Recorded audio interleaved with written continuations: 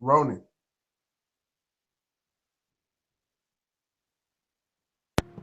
¿Qué tal de nuevo? ¿Qué tal, mijo? Mijo. Doesn't that ¿Qué mean hace? son? ¿Qué hace? I prefer something like muchacho. Then I'd have to call you papi.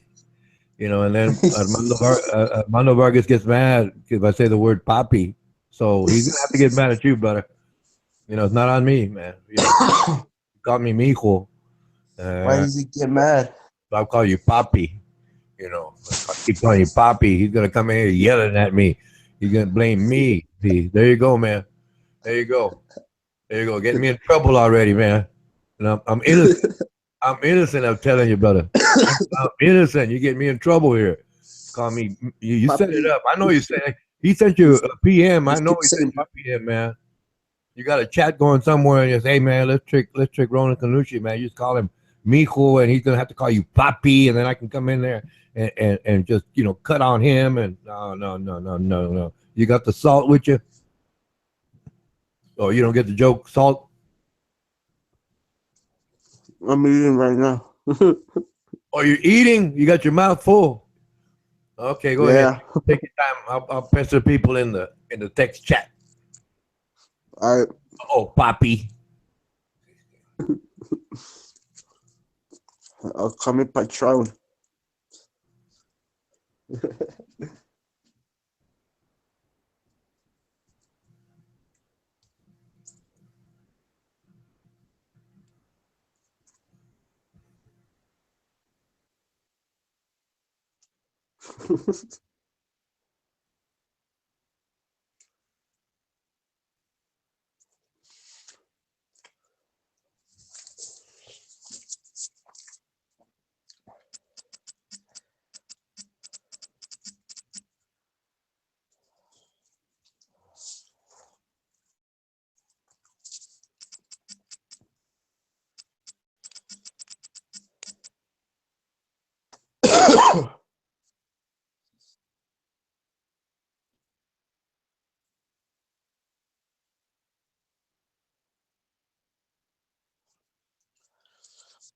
I'm gonna change the picture.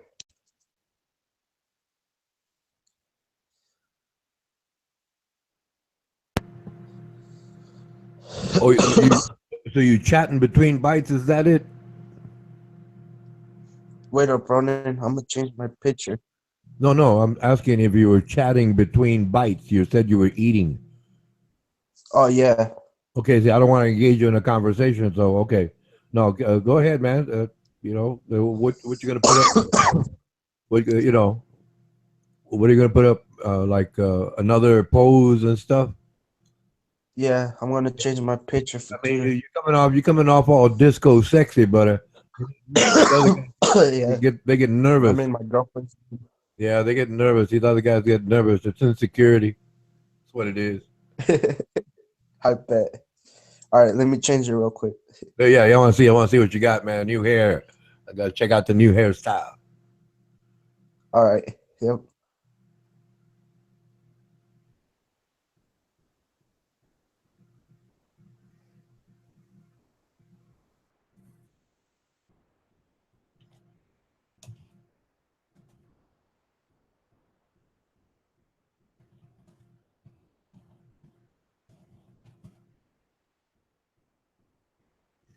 Yeah, Armando Vargas. He's gonna change his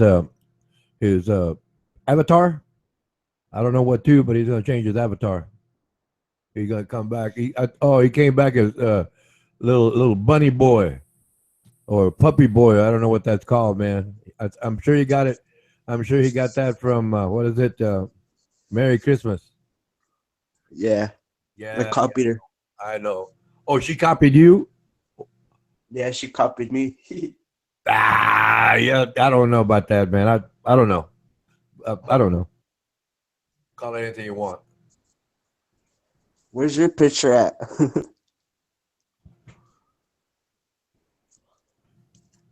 I want to keep that air of mystery, brother. You know, I want to keep that air of mystery, keep y'all guessing. You know, the girls like the voice. See the picture, man. You know, you're all gonna get mad at me.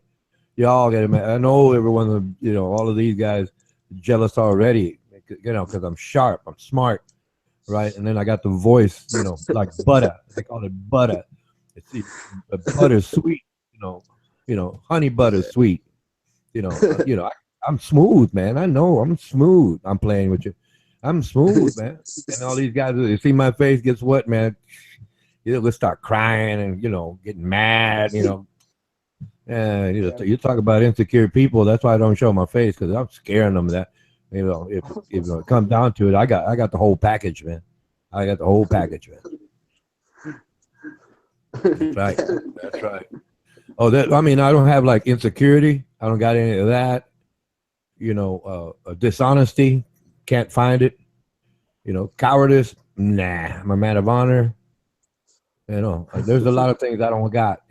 I don't want them, but I don't got them. I can't try. I can get pointers maybe, but I'm not interested in asking.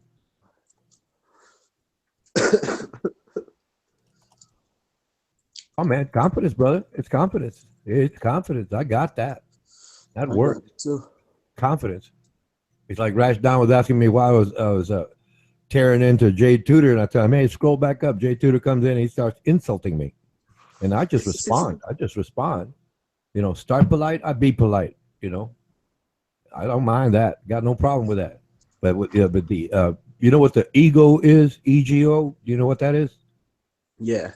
Okay. There's 3 states of ego. Do you know those 3 states? No. Okay. There's a child, adult, and a parent ego state. Human sexuality, comedy, joy, things like that. It's a child ego state. Okay? When you're trying to teach somebody something, it's a parent ego state.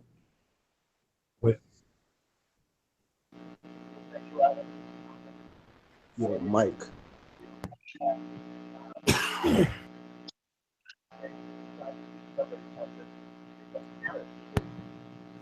You're breaking up, Deez. I think if you're trying to talk, you're breaking up, or I don't know if it's your machinery making that. Well, that's electronic. That's electronic. Sounds like you're trying to plug into your amplifier before you turn up your guitar.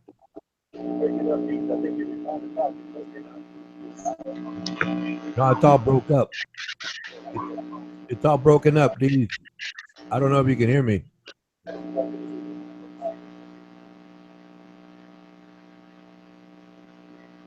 Yeah, hold on a second. Okay, go ahead, take your time.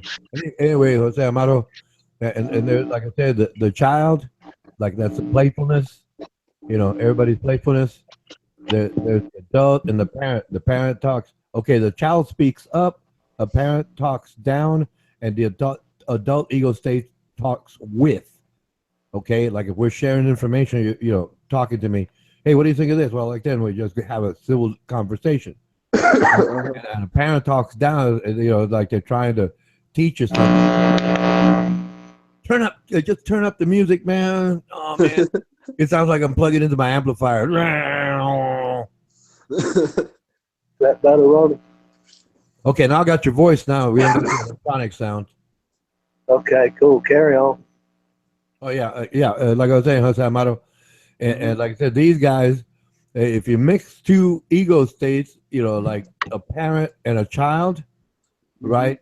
Like I said, a child speaks up, a parent speaks down, and an adult talks with.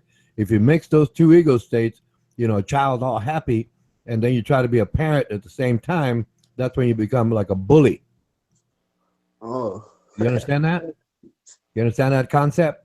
It's a pretty simple concept. And once you get it, you'll realize where I'm coming from. If you come on and you start calling me names, you're being childish, and you're trying to boss me at the same time, right? In other words, you're being rude, and I'm trying to be an adult with people.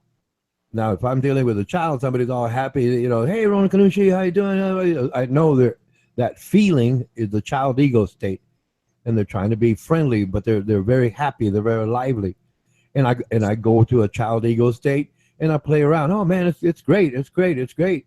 Hey man, this and that, this and that, this and that, and it's, oh really? How about that? and and then we go to an adult ego state because we start talking about things, and then and then he says something, and then I say, hey, could you tell me about that? I'm an adult, and then he's the parent ego state because he's going to show me something. Do you understand how that combination works now? Yeah, dude, that's cool. It's very cool. It's very cool. So when you go out there, so when you go out there, or like in the chat box, right, and you start making these stupid little childish remarks, about sex or something like that. Oh man, no, you clown, man. You're just a clown. You're being rude. And I'm saying, okay, that's a combination of ego states. You're a child, and you're trying to be a parent. You're trying to boss people, right? But it's like I said, and then it's like somebody calls you out, or just says something that disagreeable. You could be more childish and get angry, parent, child at the same time, right? And you start trolling. That's when you start trolling, right? Because each one of you wants to be the boss, and the both of you want to be the parent, combination, and child at the same time, right? Okay. So if somebody doesn't come in, or not, either one of you don't get it, you stay there, and that's where you get like grudges, anger. People get rude with each other and stuff like that. That's what that is in terms of ego state. So it's basically a battle of egos when I come in here, and like I said, Jay Tudor came in insulting me. Right, so I started basically japing him, an adult. I japed him. I play. It's called verbal judo, right? I twisted it on him. He said, "quote I don't cuss, but he's got it be it fuck you," right? Oh, really? So now you want to have sex with me? Is that what you're saying? You implied, go away, leave me alone. I don't like talking to you. I'm your boss. That's what it implies, right? If you just look at it, regularly, right? But myself, okay, I know where the ego state is, so I can twist it around and say, okay, fine, here you go, verbal judo, boom. Hey, look, if you want to be gay, that's your thing, and I'm glad, now that you realize what dropping to your knees and putting your hands together is all about. Enjoy the rest of your life, but don't come on to me because your high heels are not the right color for me. You know what I mean? Boom, boom, boom, boom. Right, boom, boom, boom, boom. Hey, is that a new wig? Where do you get your wigs now? And basically, I confuse him. And then he gets all mad. Hey, man, what do you want to be like that for? Hey, you started it. You throwing stones. I said, I'm polite. I'm courteous, man. The courtesy of welcome I extend to everybody. It doesn't matter if you hate me, like me, don't care, never knew me. I don't care. Or got one of those crazy, stupid names, right? Armando Vargas is dead dog or some stupid thing like that. I'll say, hey, hello, hi, Armando Vargas is dead dog, exclamation point. Doesn't matter. If that's the name they go by, I address that name. That's it, right? And Armando Vargas told me, hey, what do you want to be polite to them? Hey, look, that's the name they're using. That's the name they chose. I'm going to address that name the way they carried it. And that's it. I understand what the words mean. Yes, I do understand. But it looked like if I go to that position, right, I'm no better than they are if I start calling them out. Hey, man, why are you acting like that? Hey, you're going to be like this? Okay, let me see what you say.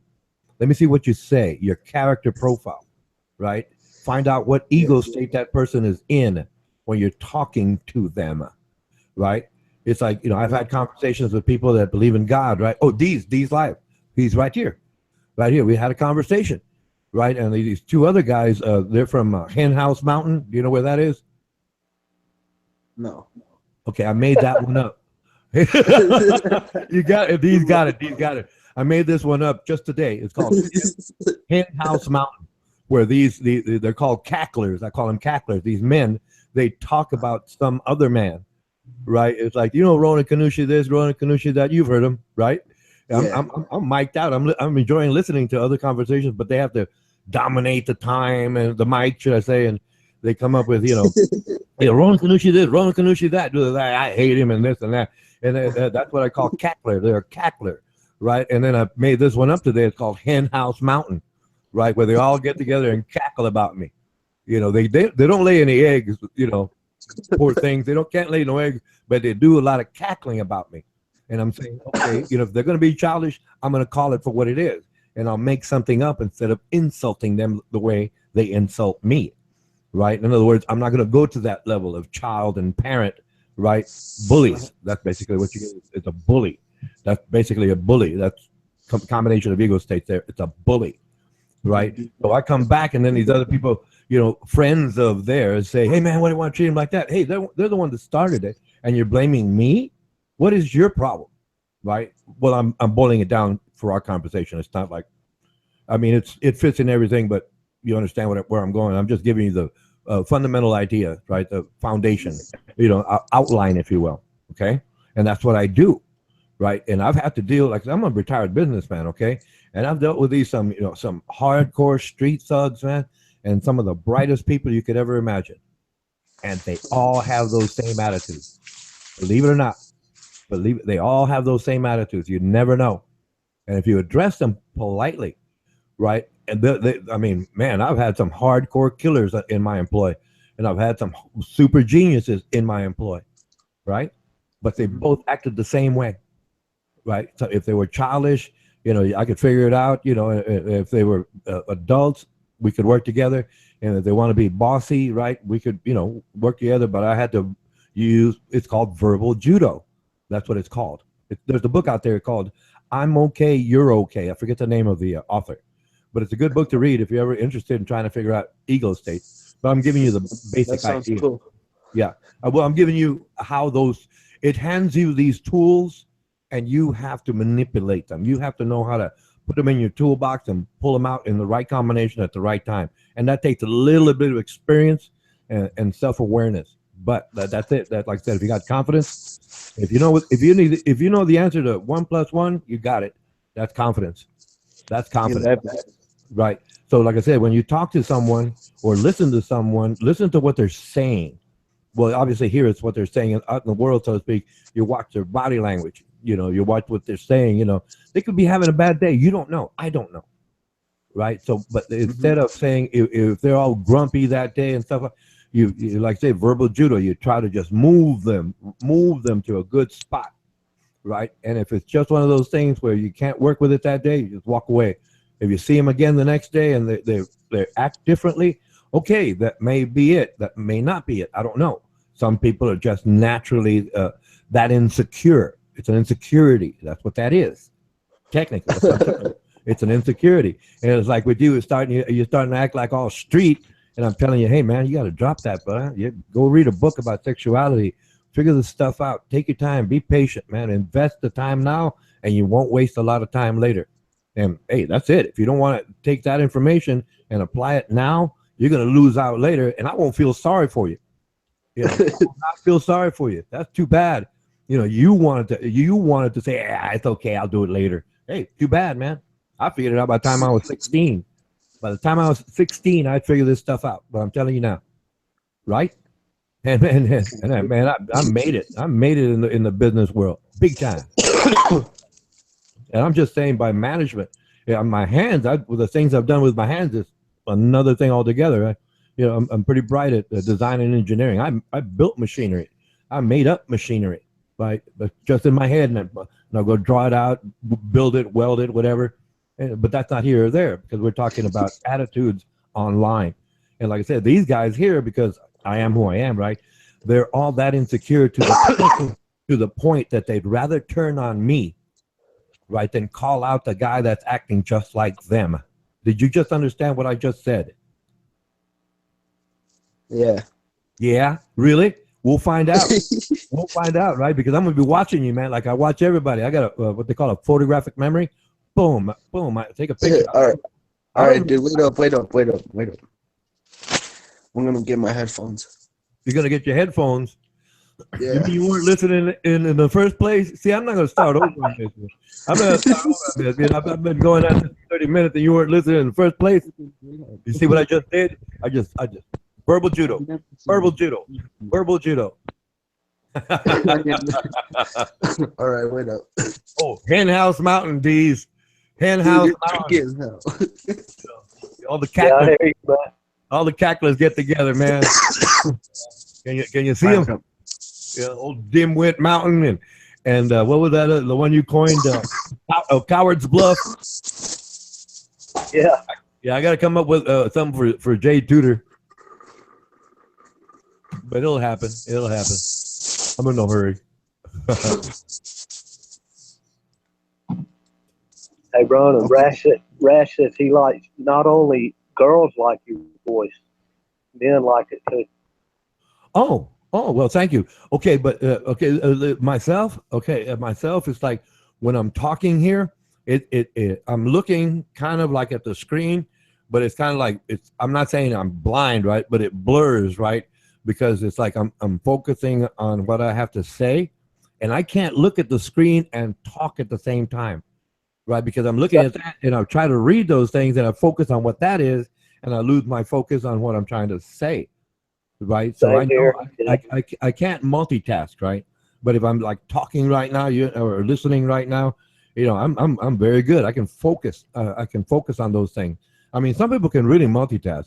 Well, Jay Tudor of all names, that guy can really multitask. I've seen him play a game of chess, talk in chat, right, and then look things up all at once. He can multitask. He's very bright that way.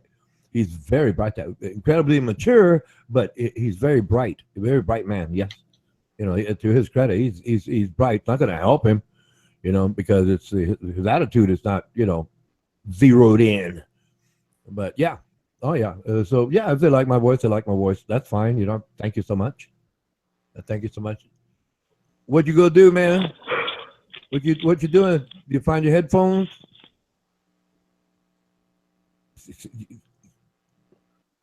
Jose Amado, are you there, bro? No? I don't know. That picture ain't working for me. I'm telling you, that mustache, what is that supposed to be, a mustache? Man, it's like a Hitler on acid, man. It's like just too weird. And those little ears, man, it's all puppy dog, I guess. It's supposed to be a pup. Is it supposed to be a puppy dog? I don't know, man. I don't know. But I guess you can pull it off. Well, yeah, I guess the guys like my voice too. It's the guys that don't like me. That's who I like chatting with, because I know they're wrong. Man, I gotta stop losing it. I realize that I lose my composure. I start laughing, and I don't want to, but it's just funny. It's just so funny. Yeah, old Hen House Mountain. Here, we lost him, D's. Old Hen House Mountain. All the cacklers. They're gonna have a little motorcycle gang. All tricycles. The cacklers. Maybe that. Yeah, they're gonna name their children Ronan Kanushi. That'd be sad. That is so sad. Yeah, Jay Tudor. Jay Tudor asked me the other way. Well, what are you gonna think about when you die? I can't think. I'm dead. It's so simple. It's so simple. Appreciating reality. Anyway, what's going on with you these live? Just the same old stuff, man. Trying to keep myself entertained. Oh yeah. No, I found this most interesting. I never thought I would have this much fun. I mean, what is it? 3-4 years ago, I was building bicycles for children. 20-inch bicycles. I built about. I think I built around. I know it's over 45, so I just call it 40. It sounds pretty. I built bicycles for the neighborhood kids. That's what I was doing for years before that. Before I came on to computers. That's one of the last things. I've done a lot of things, but I don't like bragging about it. It doesn't appeal to me. It's just my uncle did that at one time. He would have the kids' parents like take their bike right before Christmas, say somebody stole it or whatever, and my uncle would rebuild it, repaint it, and all that, and then give it back to them for Christmas. Yeah. Yeah, he seemed to enjoy that.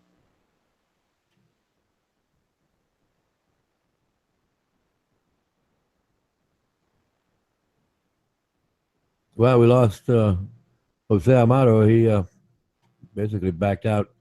Oh, Man, we got new people I gotta say hi to. Go ahead, Deez. I'll listen to you. Like I said, it's hard for me to chat and type. Yeah, go ahead and do what you got to do, man. I'll do the same thing. Maybe somebody will pop in. Yeah, you can pester people too. You know what I mean? Right. I just want to pester Armando Vargas. That's it. I hear you. D-Bag, I said hi to him. I said hi to Velvet Babe.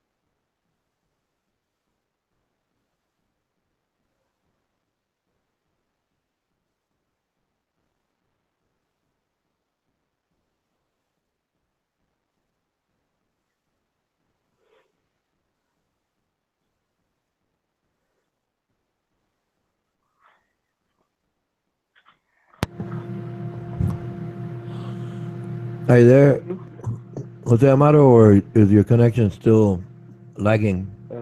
It's good now. Oh, it's good now. Yeah, hopefully it'll stay like that. Yeah, you know, So, I mean, I don't want to like confuse matters, so I'm going to back up a little bit. Did you understand what I shared with you? Yes, no, yeah, yeah, a little bit. yeah. Well, no, like I said, think about it. Think about it. Think about it. You see, I'm losing it again. Yeah, I think you understand the concept, but applying it's what's difficult. That's the thing. That the difference.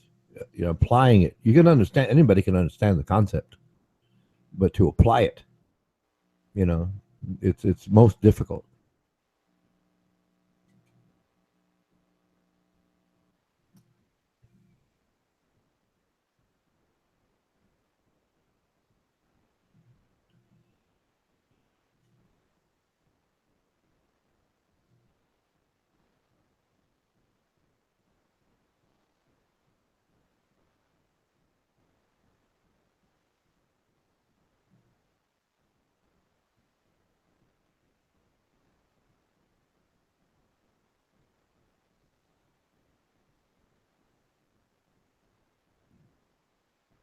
You got any questions, Jose Amado? I mean, this is like dead space here for me, so I'd rather listen to people.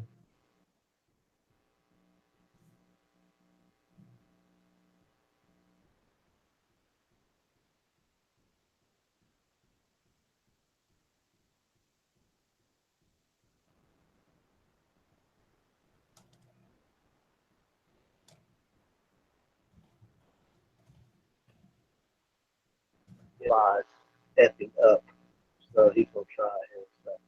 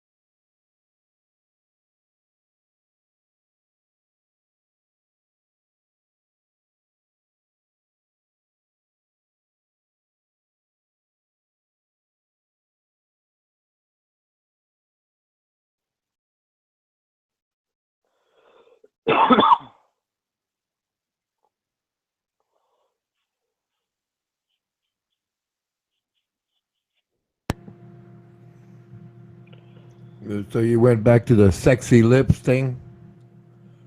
Yeah.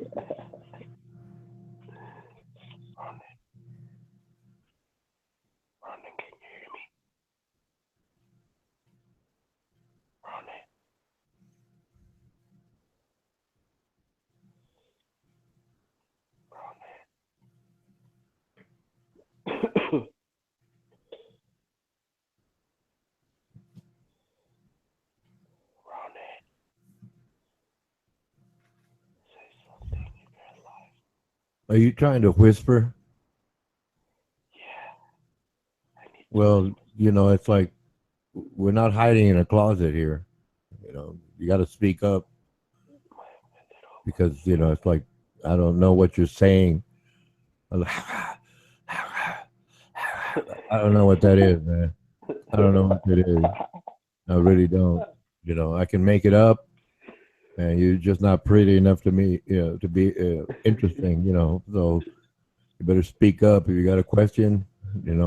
Just go ahead. Otherwise, I'm just gonna have fun here.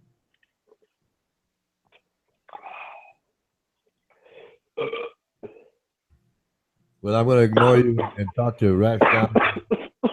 You can't get it together. Why are you coughing so much, man? You smoking that funny stuff?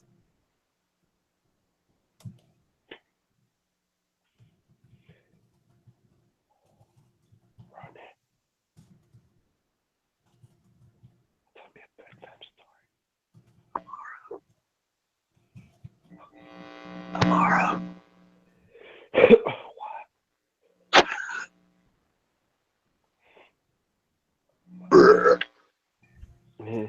Okay.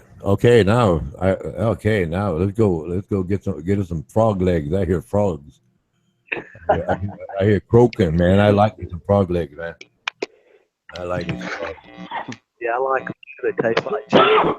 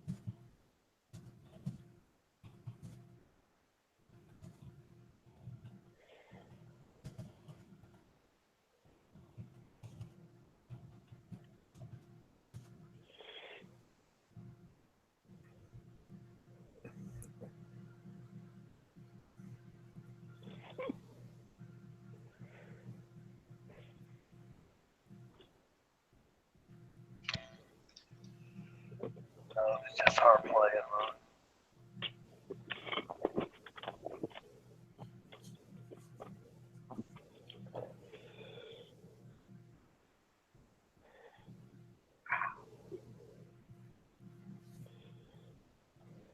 Y'all hear me? You got electronic on me. It's like a real processed electronic voice now. How about now? Okay, you're good. See, that's crazy, man. When I plug the charger in on this tablet, it sounds screwed up. As soon as I unplug it, it sounds fine. Oh, okay.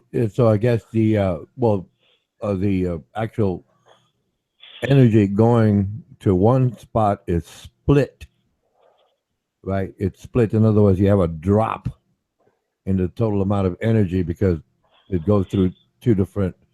I'm just going to call it channels or lines, right? Right within that board.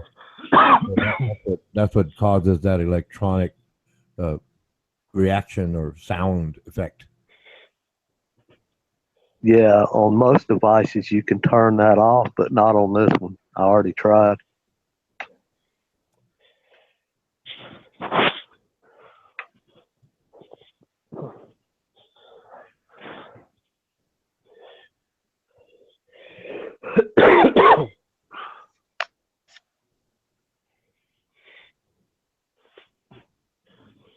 Okay, so how I'm not familiar with those devices, Days Live, so I'm really ignorant of them. So I'd like just to ask, it's like when you charge it up, does it last like X amount of time?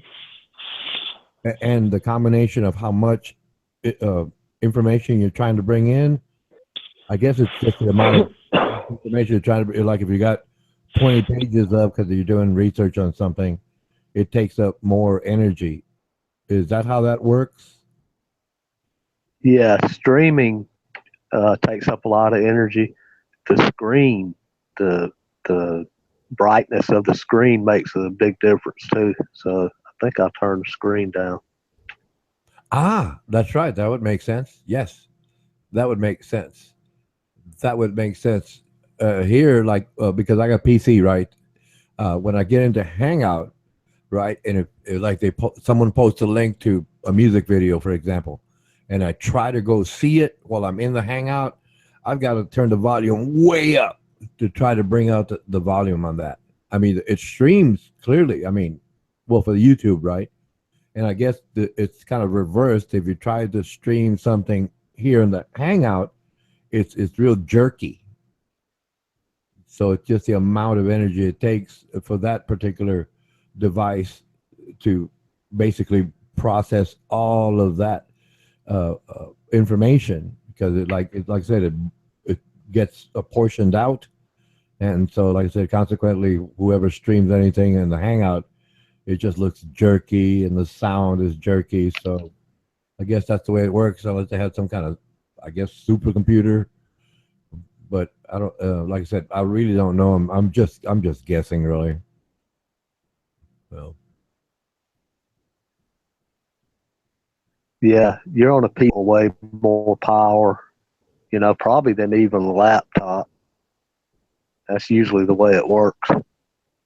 okay, but you cannot like, well, obviously it doesn't work just like if I, well, like my computer is plugged into the wall, it's bringing in 110 volts, X number, I don't know what the amount of amperage is, but or wattage, and so I mean it works. But in one of those, I don't know what you call it, a tablet, you have to charge it up because it has that internal battery.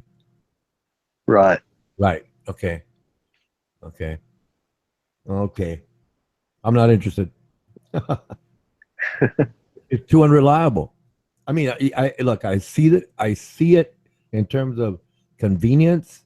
I really do understand the benefits of that. But it's like I use the analogy because I understand motor vehicles, engineering, automotive. I understand automotive. It's like I could have $100,000 car, but it's always in the shop. Yeah, it's really on the cutting edge of all the technology and all the bells and whistles, as they say, but it's always in the shop. It's too unreliable. I got a Chevy truck. That thing's reliable. Yeah, that's true.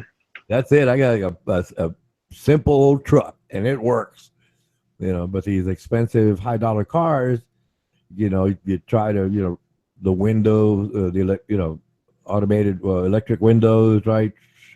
And the little motor goes out in that, or something goes out in the cluster, instrument cluster, or something goes out, I don't know, in the electronics. It's just too much. I mean, it's really nice, but it's like being with a beautiful, beautiful woman who doesn't like sex. Not that it's you, she just doesn't like sex. So I don't see any point in that. I'd just rather have a beautiful woman, not a beautiful, beautiful woman, that enjoys loving me. You know. My truck. Yeah, I hear you. Yeah, I'm going to solve my problem and just buy a new laptop here pretty quick. Well, no, like I said, if the so-called quick fixes didn't work, I'm just I don't know. I'm just wanting to know. Well, I would ask, the dealer or the company. I don't know what they call them. Yeah, hey man, could this be upgraded? Versus buying a whole new car, you just need a motor. Just get a bigger motor. You know what I mean? But I don't know. Like I said, I don't know. I don't really know because I mean I'm sure it's if you're not gonna draw or you I don't know the words right. I don't know the jargon within the field. So I'm just saying if you're not gonna utilize so much energy or bandwidth, I don't know what they call it. And if you're gonna do just like like you're just gonna write up a letter, right? I'm just gonna write up a letter, then hook it to a printer and print it out. Something simple like that shouldn't take that much energy. But I know like running this hangout, like I said, it really takes up a lot of energy because I can't run independent YouTube videos because like I said, I can't hear it. I have to turn up the volume too much. But I don't know. It's really up to you, these lives. So whatever you're comfortable with. Yeah, this laptop, I used to stream movies with it. I mean, I've had it for 2 or 3 years now, but it's Okay. 10 years old. It was used when I got it. So, I mean, I Oh, think it's pretty much served its purpose. I don't know. I didn't know. I didn't know it did. I want to use the word deteriorate, right? It's like attrition, wear and tear, but it's electronics, and I don't know how that works. Like if the electronics wear out, or just the standards, right, for communicating online have gone up, and you just need to upgrade to keep up with I guess the evolution, right, of the computer systems and just how everything works. I'm thinking that's it. I don't know. Like I said, to be honest with you, I really don't know. I can only guess. That's it. Yeah, it could be a combination of both. So, like I said, it's old. 10 years is old. So, it's time to upgrade. Yeah, well, my son gets into these computers, and he's the one that basically suggested I get one.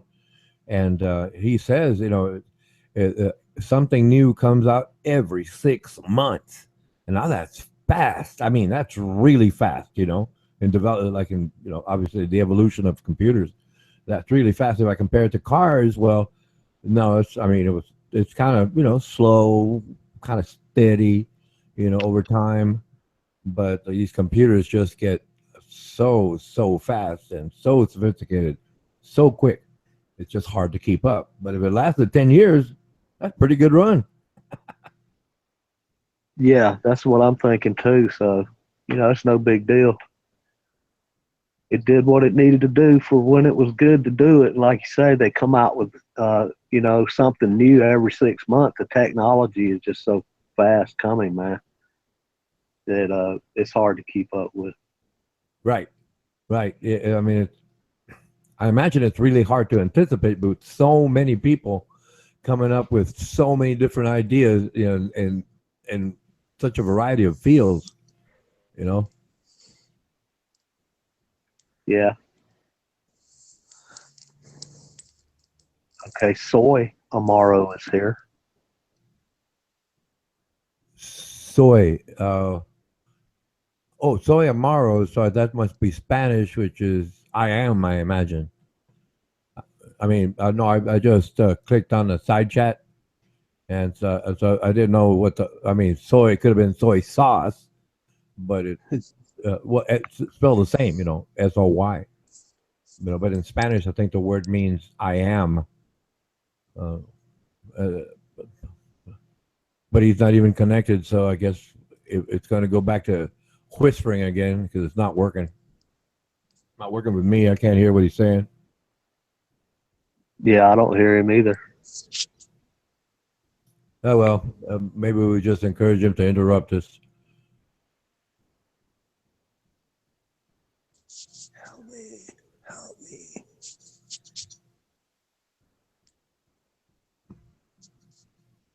Are you there? Sounds like he wants help. Yeah. Help me. Help me. He needs to reach around. I need some reach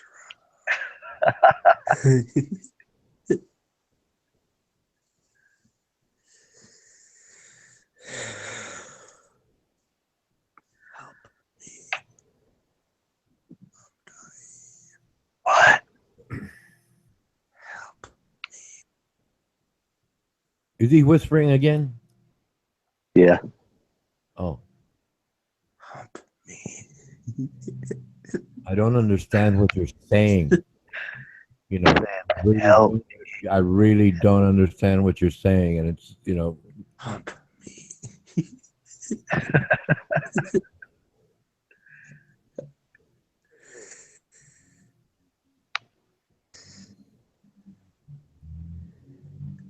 Help me. You can't understand him, Rona? Help me. Help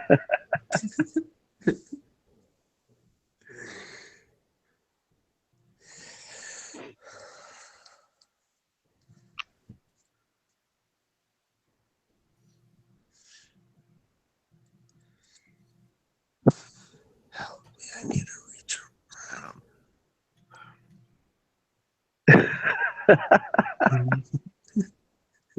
Do you understand him, D's line? Yeah, I can hear him. Okay, what's he saying? Please give me some narration on that. He said, help me. I need help with the reach around.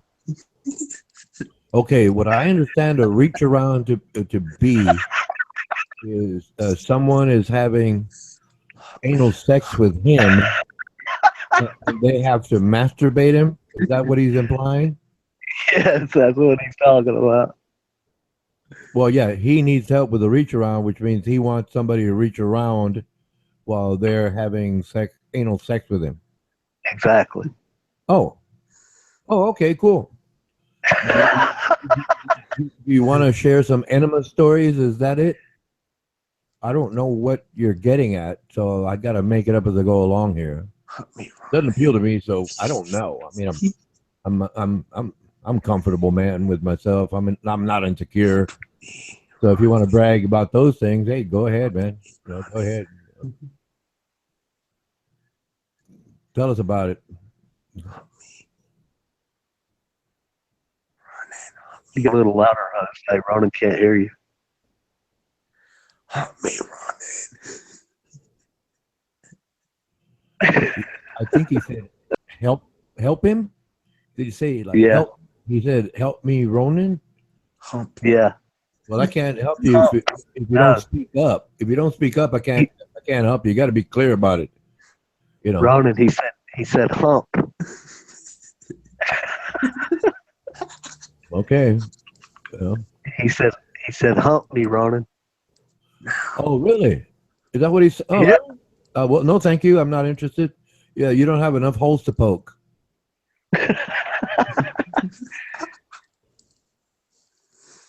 Yeah, Jose, you're only a 2-spot. Yeah, we don't do anything. Yeah, you're only 2-stop, man. I like going all the way around the world, man. I got to triangulate. Yeah, 3-spot. Yeah, you gotta have 3 points of entry there, man. If you don't got that, man, go somewhere else, man. Somebody else will park you.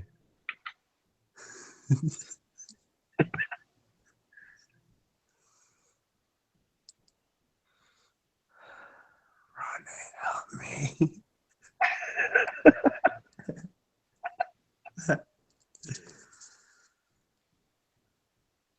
Oh, well, the answer is no.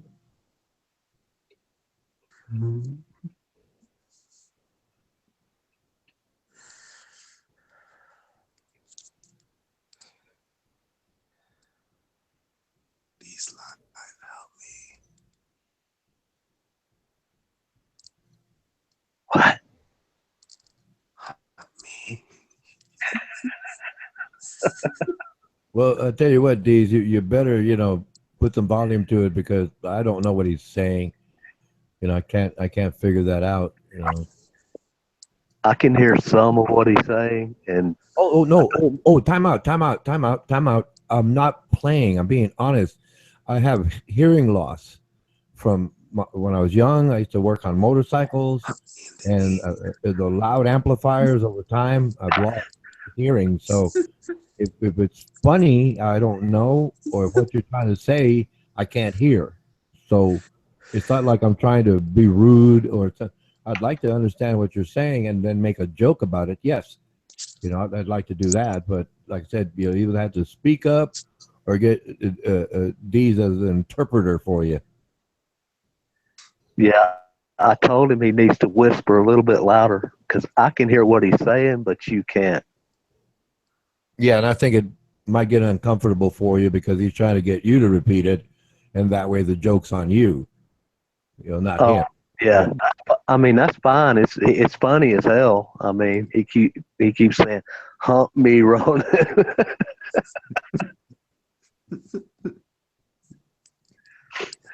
It's funny. I just wish you could hear him.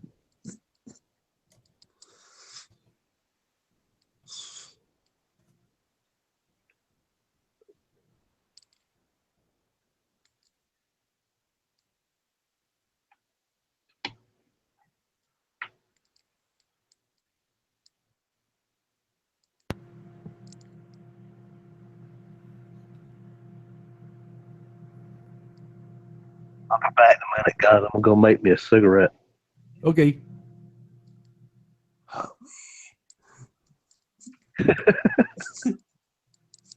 Did you hear him that time, Ronan?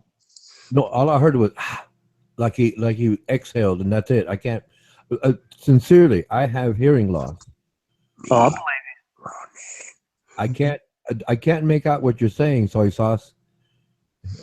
I just can't make out what you're saying. It might be funny to you, and I'd like to be in on the joke, but I can't hear you, so I don't know.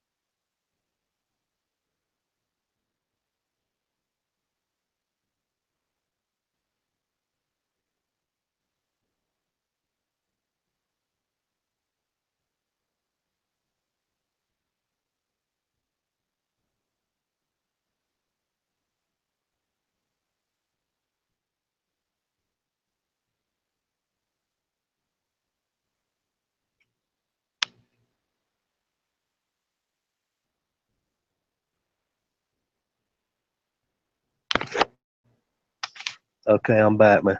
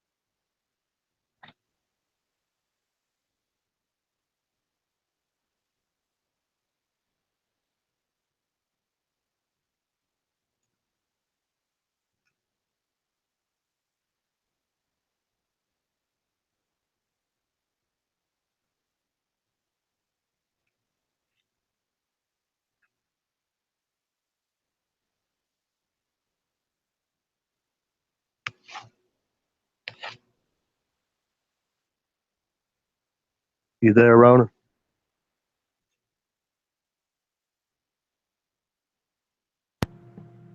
Yeah, yes, sir. I was chatting. I was doing text chat. Yeah, Kayla don't want to play, man. She's playing her video game.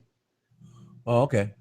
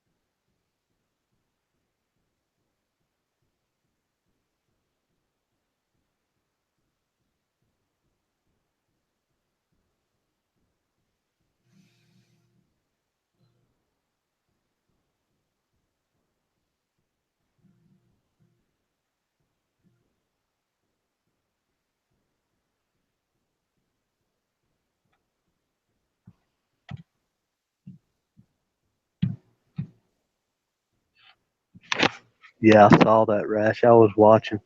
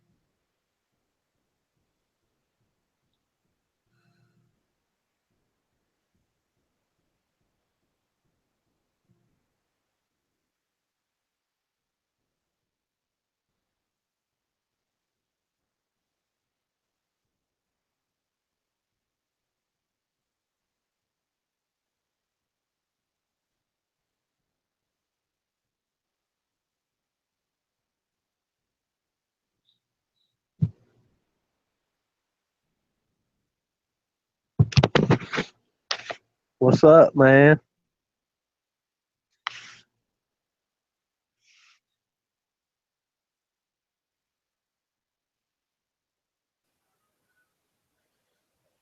What's up, D's, man? I'm just chilling, bro. Yeah, hell, I couldn't sleep, man. I got up. I'm having somebody make me a cup of coffee right now, man. Hey, what's going on? Let's see. Let me close all this shit out here. Let's see. Boom. Hold on. Boom. Boom. Close that. Hey, man, you're sounding real clear now. What did you do? It's just unplugged from the charger. Man, you sound perfect. Thank you, girl. Salama. My battery's holding up pretty good too. I'm amazed. Where's Ronan Continucci at? Oh, he's here. He's talking to Rash Don in text. Oh, that's cool. Yeah, man, I couldn't sleep. I got up, hell. Yeah, my buddy called me yesterday when I was asleep. Oh, was there another buddy? No, go ahead. A friend of mine Yeah. me to do some work for him. And so last night I went to bed a little bit early so I could wake up a little bit early, and he never even called me. So I'm going to stay up all night. You know, man, I don't know why, but every time in my life, not in earlier years, but especially in the last several years, anytime I ever rely on anybody for any damn thing, it never works out. So I make all my plans by what I can do myself, and then if they join in or I get some extra help along the way, that's the way I deal with all those situations now. But I know what you're saying, man. I found it. You just get rude awakenings in life. For example, my mother passed, last week. And, right here in the house, traumatic situation.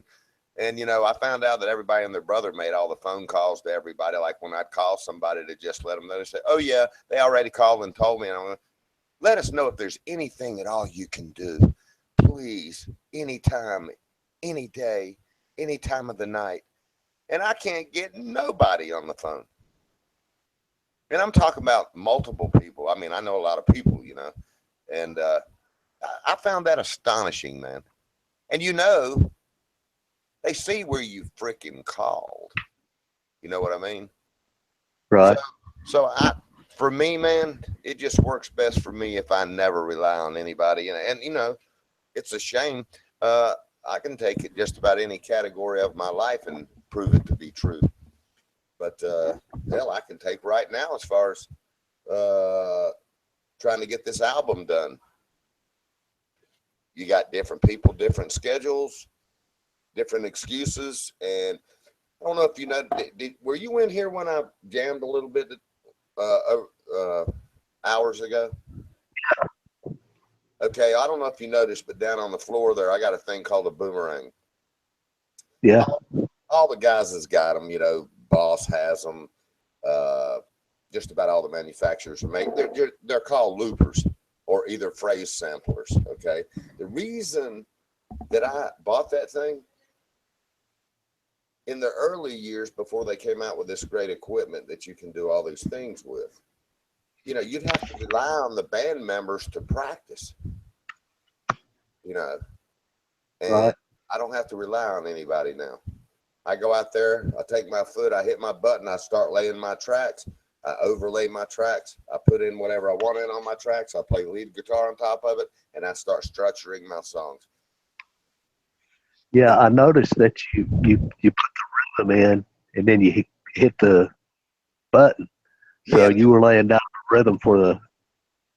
yeah, and it's now don't get me wrong, that damn thing is above CD quality, and I forgot the way that they rate that, but it's above CD quality. So it's not coloring, and that's another reason that I like that one so much. It was made by a guy in Texas where Ronan lives.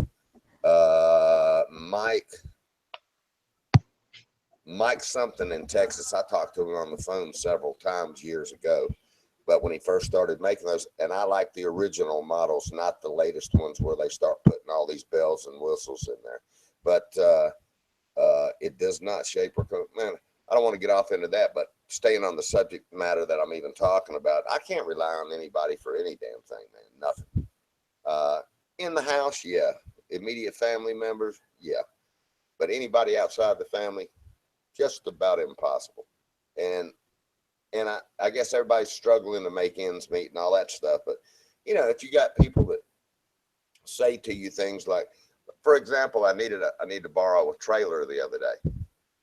And I said, hell, he told me any damn thing I needed anytime, night or day, Can't get him on the phone. And I'm talking about, this is somebody I've known freaking 20-some years. And, makes that special attempt just to let me know, hey, if you need anything, you got to move anything, I got a truck, I got this, I got a trailer.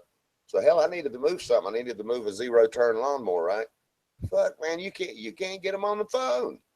And they see where you called. Now don't get me wrong. Any other time, I mean, they can always call me. I always, if I miss a call, I return a call. Your cell phone shows somebody called. So why didn't they call me back? So see, people don't even mean what they say. You know what I mean? Yeah, it's okay. I mean, I understand him, and he has stuff going on, but Right. the thing is, man, that's why I work for myself, That's right. because this is a thing about that right there. Right. I don't work more than 7 or 8 hours a day. Right. I work 5 days a week. If I can't get it done in that amount of time, then I'm just not going to do it. Well, I wish I could say that about my life. I'm an 80 and 90 hour a week guy. So, No, I would never do that. Life is too important, man, well, for me. unfortunately, with me not have had the luxury of, so I've had a lot of interest in my life. It's taken that to support my interest in life. So I either did or I didn't. You know what I mean? Yeah. Well, I had the positions to even allow it, because, as companies started leaving in the 90s, man, everybody started merging, cutting back on down to 40 hours. Just luckily, I have a technical enough career that they don't care how many hours I work. When they caught you, for example, this last organization that hired me to straighten out all their issues and problems, blah, blah, blah. So I was in charge of the whole fucking plant, every machine in every department. And so, they don't care what it takes. So thank God for that. But yeah, man, I mean, man, if I ever told you how much I've spent on musical equipment alone, now I'm not even talking about my other interest in my life, it would flip you out. But so I had to be an 80 and 90 hour a week guy in order to do what I wanted to do anyway. You know what I'm saying? So, and yeah, hardships on the family, not at home that much. So this has like been a blessing for me in the last, say, 6 months or so. I mean, I've never done this in my entire life, brother. And as a matter of fact, it was weird to even adapt myself to sit like this for me. But that's just me. But most people are, I guess you could say I was a workaholic, in some ways. But I had to, man, because I didn't have organizations handing me money to get the stuff done that I wanted to get done. You know what I mean? yeah, that's true. But construction work, man, it is balls to the wall. Right. And Uh, you that you can't come home and enjoy your family when you have to come home and immediately fall out on the couch. So that's why I limited myself. That's right. Now, that was not the issue, but I went through a divorce years ago, and that really wasn't the issue there either. But so I wasn't ever going to get married again. So, I guess you could say in that way, I didn't have to worry about that. You know what I'm saying? Yeah. Well, we all have different, standards, different plans, different things we want, different things we need. And we all make that decision. And whatever decision the individual makes, that's fine. If that's for them, that's the way to do it. But I have noticed, these, along with those decisions come ripple effects. For example, if you don't spend that time with your family, there will be ripple effects, brother. There will be ripple effects. You know what I mean? Yeah, we only have a certain amount of time to do this. I try to make the best of it. Mm-hmm. But anyway, yeah, I find that strange, man, especially for like these people I've known. I was always told my whole life, Ronan always talks about he never calls anybody friend. I will tell you what was told to me by my father one time. He said, let me tell you something, boy, because, through the years, I'd say, I don't know how that son of a bitch could have done that shit. Why did he do that? You know what I mean? And it's not that I ever relied on anybody being my so-called friend. It's just that when you think you kind of got somebody figured out, that then they surprise the living shit out of you, and they do something so out of context that it's just hard to believe. You know what I'm saying? And I remember my old man telling me, let me tell you something, boy. Your whole damn life, you'll be able to count your real friends on one damn hand. And I never forgot that because I thought it was a little bit cold because my father was so compassionate, you know. He was so compassionate and caring. And when he made that statement, man, I was like, damn, Pop, that's a little bit cold, ain't it? He said, well, you go ahead and live your life and see what you think. And I've kind of found that to be true, man. You know, he said, Yeah. You know, what works for one person might not work for another. say that one more time, Deez. What works for one person might not work for the other. Right. Yeah. But I think, you know, the ideological in your mind, what you consider, you know, I kind of use the word friend loosely. If I like somebody, I kind of consider them a friend. That doesn't mean I hold them to any standard for being perfect or doing what I think they should do. It just means I kind of consider them a friend, you know, blah, blah, blah. But I guess when it comes down to true friends, you can just about count them on one damn hand your whole damn life. Somebody that'll always be there no matter. In other words, if I'm somebody's friend and I'm at work, unless there's a machine broke down in the immediate moment and they call me with a serious situation, I'm gone, brother. And I don't care. I don't give a damn if the company likes it or not. And that's just the way I am.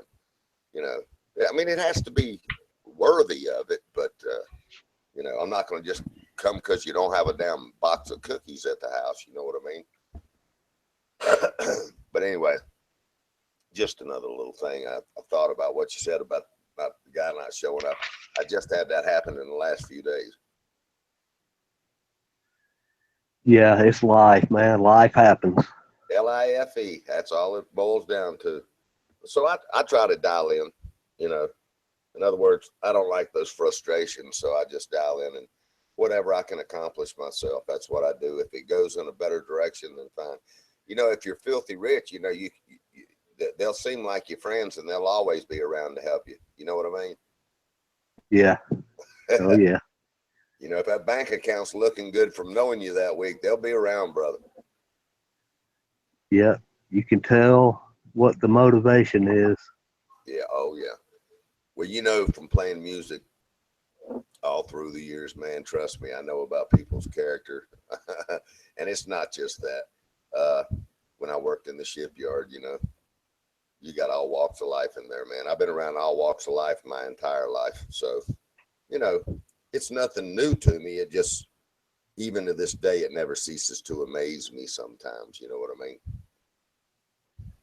Yeah. I know what you're talking about. You know, the friend term, the way I look at it, I guess I'm everybody's friend until we can't be friends. You know what I'm saying? Yeah. And friend, the word friend can mean to the individual whatever it means. There's no, you know, standard written down for the word friend to follow in society, you know, written in a book by Dale Carnegie or no shit like that. You know what I mean? But I mean, you know, I'll put it to you this way.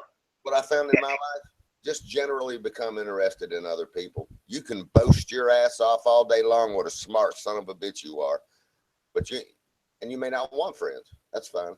I just found in my life, I don't talk too much about me, you know, around other people. On here I do, but and generally, I usually try to get interested in other people. I found that works better for me. Yeah. I mean, mutual respect is where you start with any friendship. You know, if that isn't there, then there's nothing anyway. You know, so just move on. Right. Is Ronan still in here? Yeah, he was text chatting a second ago. He should be here. He might be fapping with his new girlfriend. Ronan, you here? Yeah, I was listening. Hey, damn it. I was just getting ready to ask you something. God damn it.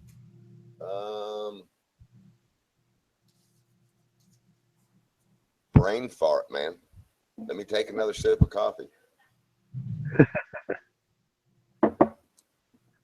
was just getting rid of ads running something about something here. Oh, well, I'll think of it in a minute. But, so what, hell, that ain't like Ray to damn go to sleep. And, he's usually in here a little longer.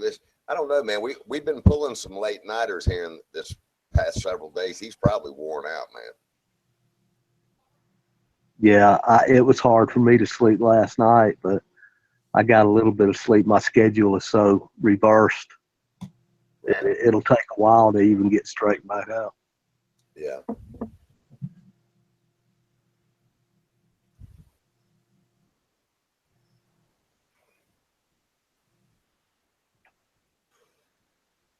Yeah, it looks like everybody left the chat box.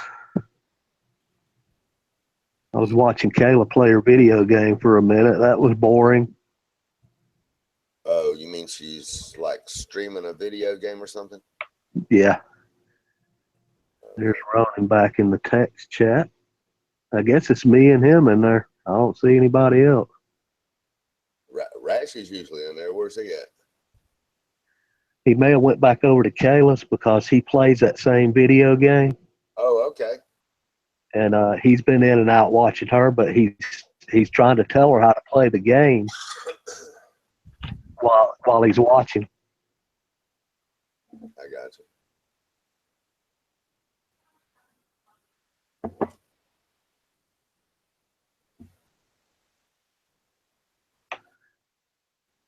Let me do a little recon here.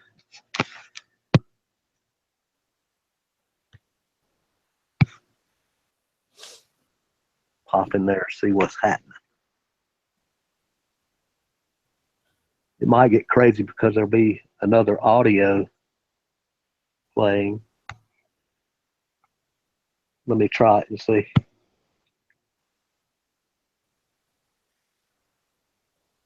Probably mute her.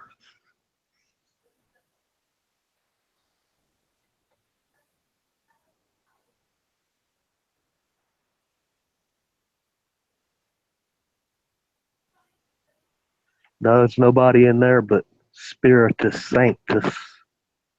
I remember Spiritus Sanctus. Yeah, he's a strange one, man. Yep. Well, my analogy of it is, yeah, he used to come in here all the time too. Hell, I think I used to see Spiritus. I saw him around several places. He likes to call himself King Troll, which he is a pretty good troll. I'll have to give him that. Yeah, he pops around on different sites and stuff all the time.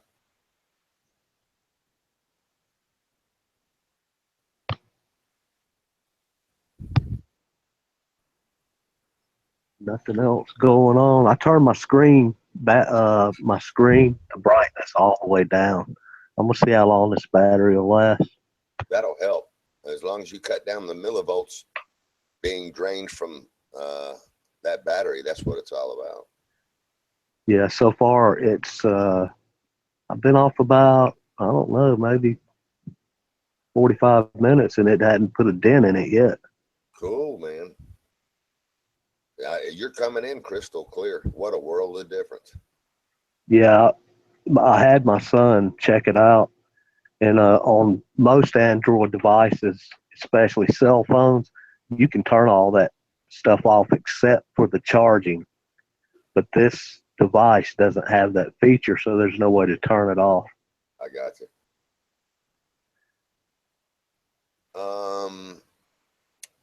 So your charging cord. So most of the charging cords that they have, this is just food for thought. If it's a regular, is it the one that came with the phone, the charger you have? Yeah. Okay. So some chargers, believe it or not, have better buffers in them than others. Yeah, we have other chargers running around here, here and there, but this is the only charger that will work on this device. The other ones won't charge it for some odd reason. Well, man, they just, yeah.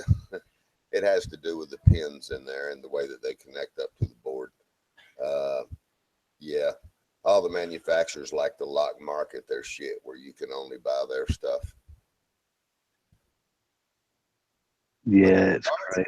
cords are for the most part, I think, pretty much universal. Yeah, I don't know if it's the gauge of the wire, how good the actual charger converter is. I don't know what it is, but the chargers will work on everything else except for this tablet. Huh. It's weird. Yeah, they've got one little if you could see it through a microscope, and that's what you'll have to see it with the new micro technology they have out now. But I guarantee you there's a different circuit on that iPhone that's different from regular phones and stuff. Yeah, the iPhones. This is just a cheap tablet, but the iPhone, the Apple products, they have a completely different plug. It won't even fit everybody else's. That's right. They like to lock market their stuff. Now, sometimes, believe not most of the time. Most of the time, it's just a lock market deal that they do to be separate from everybody else for all the way down to sales, revenue, retail, all that stuff that goes along with that. But sometimes they'll do that because the way they set up the circuitry, if you were to allow another one that would plug in there, it may burn it up because of the way they have the circuits coming off the pin connector. So they absolutely don't want that, Yeah, that could be true. Yeah.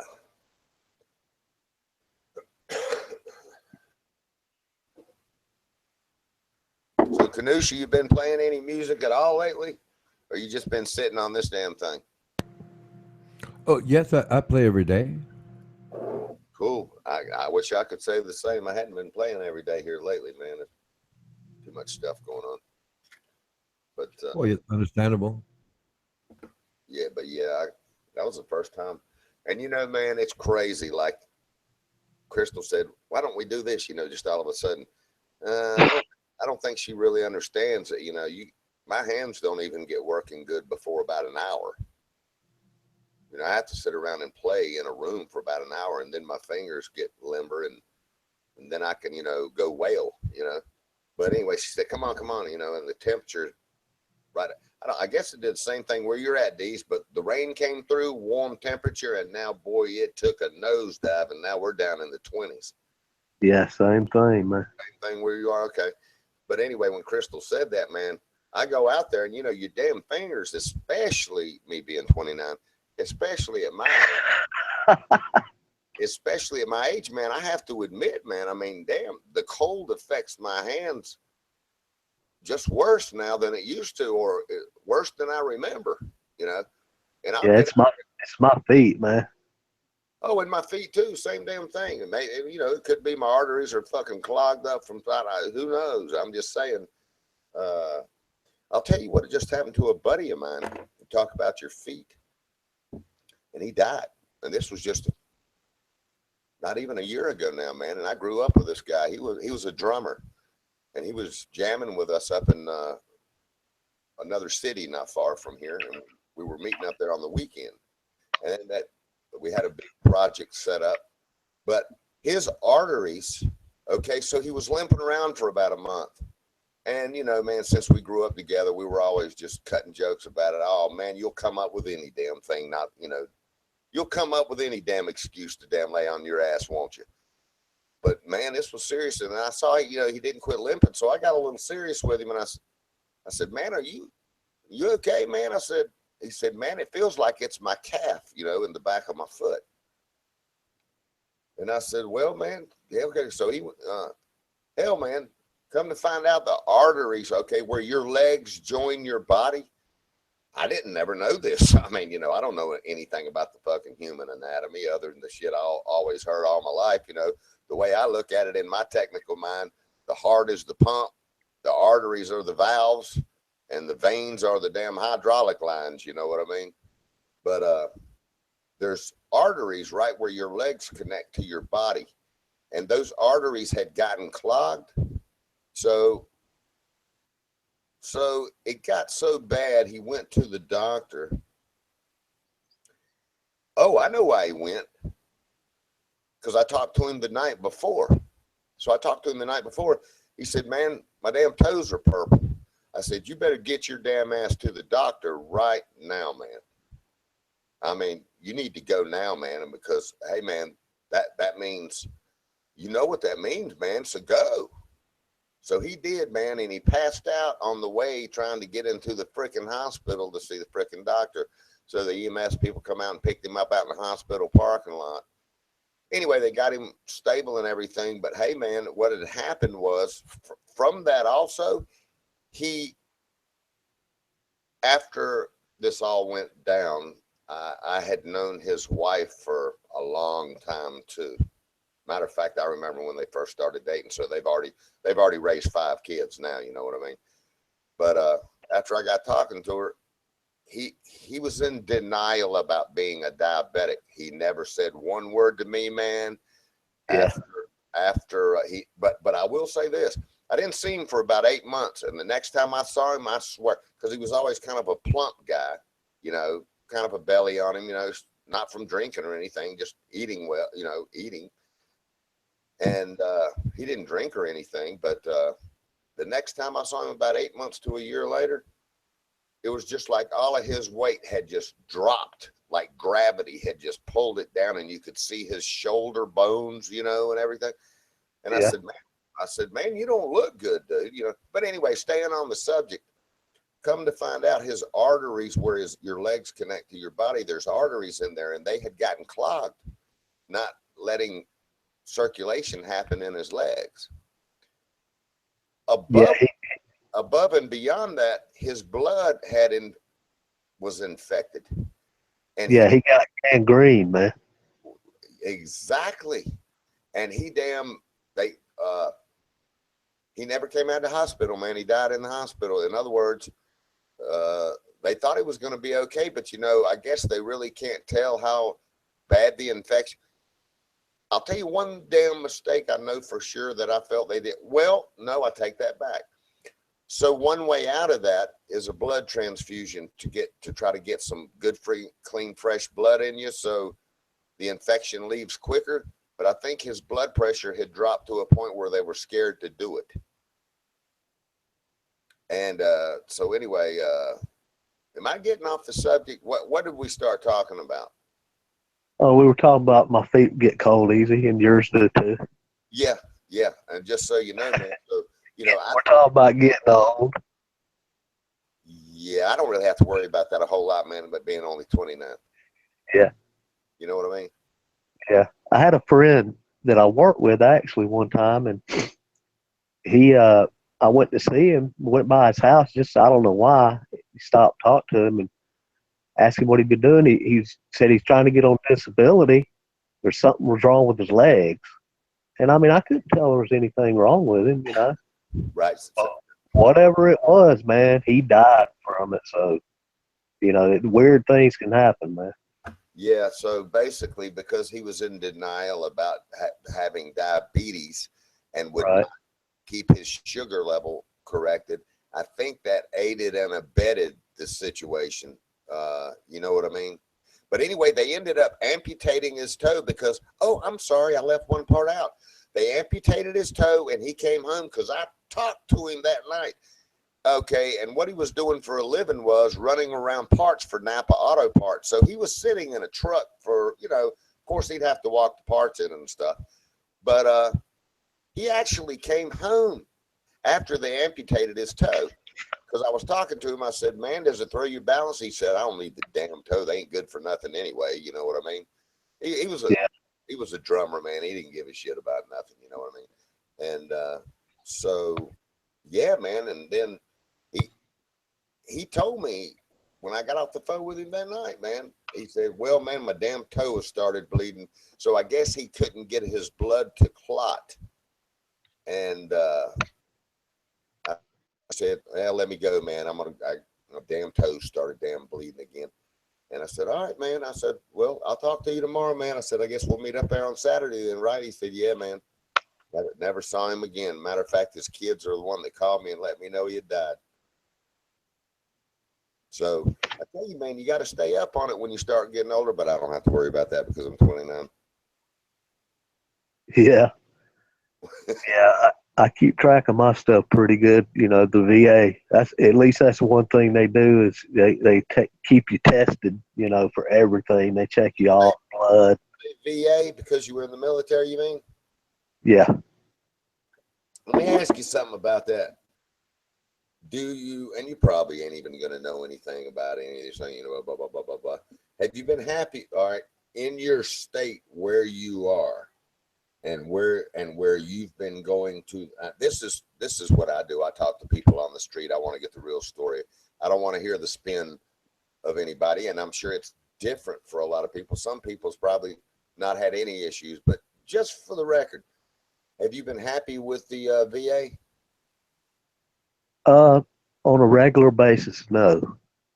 But I have to say this, you know, going back to doing all the tests, my PSA test was above normal for 2 different tests. They said, okay, you need a biopsy of your prostate. And it turns out I had prostate cancer. Well, this was, you know, I thought about it, sat around on it for almost 2 years. They said, that's what my father died of. well, he said it wasn't aggressive, you know, that way. So I finally decided to go ahead and have it treated, which wasn't just a few months ago. And they paid like $50,000, man, for the surgery. Now I have radioactive seeds in my prostate, which now they're dormant. They've already done their job. But talking about the feet, man, after I had that surgery, I came home and the bottom of my left foot was numb, man. But it's starting to go away. Yeah, that's probably the aftermath of the radioactive shit. Yeah, there's side effects from all that, isn't it, Deez? Yeah, it can cause all kind of stuff, which I have anxiety problems and depression problems, and I always think I'm dying anyway. So you know, it doesn't matter. Well, hey man, it can get you thinking that. I mean, you know, you start dialing in on issues more. You start dialing in on them now instead of worrying about if you got supplies for the job on the construction site. You know what I mean? Yeah. So a lot of that is natural, actually. It's not because you're a hypochondriac. You know, it just means you're dialing in on it more because of your age and, you know, issues are arising.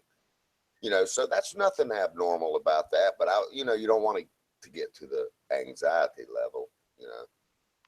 Yeah. Well, after I had the biopsy, they told me it was positive and told me it was very minimal. You know, they do like 12 different cores, and Right. one core is what they actually considered cancer. And I didn't worry about it, but it did. It did something psychologically to me. I started having panic attacks, even though I wasn't worried, you know, about it. Okay, hold on. Did they give you something for the anxiety attacks? Yeah, man, I've been on mental health medication for years and years, at Yeah. least 10 years now. So Yeah. I've always had these problems. Okay. Now let's get back to, wow. Okay. Hey man, I hope everything keeps going good. But what I was really after was, do you know a lot of people that operate through the VA that have been disgusted at the service of the VA in your state, wherever you are? Yes, let me tell you what just happened recently. So you consider The this last time I went in, I told them, you well, consider no, it's, you know, them to not be very, what word am I looking for? In other words, up to par. yeah, it's basically, it takes a lot to run a medical organization, and Well, it's a half-assed approach. well, here's the thing, Deez. I really don't give a shit how much it costs or what they got to do. You served your time for this country, and that ought to be top on the list of this country. to make damn sure that system is correct for the damn people that serve this damn country. Now, call me a patriot, call me an asshole, call me delirious or whatever, but that's just the way I see it. And I've heard all these stories through the years, man. I'm talking about horror stories. And during the election year, when I heard this brought up, I said, son of a bitch, for once they're even talking about that. And that's what got my attention during this election year. It wasn't just the economy. It was a whole ball of wax of things. And just the fact that they brought it to the forefront and weren't trying to hide it anymore as politicians. You know what I'm saying? I mean, so I think that's going to be addressed. I think some things are going to get better because it's going to be looked at. You know what I mean? Yeah. And I heard stories they were dying, waiting to see a doctor and all that stuff. Well, what they did is they came out with what they call the Healthy Choice Program. If your appointment is more than 30 days in the future, then you call this place HealthNet and they'll get you a local appointment. Well, let me tell you what just happened. I was supposed to get an echocardiogram. The appointment was 45 days out. So they sent it to the HealthNet place. Could you not go see a regular doctor or just go and see a doctor of your choice to get that, what you needed, or was that your only option? No, if you're going to get the VA to pay for it, you have to go through their little procedure. Okay, well, see, that's why I'm asking this, Deez, because that damn organization should have it set up. Being as you serve for this country, you should be able to go to any damn doctor, any damn time, or go to a freaking hospital and get a top doctor to look at you and your problem because you served in the military. And that's just the way it should be. So that system is broke because that verifies it to me right there. If you have to wait to get a specific thing done, what kind of benefit is that? Well, this is what they do.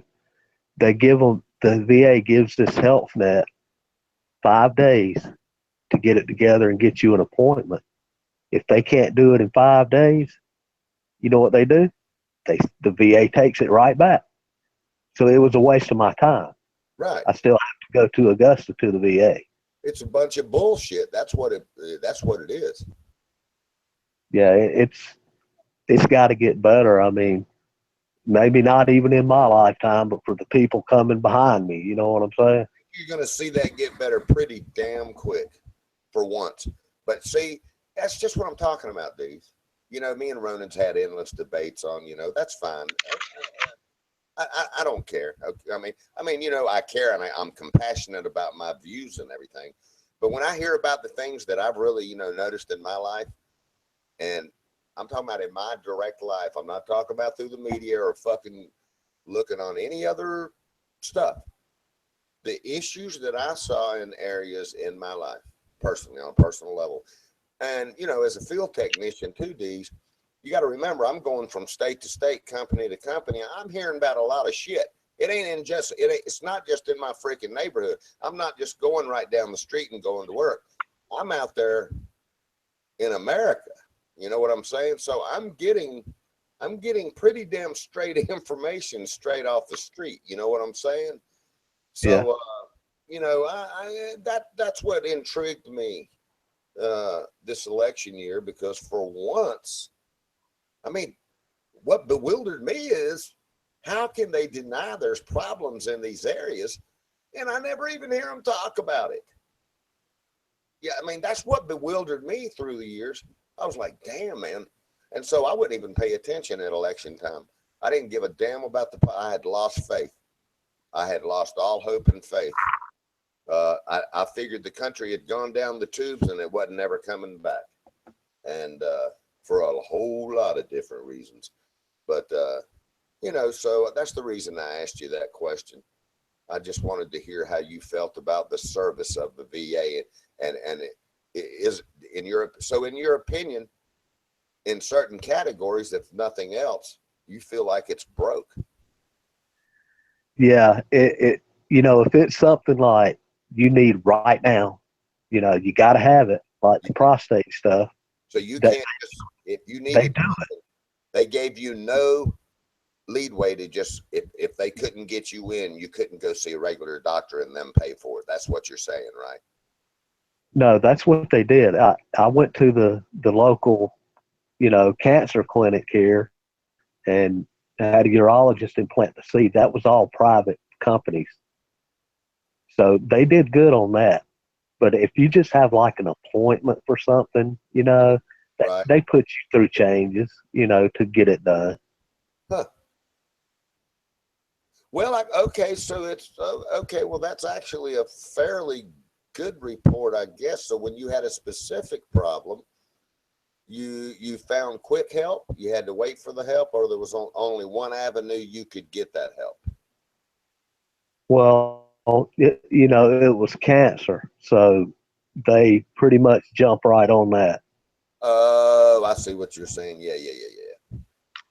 Well, good. I mean, at least that part of it's, I mean, so when it comes down into getting checked out to find out a problem versus you already knew your problem and you needed immediate treatment, you say, so your opinion on getting treatment for what they already knew was pretty responsive. Yeah, that was pretty good. The Okay. the whole thing is, man, there's so much corruption and there's so many people that work for the VA that are drawing a paycheck. Oh, man. That's the problem. Well, there's a lot more fraud and abuse going on than you and I know about these. Yeah, it's big, man. It's a lot bigger than it'd blow your mind if you knew how big. But anyway, okay. Just a talking point. I just wanted to hear your opinion on that. Not trying to make you think about it or anything. I have to give them credit. If I didn't have that option available to me, I would be sitting here still not knowing that I had prostate cancer, and God only knows what would happen. Now, how did you actually find out about it? During a checkup? Well, I go like every 6 months. Yeah, just for a checkup. They do all this test. You know what I'm saying? Right. And one of those is a PSA. It's prostate serum antigen that's in your blood. And what happened, it was above normal for 2 times that they checked it. So they called me. They said, hey, you need to go have a biopsy done on your prostate. So that's what I did. I went to the VA hospital and had a biopsy done, and it was positive. So, I can't really bitch too much because of that. You know what I mean? Well, it's a good thing that so you were going every 6 months to make sure you were still healthy. Right. Okay. Well, hey, man, I'm going to take that all the way back to good job to you for going and getting checked out, because you don't even want to know my story, dude. Okay. So, God bless it. I mean, so basically you're taking care of business and going and getting checked out every 6 months, right? And that's how they found it, right? Yeah. I got you. Well, that's cool, man. I like to hear the direct stories from the people, from what's really going on. You know what I mean? And I'm not saying I hold that as my only viewpoint, but I have to also analyze if I believe you and all of that stuff. But and I do believe you. I'm just saying, I've seen a lot of horror stories in that category through my years. Okay. And, I was in the military. I know all about it. But see, I never played their game. I mean, I had another career, civilian career too. So I didn't have to really play that game anyway. You know what I mean? So Right. I was lucky enough to have other avenues for help if I needed it, or whatever I needed in the medical world. So that was interesting, man. I appreciate you telling me that, Deez. Yeah, I think the more populated states, I think they're the ones that have the real struggle. Well, yes, and that's what I found too. There are some states that it's just god awful bad, and other states I don't hear quite the horror stories of those other states. Yeah, basically speaking, that's correct. I mean, so I don't know if that's on a state level. So here's one thing I could never figure out, because I really didn't know how the money fed down and where it was going. They'll say follow the money, if you want to find the corruption kind of thing, unless it's the CIA and somebody like that where there's no traces of money. you know, I never got that far with it. I didn't know if it was on the state level corruption or if it was on the federal level of corruption. Well, Or I mean, both. it's a matter of being overcrowded. You know what I mean? Well, and then you have, well, okay, so it's still broke. Yeah, it still is. So, I'm just saying it's not as bad here. right. So you're in an area where it's not quite as bad due to the population, is what you're saying. Exactly. Right. I got you, man. I feel you. So they're probably overwhelmed in other cities and states where the population is a lot larger, and so I guess the organization doesn't have enough people to go around, so to speak. Well, I'm just wondering why all these years that there was never fun or nobody ever addressed the problem. It bothers me. I think the thing is, man, that it's such a large organization. There are so many avenues for corruption to take place and nothing being done about it. And it's hidden, if you know Right. what I mean. Of course. Okay. And It's hard to find it. I guess I could even go all the way back as far as, hey, let's quit fighting so many fucking wars and having so many fucking veterans. You know what I mean? Hey, let's back off on these wars a little bit. I mean, you could take it to any degree, but basically the organization seems to be corrupt as hell with fraud and abuse. On top of, you know, that money that's supposed to be building the facility to be better for the veterans is being pocketed by the corruptness of it all. Yeah, it needs an overhaul, but it's going to be a real trick for somebody to do that. Well, It's going to be. if you start at the top, D's, you might be surprised how quick that can be fixed. Yeah, I mean, we'll see what happens. You know, we'll sit back and watch. That's You know, right. and see what goes on. That's right. Well, you know, his history, you know, as long as the facts are reported, I mean, I'll put it to you this way. At least the talking points of a broke VA system has been brought to the forefront to be discussed. I'll just leave it at that. Right. There are whistleblowers, you know, that come out in the VA all the time, and they blow the whistle on them, you know. Right. And that's one way that we get the information that we get. Right. Ronan, do you have any experiences? You were in the military. Do you have any experiences with the VA, good or bad or ugly, where you, or do you even go through that outlet, where you live at in Texas or wherever you are? No, I mean, I've been generally pretty healthy, but it's like when I was working, I had insurance through the corporation. So Yeah. when I was involved in accidents or, you know, needed to go to the doctor, I just went through the corporate insurance. Yeah. Same here. That's my story too, D's. That's why on a personal level, even though I've always had that under my belt buckle, I never took those outlets. So I could not in other words, from a personal level, I could not elaborate, but I just knew, wow, man. I mean, I've known so many people in the military through my life, and I just heard that story all the fucking time through the years. You know what I mean? Yeah. Well, you know, doing framing houses and stuff, you know, I had 8-10 employees and insurance, you know.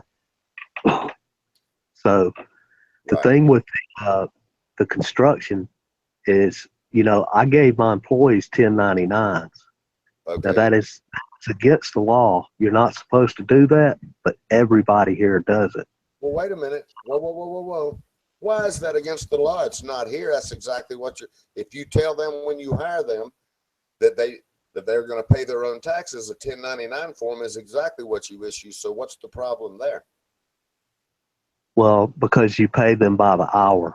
It's a federal law. If you work by the hour, they have to take out taxes. So I was paying these guys by the hour, but they didn't know the difference. And These are you. Now, I've known a lot of contractors, maybe not in the exact, what state was that in? in Georgia, but it's a federal law. You can look it up, but a lot of people, people don't. They get away with it. Well, let me tell you. Let me just tell you a quick story, and the reason that I'm wondering about that. When I went to get my licenses, and I had to have 3 or 4. Well, I had to have 4 altogether, but basically, let's keep it to the 3. So I had to have my garage license, and I had to have. Okay, let me stick to the subject. I always do this, and I'm trying to get better at it. So I had to get licenses. So I went downtown to pay for my licenses and everything. And I had to have minimum of 3. During that process, they said, now we just want to tell you, in other words, if you're a subcontractor, it's okay.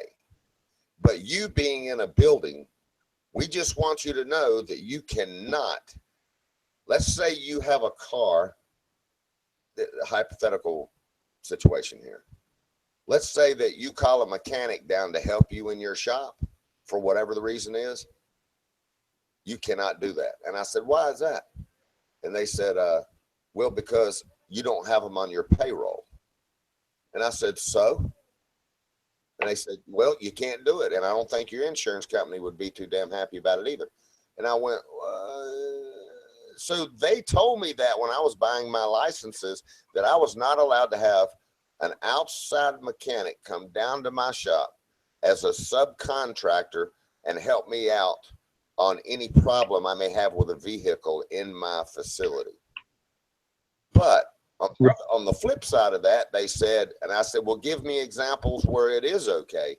And they named off a whole slew of things, like, anything in the service industry, for example, construction, They said, it's fine in that area because, but that was in this state.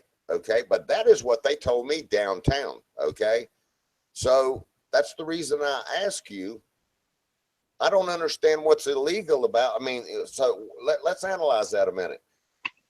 The individuals are filing 1099s, which they can break the law if they want to. They got to answer for that. But I'm saying, hypothetically, if they're all filling out 1099s and they turn those in, then everybody's getting their taxes. What's their fucking problem?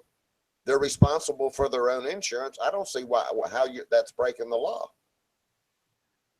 Well, it's about responsibility toward the employee. You're paying them by the hour. You're supposed to take out Social Security on them. You're supposed to take out federal, state tax on them. You're supposed to have workman's compensation on them. And the thing is, see, I had to have liability insurance, which was $30, $1 million, $30 a month. Right. On the workman's comp, all I had to do was file an exemption and pay for myself, and I got the certificate. So if anybody wanted to know if I had workman's comp, I'm like, yes, here's my certificate. Oh, okay. I told my employees, if you fall off the roof, you're fired before you hit the ground. And they all know this. You see what I'm saying? Wow.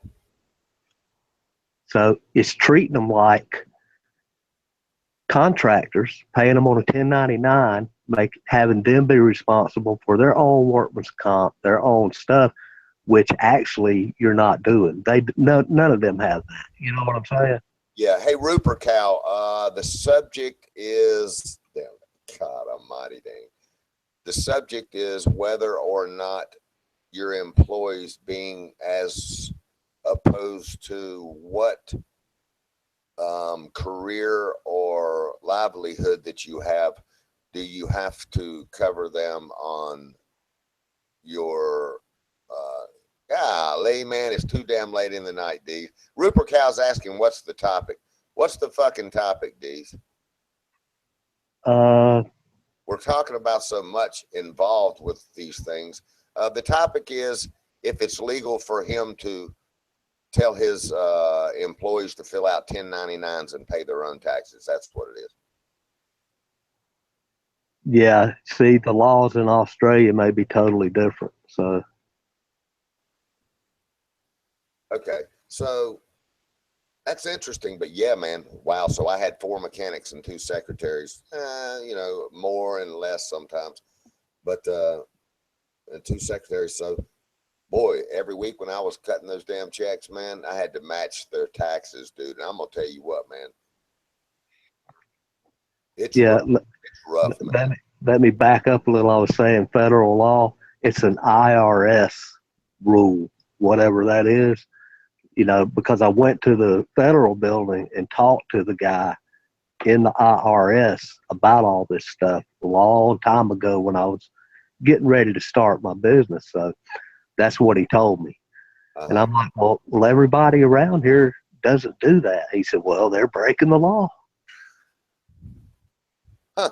Well, so I always did everything by the book down there, but I mean, you know, so I wasn't really faced with the 1099 thing because I couldn't do it whether I wanted to or not. They told me when I bought my licenses in the very beginning that it, and if I got caught doing it, you know, which, you know, you know as well as I do, if I call up another shop owner and tell him to come over there and help me, who's going to tell him anyway? You know what I mean? Unless something really weird happened and a car fell on him and he got hurt in my building or something like that.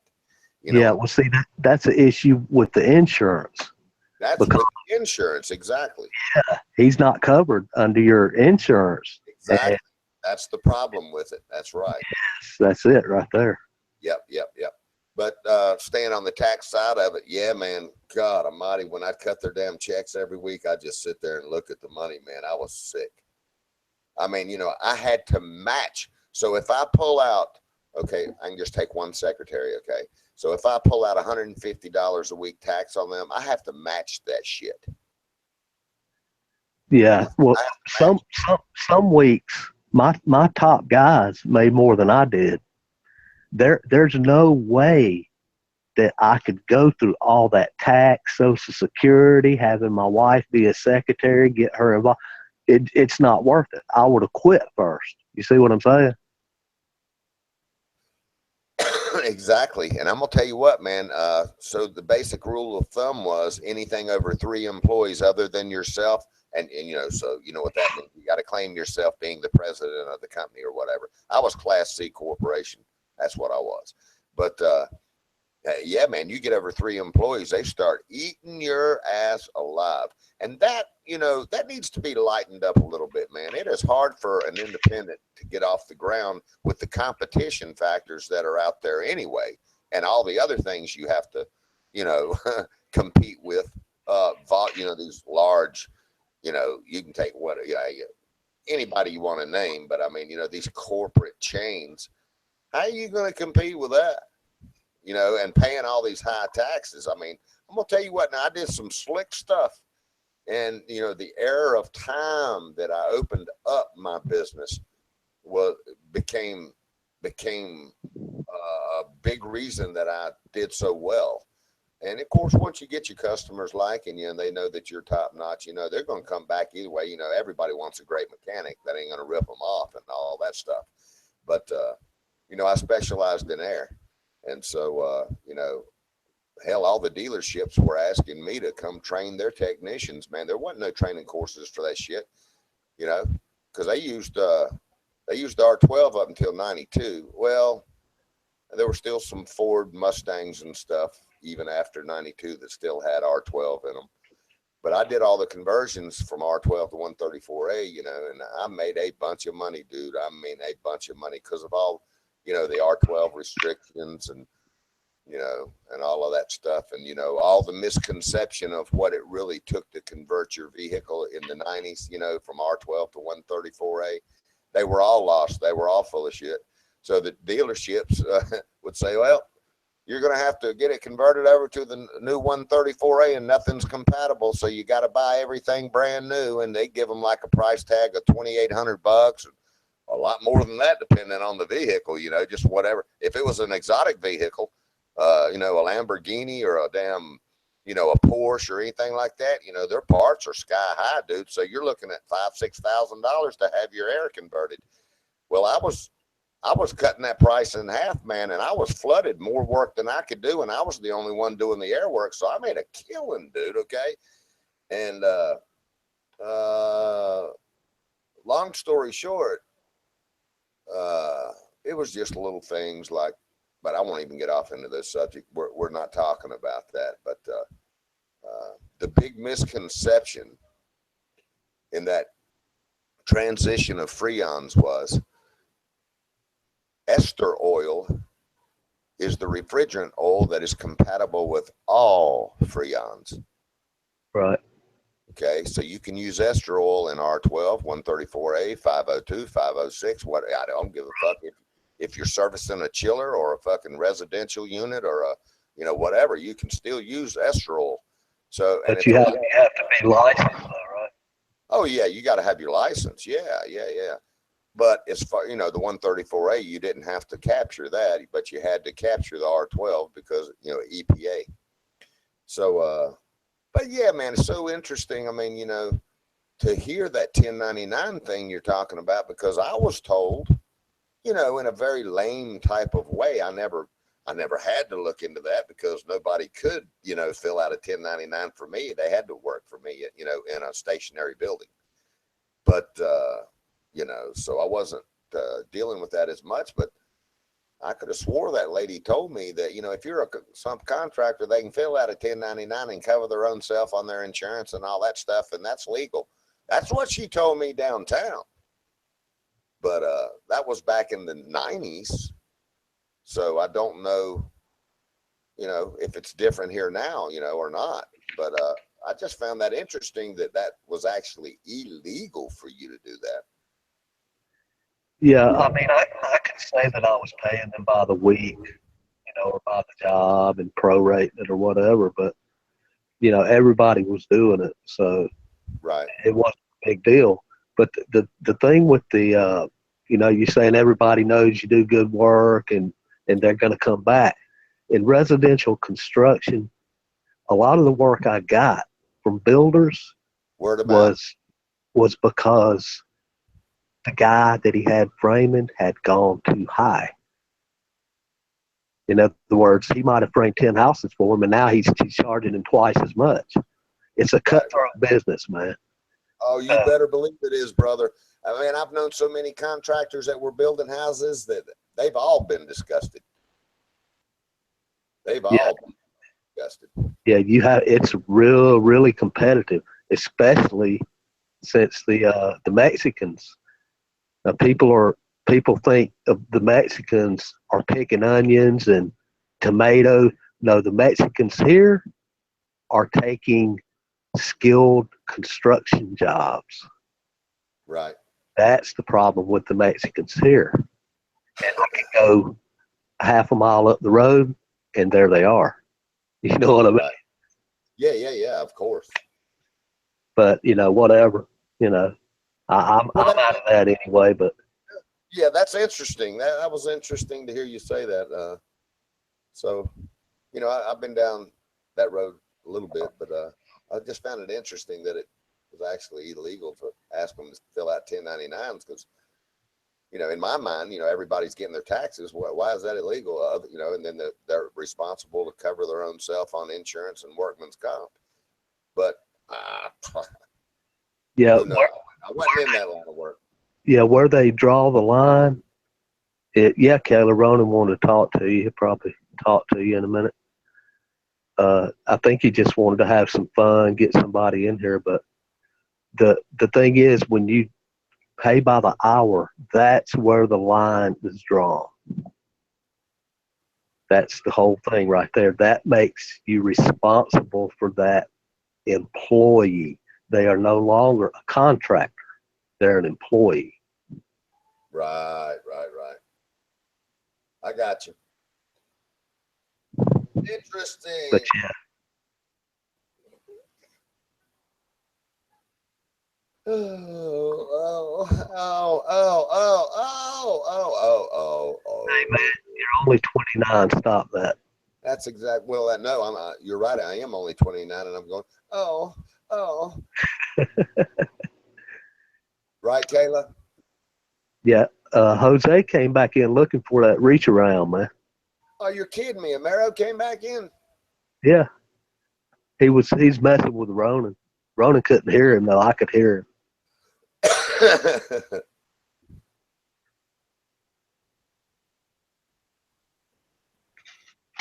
Kayla says she's playing Fallout 4. Fallout 4. I was there, Caleb. I watched for a minute, You see know, what you were doing. I hate to admit it, but I haven't done video games now for, well, being as I'm only 29, for quite some time. Yeah, I missed the video game thing. Shit, I still remember fucking Punch Out, dude. You know what I mean? Fucking, we're going back to Ball Bull. And what was anyway, yeah, man, I'm not up on the latest games of any kind. Yeah, I thought my kids would grow out of that. Guess what? You don't grow out of it, man. Yeah. Well, they just keep coming out with new games and better, quality and everything, more real, and 3D. They keep, yeah. It's a huge conglomerate industry in so many ways tied into those video games. Do you remember the arcade game? Absolutely, I do. That was the last video game I played. Wow. Still there running? Uh-oh. Uh-oh. Yeah, he's probably in here somewhere. Yeah, I got to unmic twice. Yeah, I'm here. You had to unmic twice? What happened? No, I got the Hangout, right? I can mic out through the Hangout, and then I got a stand mic here, and I got to tap off that. I got you.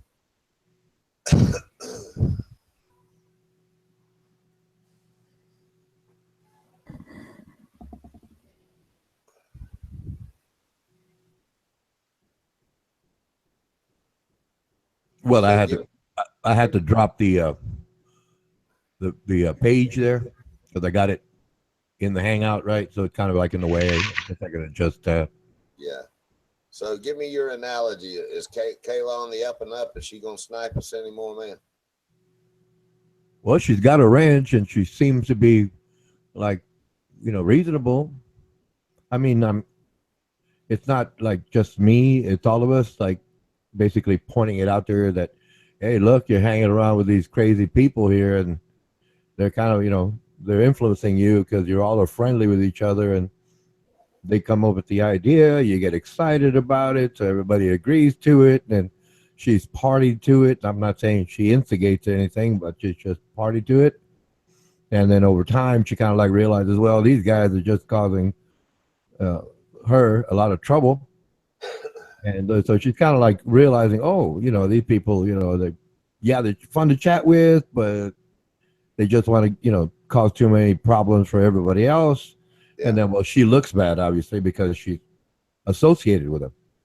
Yeah. And so I don't know, like, if you want to send her an invite, if she wants to come in, like we can go from there. But after that, we can just decide she's never going to get anywhere near the place. I don't like admitting this, but I am going to admit it. I'm not going to lie about it. I've never sent an invite in my life through this thing. Crystal's been doing it for me. And I have this real resistance, and I won't explain all the reasons why, but I don't get into. So I don't know how to send her one, even if I wanted to. Oh, I kind of figured it out. Yes. You see the okay, right, in the Google. Well, let me back up a minute, Ronan. I shouldn't do that anyway. That needs to be Mando, right? Right. See, I'm not authorized. I can figure out how to do it. I can tell you how it's done. Right. But it's not like I was going to do it because I'm not authorized. He didn't tell me, hey, if you want to send somebody an invite, go ahead. Right. But I just want to explain how I can do it in a roundabout way because I don't know how it's done officially. I got you. The idea would be even if we said how to do the trick, if we don't do it, it doesn't matter. They don't get the link. Gotcha. Okay. If you look at the top of your screen in the Hangout. In the Hangout, okay. Right. In your Hangout, right? You got that box, right, where you put there's a link there, right? If you copy that, paste it, go over to the Google Plus page, put it into that chat, with the little where you hit that little camera, Oh the yeah, green camera, and you post the link there, right? And the person can go there and get that link and then I got you. connect. Yeah. I got you. And then there's the other way of doing it, whereby you get the link and you get their email address, or they send you right an email, I got you. and then you just reply. Well, like I said, you post the link into that email, and they get it, and I that's got you. another way of going about it. So you just copy and paste and go through Hangouts or their email. Right. That's basically it. But like I said, I'm not authorized to do it, so I can't do it. Right, me either. Yeah, Right. I'd be worried to do it. Not that I don't want her up here or anything. I mean, man, it's only one day. I'm just saying she looks like she's chilling, playing a game over there. I mean, I don't see any problem. It's just, damn, when she starts coming in talking all that crap, no, nothing's changed.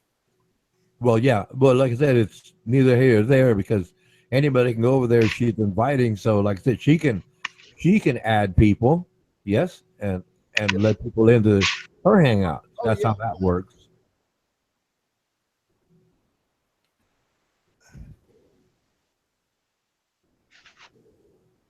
Hey guys, I'm gonna charge this thing for a minute, so I won't Okay. be able to talk Okay. much. Okay, D's.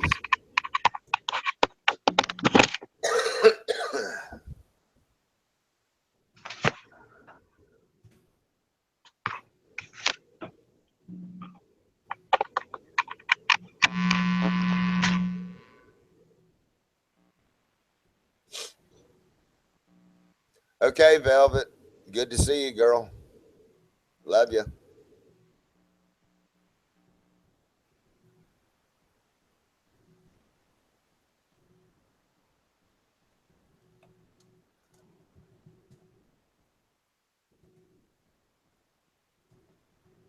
You leaving, Rupert?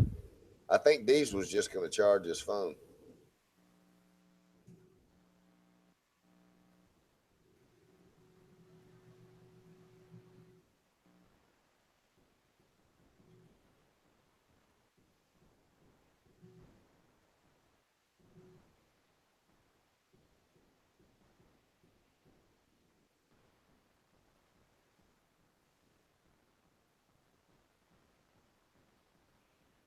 Yeah, I'm gonna fix me a quick cup of coffee. I'll be right back. Running. All righty.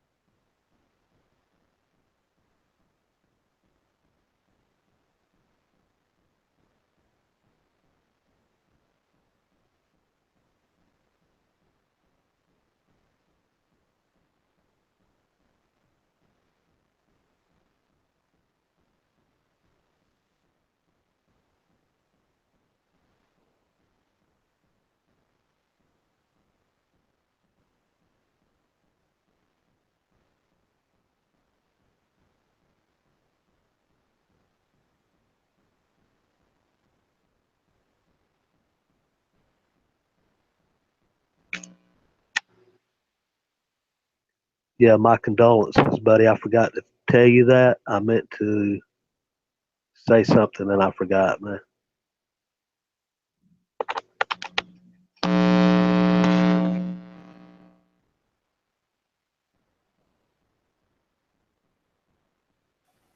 Hey, I appreciate it, man.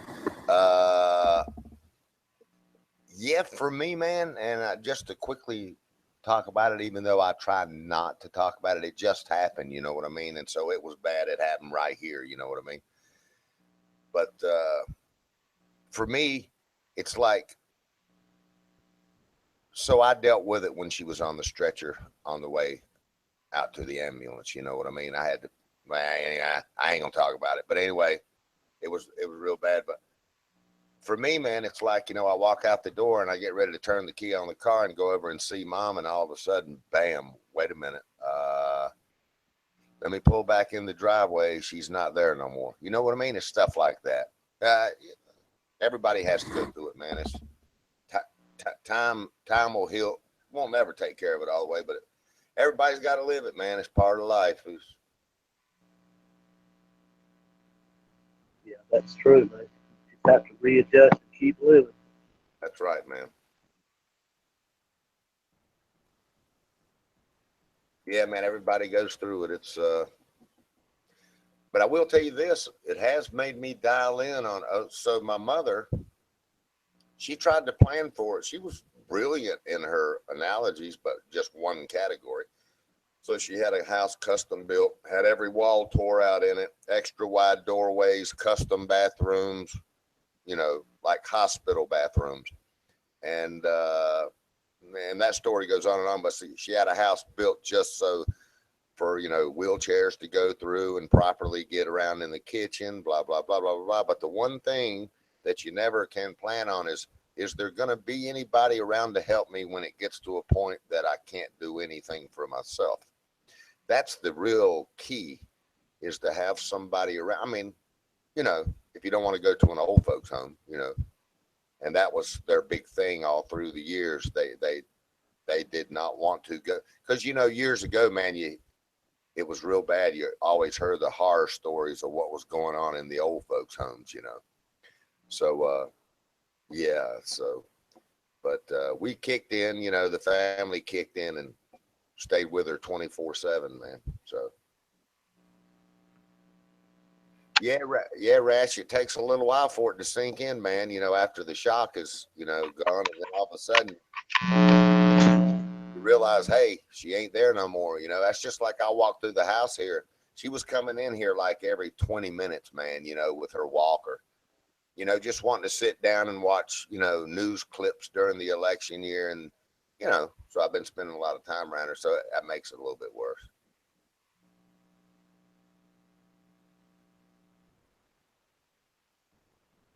Yeah, same thing, Rash. Wide doorways, everything, all of that stuff.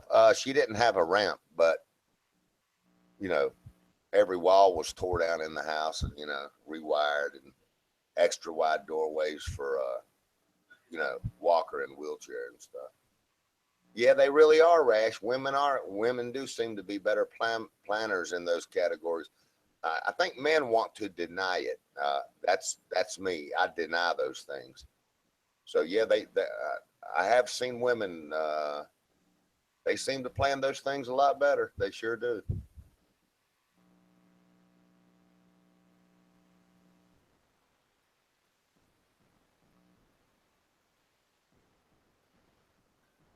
Yeah, I'm the kind of guy that'll sit around. I ain't gonna never need your damn help. You know what I mean? I can do it for myself. You know. Yeah, start to get out of that a little bit. Yeah, I have other issues, man. I'm yeah, yeah. You start hypothyroid, and I can't take the weather. So right, I already have to depend on my son, you know, but he doesn't see helping out. So right. Uh, well, you know, while you're of a sound mind, you don't ever want to be you know, it's kind of, you know, okay, so I can't hear you that good until you unplug that thing. But let me just tell you this story. So here, or let me just put it this way, in my family, my parents were never a burden on any of the children. They never borrowed money from the kids.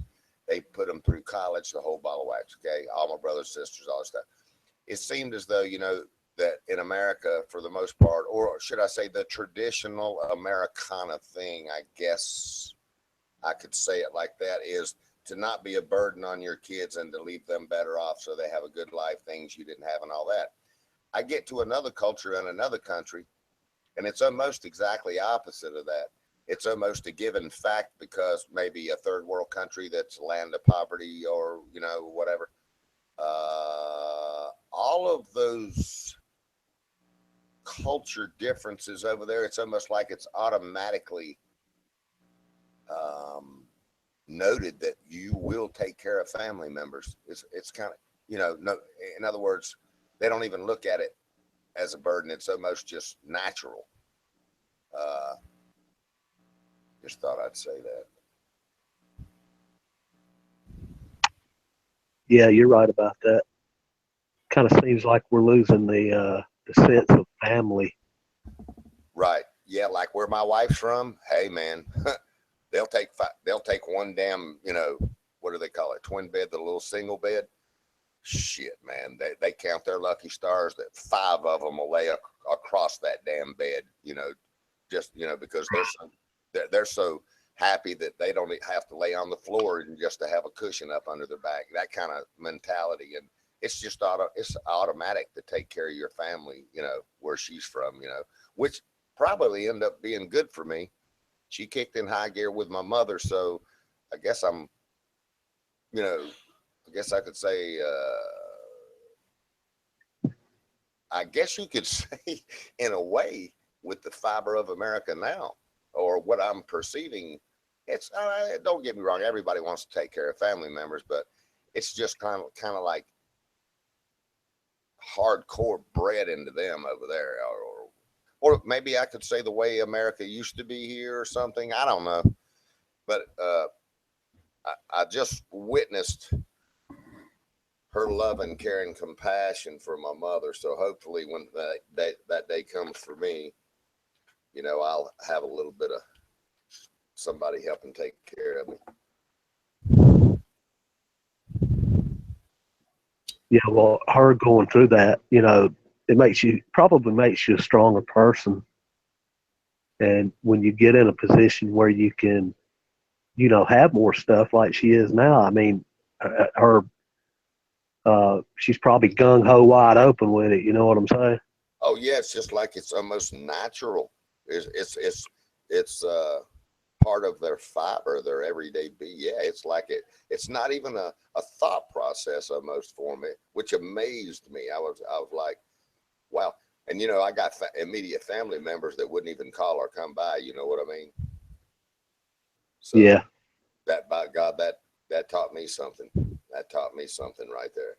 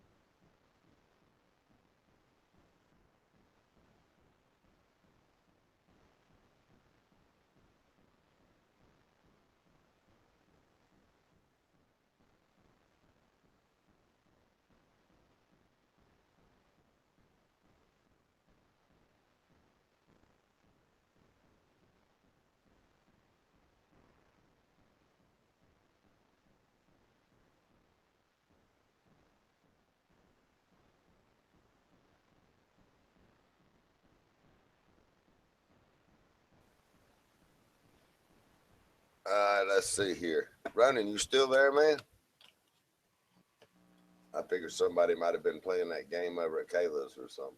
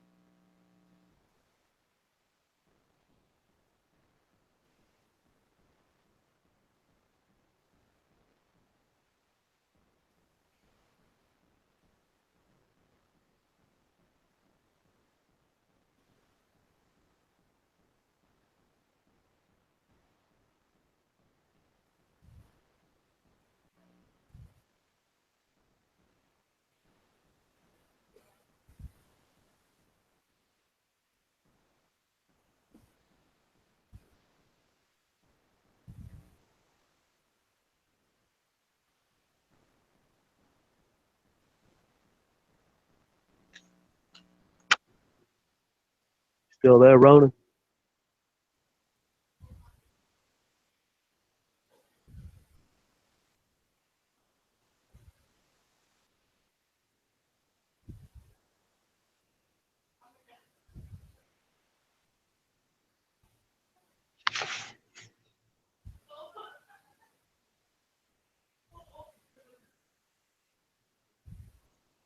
I don't know, buddy. He might have passed out watching old Corn Silk. There you No, I went to get some tea. Just checking on you. Yeah, that's Well, what no, I got old corn silk here to my right. He's looking worse, lads. It's looking worse, man. Kellyanne Conway broke the law big time. Yeah. Uh-oh. What is the latest on the I haven't been keeping up on it in the last several days. Where is everything at on the in other words, the ban on the 7 countries? It's being held up in court. Where is that all at this moment? Okay, it went to the Ninth Circuit Court. That's Right. in Washington, and the judges are selected at random. Okay, it's not like they're already there.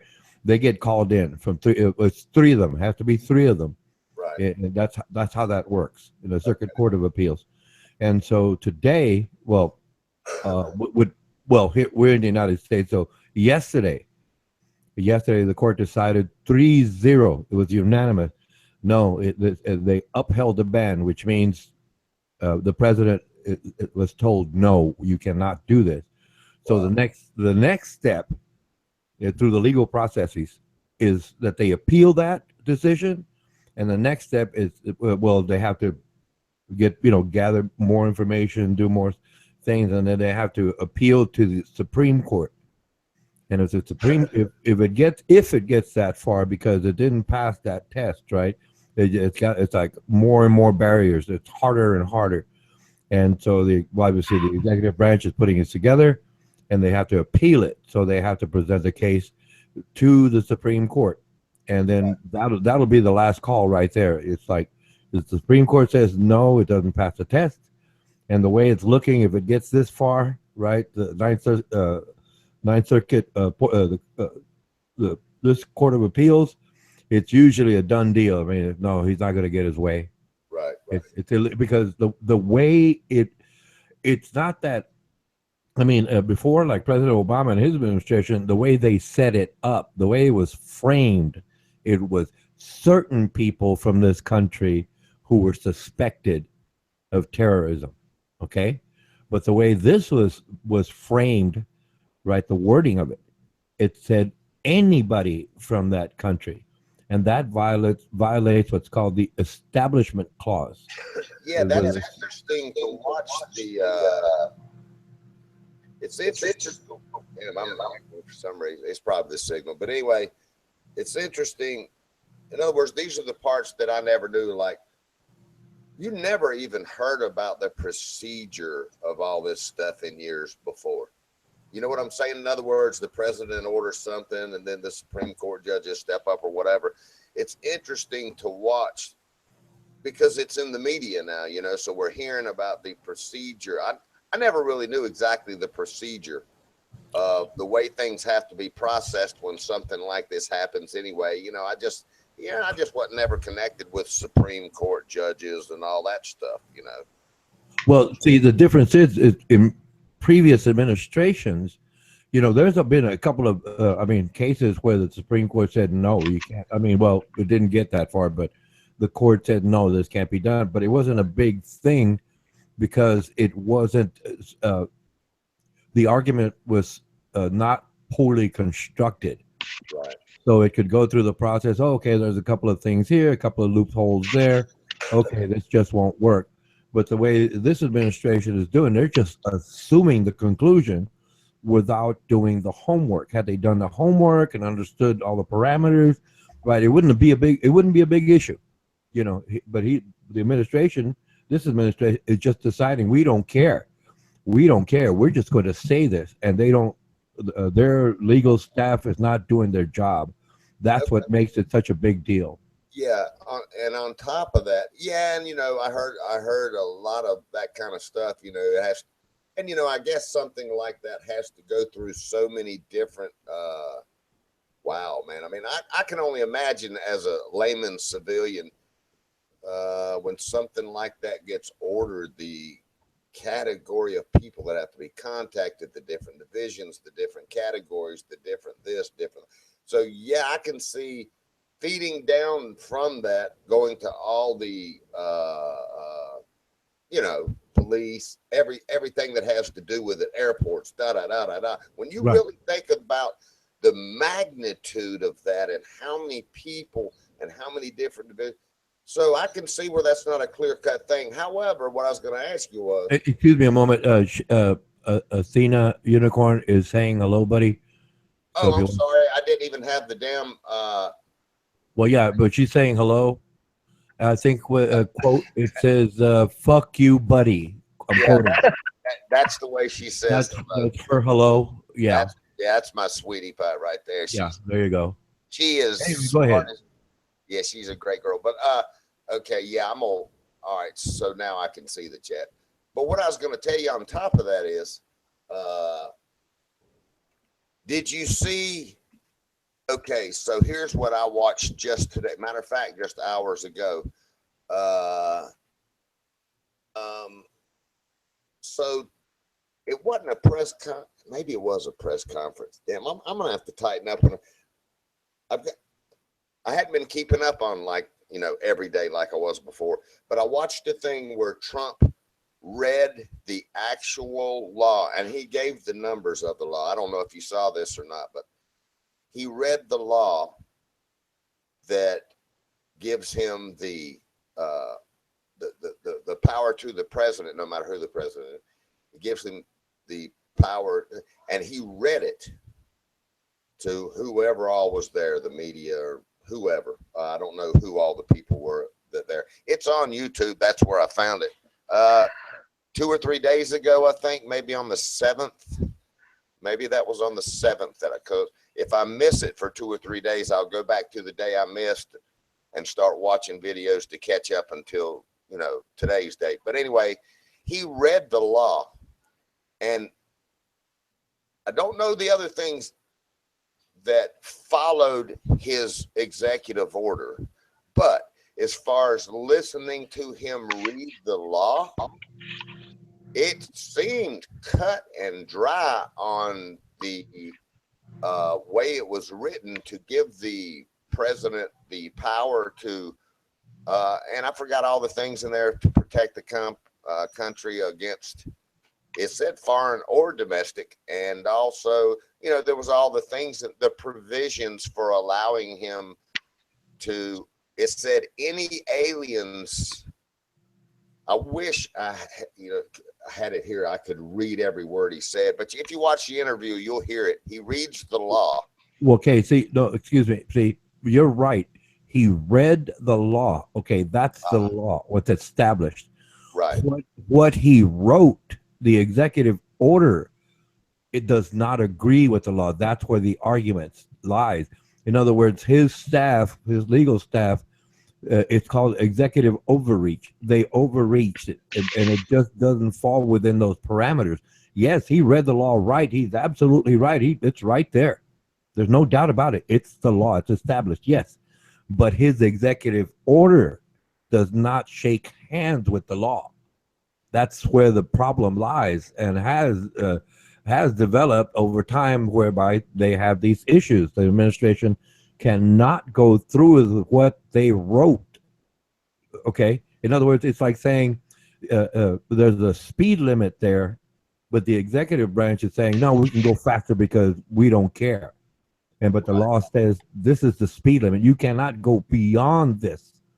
You can go do less than this. Yes, it's acceptable, right? It's acceptable. But what the administration is doing in their executive orders is they're writing something that overreaches, right? That's where the problem lies. He's right. He read it correctly.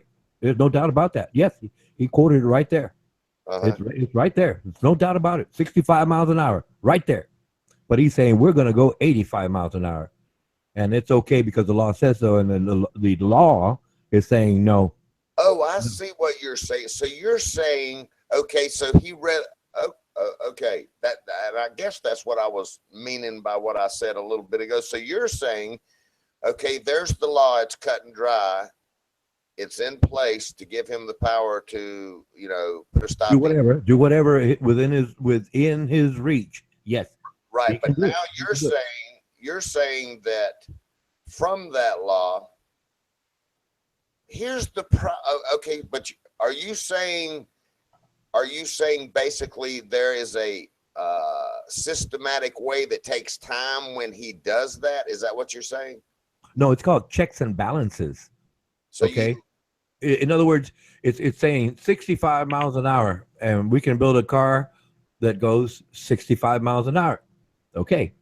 And what the administration is doing is saying, well, we're going to make it to go 100 miles an hour, and we're going to go 85 miles an hour. In other words, they're just going beyond that boundary line, the legal boundary line. There's a lot of different things that go into that. Okay. It's all, like I said, checks and balance.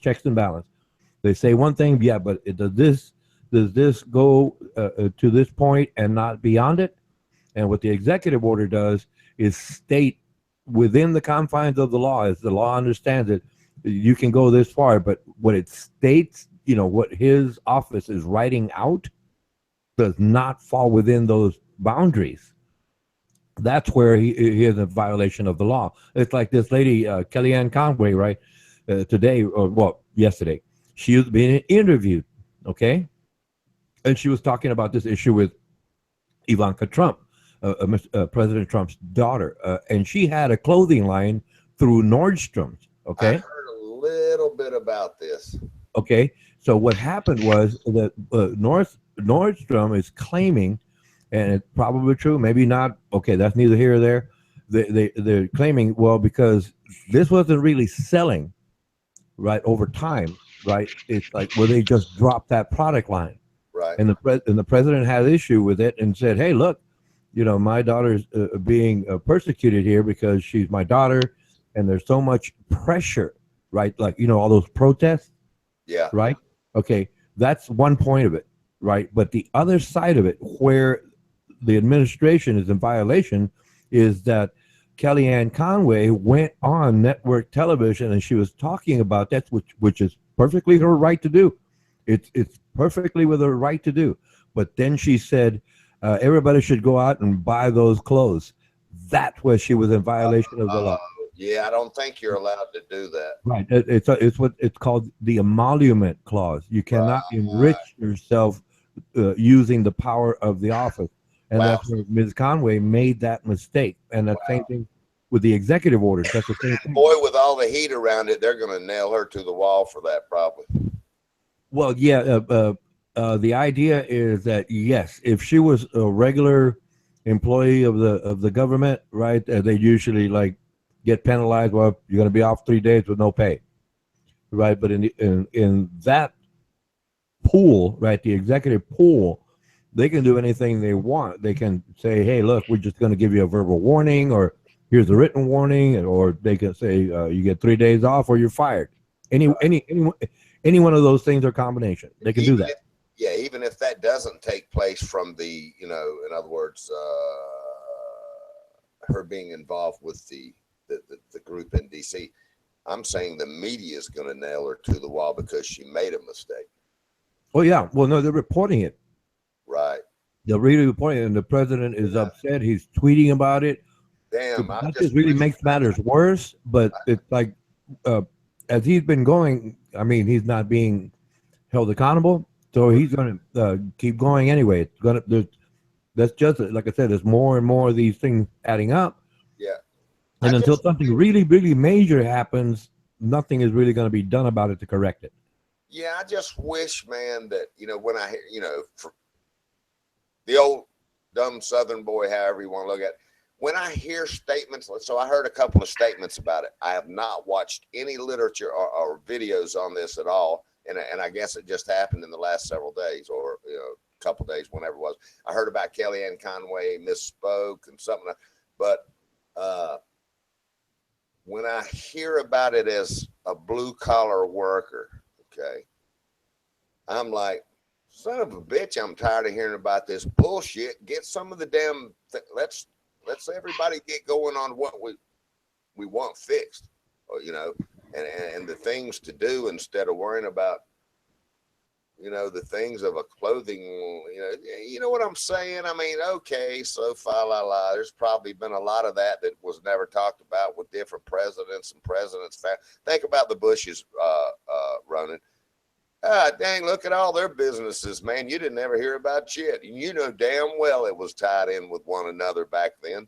You know what I'm saying? Well, no. See, like I said, within the parameters of the law, right? Okay, it's called divestiture, right? Whereby, let's say, President Bush, both President Bushes, Bill Clinton, President Obama, because it's recent history, you're only 29 years of age. Yeah. Because you're only 29 years of age. I won't go back to Eisenhower, Nixon, Reagan. I won't go that far. Right. You are still like basically, a beef steak that your grandfather was eating. Hey, but what you're saying is the misspoke of it all. But I understand the misspoke thing as far as No, no, no. I'm going to something else. It's called divestiture. All of Yeah, but those don't you presidents, think all the of those Bushes presidents. had to break that though, Ronan, too? No, For no, example, no. all their oil businesses and everything. Right. That's what I'm trying to get to here. It's called divestiture, whereby they put their properties into what's called a blind trust, Right, which means they get an executor of that trust, and right. that executor does not tell that person, whether it's the Bushes, Clinton, President Obama, how much money that company is making. Okay, in other words, he hands all the business away. He has nothing to do with it. He's Right. not divested. You don't think the Bushes, in other words, you would not have ever heard about it back then. Things were more, because of the heat around this election year, you're going to hear about every little tiny thing. What I'm saying is, No, they did divest. Excuse me, they surely did divest. This president has not divested himself from the businesses. You think the He's, previous presidents totally? yes, they did. Yes they did. Yes, they did. It was held in a blind trust, and when they left office, right, the trust was lifted, and they got to find. They get to find out. Oh, my money, my companies made X amount of money, but while they were president, they knew nothing of what happened to their companies in terms of profit, loss, growth, reduction. They didn't know all anything. those lawyers that he had that big press conference about, where he said he was turning over his entire business with all those lawyers, and they were taking care of it. So to follow the law. Yeah. In other words, they did no. No. It was just a show. It was a hollow show because they did not let those people in there look at those papers. They said, "See these papers on the table." What That lawyer lady said, "Look at these papers on the table. This is what it is." And when the people out there said, "Can we look? May we look at those papers?" They said no. So he's still tied in there. They don't have the right to ask for those company papers like that. Yes, they do. That's All just he has to do is follow the law and sign it into the trust, which is what the lawyers but he said didn't they were do it. doing. But he didn't do it. See, they have to file paper. They have to actually file paper, name the executor, and all of the information, and they have to, check it through the banks. Ronan, I just want to add this to the mix. What I heard is that his business was so so big and so many, in other words, worldwide, that it was going to take the lawyers quite some time to even go through it all, but they were in process. So it may not even be completely done yet, and he's writing under a clause time to get it all done. But that is what the lawyers said that they were doing. But they didn't.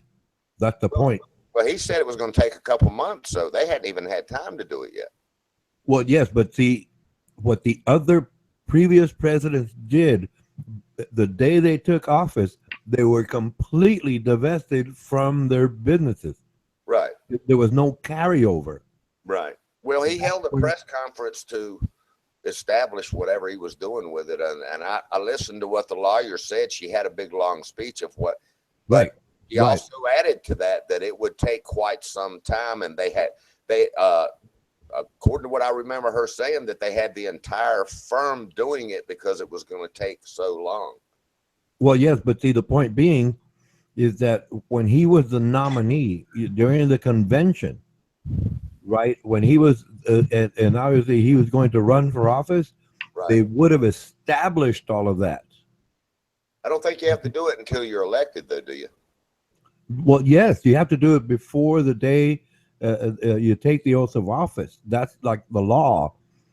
It's called the anticipatory factor. You have to be ready because you were elected. The day you were elected, it's okay. You're going to be the president. You voted November 2nd and January 20th. Within that window, everything has to be set up. You're talking about accepting gifts while in presidency, correct? Right. Well, that's part of it. Right. She read that law out, and she said that according to the law, from the day he's elected and takes the oath, that he's not allowed to accept anything for personal gains while he's in the presidency. However, she went on to say he is volunteering turning it just to stop the controversy, you know, and the opposing people and all that stuff that goes on with all this. She went on to say that he was doing that, but did not have to sign over his businesses according to law. It's just from the day he takes the oath to be president, he can't accept any gifts that could be interpreted as swaying his decision making for America. But according to what she said he doesn't even by law as being president have to sign over anything of his business if he doesn't want to. No, he does. That's just it. That's not what she said, though. No, I mean, no. It's all just a show, but it wasn't real. She read the law. Yes, but they weren't following it. The point is, he did not follow it. But she was saying he didn't have to sign. But yeah, just because she said it. No, but just because she said it, that's like presenting an argument, not arguing an argument. She read the numbers of the law and everything. Well, yeah, she read the law, but like the executive order, it did not work for banning the Muslims because it was a violation of the law. Yeah, I'm just talking about, okay. But what I'm saying is, okay, so the banning things, okay. Yeah, but I was on him having to sign over into a trust. She read the law and everything to the media and everybody right there. But he's not following it. That's the point. Yeah, but she was saying he did not have to sign his business. She was lying. She was lying. She was saying that from the day, well, she read the law and it was right there. I mean, you know, so I'm sure they fact checked what law she's reading there. And that's the law. But she said the only thing that he has to follow is when he can keep his businesses in his name, but it probably wouldn't be, in other words, especially with the way she said that he has volunteered to sign all that over. But the one thing he has to follow by law is that he's not allowed to accept anything from the day. In other words, any gifts from any interest, and you know that goes on every day with all those corrupt lobbyists. You know what I'm saying? But that's another. Well, no, that's something else altogether. No, go ahead. But he's not allowed to accept any gifts that can be shown that. In other words, if he's working with General Motors, for example, the way I took that law, that clause, what she said is that from the day of presidency, he can't accept anything from, say, General Motors for swaying his decision making in any particular direction other than, you know, setting up things for what's best for America. In other words, you know, corrupt payoffs or anything. That's the way I interpreted the two clauses that she was going over. She said he just wanted to go an extra step and go ahead and sign everything over, leaving it to, I think, 2 of his kids. And he did not want to be informed about anything of his businesses except for the top and bottom lines of what was going on, just so he can. But according to what I understood her to say, as far as signing his businesses over, he didn't actually have to do that. It was the clause of the law that he did have to follow, was the fact of accepting any gifts of any nature, even if it's $50, $500, that could be interpreted as swaying his decision making, you know, while he's in office. In other words, bribes. That's the only thing that he's not allowed to do.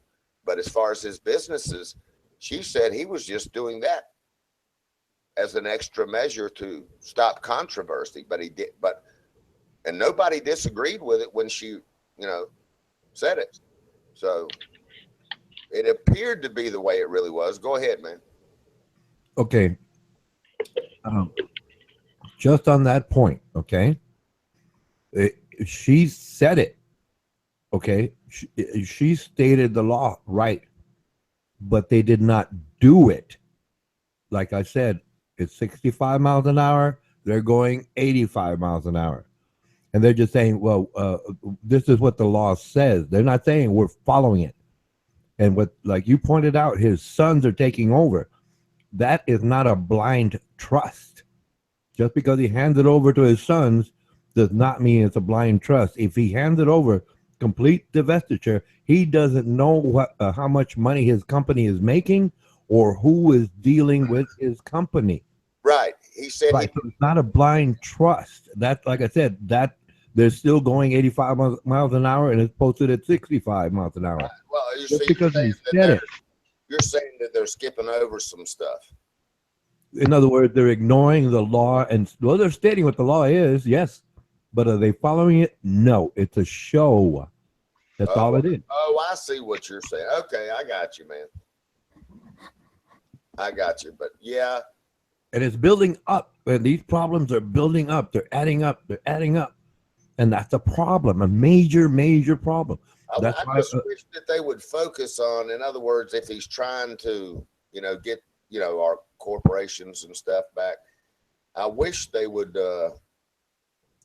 it's fine to checks and balances of democracy, that's what it's all about, and to keep people from doing real corrupt stuff. But man, I have to say, Ronan, from all the corruption that I've been aware of in my lifetime, from fucking all the presidents of my lifetime, there might not, I don't know what went on before. I don't even know that I believe, now that I know that when presidents leave office, they can fucking write anything they want to in a book, and that's supposed to go down in history the way it happened. I don't even believe in that, because I already know that they don't, that it's not, might not be the way it is. It's kind of like, Columbus sailed the ocean blue in 1492, but the fucking Indians were already here, so for me, I just feel like he's fucking less corrupt, man, than behind the lines, of the other people that's been in office. That's just in a nutshell. All of these things in his businesses, okay. Personally speaking, I kind of don't give a fuck. If he makes America better and gets our economy rolling and gets these damn businesses back, and gets this fair playing field for America again, then I just don't understand. If he makes the economy better, okay, his businesses are going to do better anyway, less opposing party, this big brand thing, Trump brand and all that.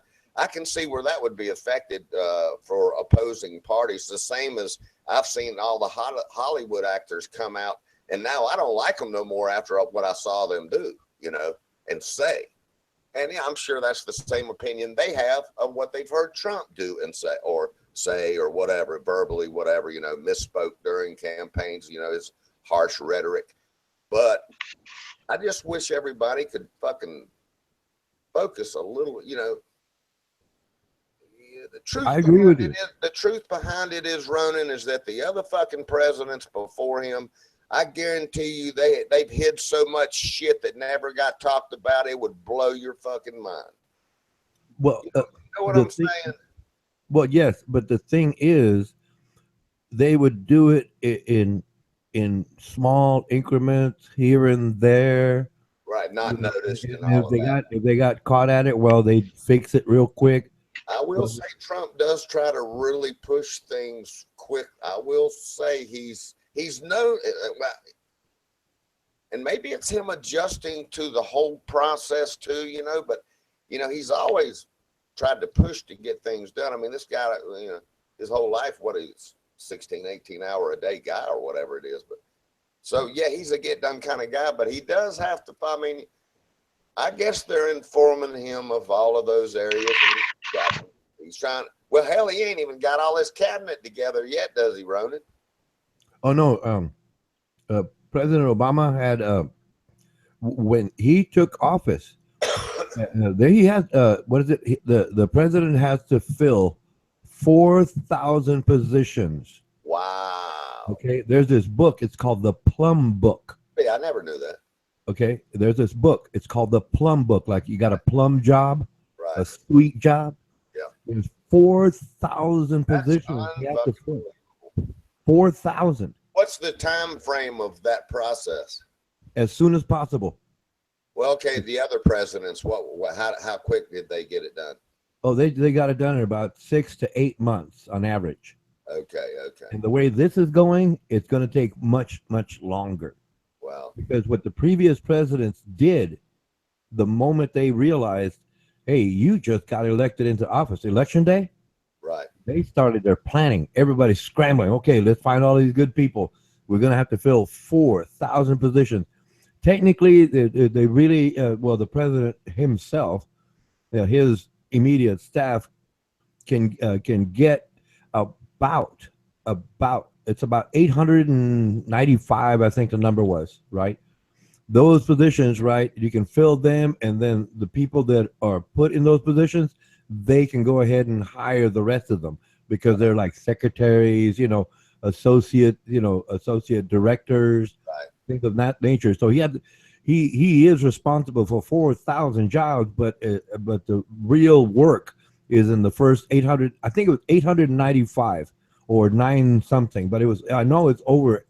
Put it this way, it's over 800 that are critical because it's like the network, right? From that one point, everything's connected to the point, right? So whoever he puts in there, that person, director, has to find the rest of the people to fill in the slots, and the president just signs off there on that because there is no confirmation hearing for those. I didn't know about the 4,000. I was first time, but wow. I mean, I've imagined all the different, areas before, but never knew it was that number.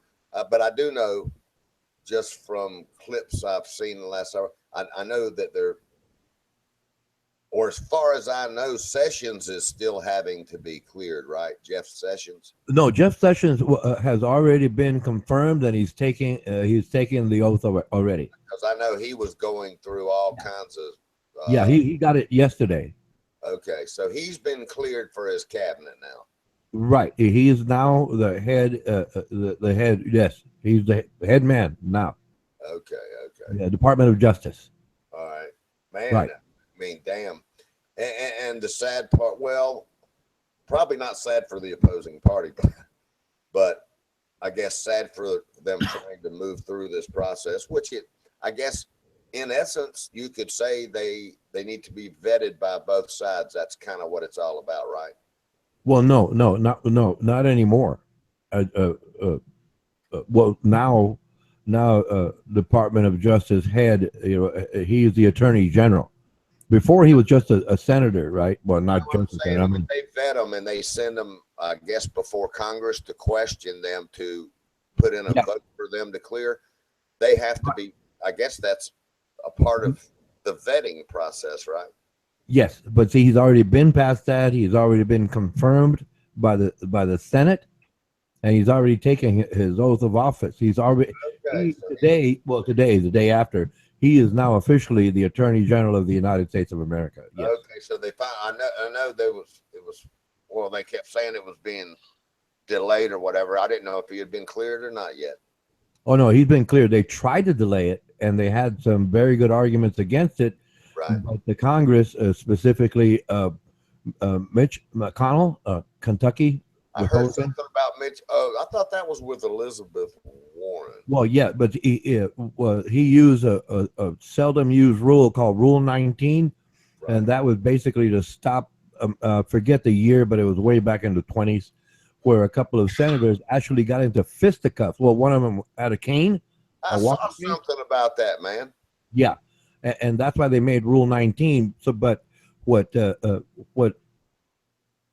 Elizabeth Warren was wanting to put into official record was evidence against Sessions that proved that, yes, this man was behaving in a very discriminatory manner, and that would have basically knocked him out of contention. But Mitch McConnell, he got tricky, right, and he just basically shut her down. He basically shut her down because and I saw Bernie Sanders speaking in disgust against them, as you say, shut her down or whatever. Yeah, they shut her. They told her to be quiet, and it was like, wait a minute. She had a letter from some woman back whenever it was. Yeah, it was a letter from Coretta Scott King, And Yes.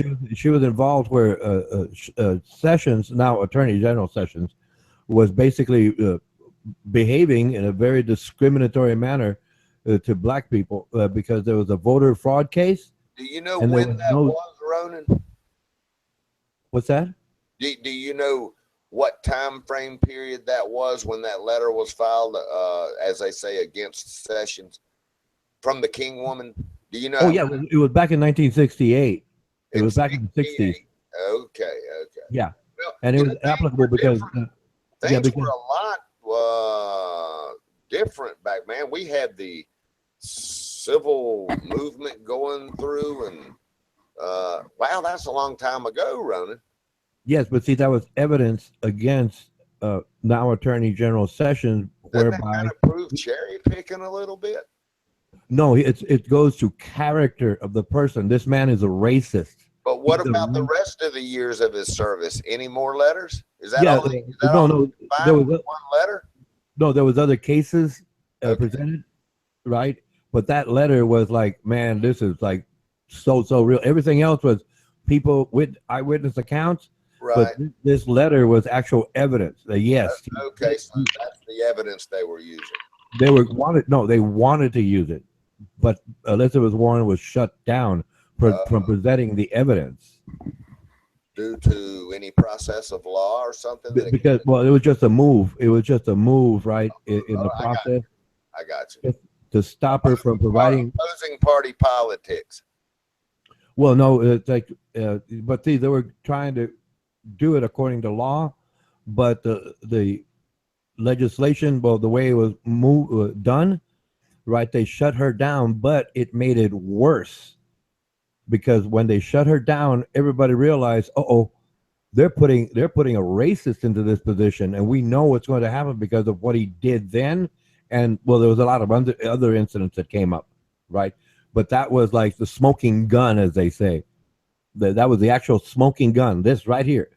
But they stopped Elizabeth Warren from doing that, and instead of realizing that what they were doing was wrong, it got worse for them, and there was more protests. Now there's more people protesting about it because they knew it was like, hey, this is violation right here. But they did go ahead and clear him now, so it's no, he's in. It's too late now. Everybody knows he's a racist. Yeah, and Mitch McConnell is a racist, yeah. and they're basically going to promote a racist agenda. So you're going to be seeing a lot of black men get shot down, and nobody goes to jail. Wow. No one's going to do. And Beauregard Sessions, he's not going to do anything about it. Okay. He's not going to do anything about it. Okay, yeah, I kind of did want to get up into that. Well, yeah, that's why I'm saying, hey, man, pay-per-view lynchings are coming around. You know, get your tickets online. Pay-per-view lynchings are coming around. But, You know, but the global slave trade initiative, it's coming around. Yeah, I'm japing, but that's the fact. I'm basing it on those facts. I understand. Okay. So I don't want to hear from anyone. You know, he's not a racist. Yes, we have evidence, and they tried. They actually, it's called suppression. They suppressed it. I've watched a lot of interviews, you know, going against the people that are saying he is too, though. But it's facts. It's facts. It's evidence. But see, I know. nothing can be accepted until it's presented into record. Right. Okay. So it doesn't matter if You know, the way I look at that, though, Ronan, it's like with my opposing views during this election year, and boy, if they knew anything about my life, boy, would they be eating their words. But that's your general. That's it. Let me go get ahead. this. It has to do with the way I see things sometimes. Okay, let's just say he made. So I'm going to tie it into my life. Let's say he did. Let's just say he did something that was not accepted, or that was accepted back in 1968 as racism. Okay, let's just say. No, it was against the law then. No, excuse me. No. I understand. Let's say it happened. That's what I'm saying. It did happen. It was against the law. It was, excuse me. You can assume, yes, this man is a racist. He committed racist acts. Well, yeah, I'm trying to go back to 1968. And he got away with it because he's part of the system. He got away with it. He got away with it yesterday. That's not what I'm talking about, Ronan. Slow down a minute. Here's what I'm talking about. The the letter from the King woman in 1968. Okay, so it was filed, but here's what I'm trying. It was not filed. It was not filed. That's what I'm trying to tell you. That's it was fine. Not, it was not. It was not put into record. They That's fine. stopped that. That's fine. Here's the point I'm trying to get to. The point I'm trying to get to is, okay, let me say it in a different way because I don't want it to get confusing. Sometimes the way I see that kind of stuff is this. So I've been called a racist, a bigot, and all this stuff. Well, if they knew anything, and I don't care if a paper was filed downtown claiming I was a racist. Okay, let me go that far and put it into more context. I'll put it into your life right now. I'm not going to call you a racist, but check this out. I know Buddy W can play a guitar. A lot of people know Buddy W can play a guitar. I've seen Buddy W play a guitar. He's talked to me about amps. I know he's not a poser, and I can say this, and all of a sudden they say, Senator Kenosha, sit down. And do you think there's Senator Kenosha, excuse me, they say, Senator Kenosha, sit down. You cannot present evidence that certifies that Buddy W is a good musician. I see what you're not saying. present it, and you're nominated. You're nominated. I see exactly what you're saying. I gotta finish. You kept talking. I gotta keep talking.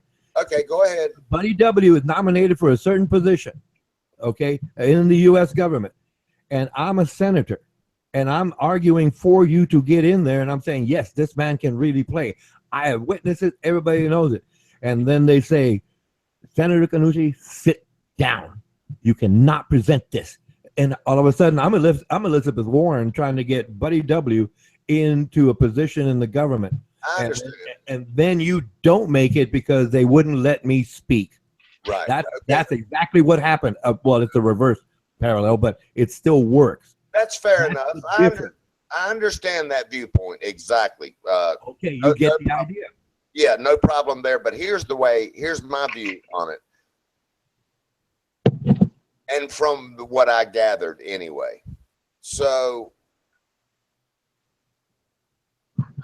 okay, so the same thing has happened to me, okay?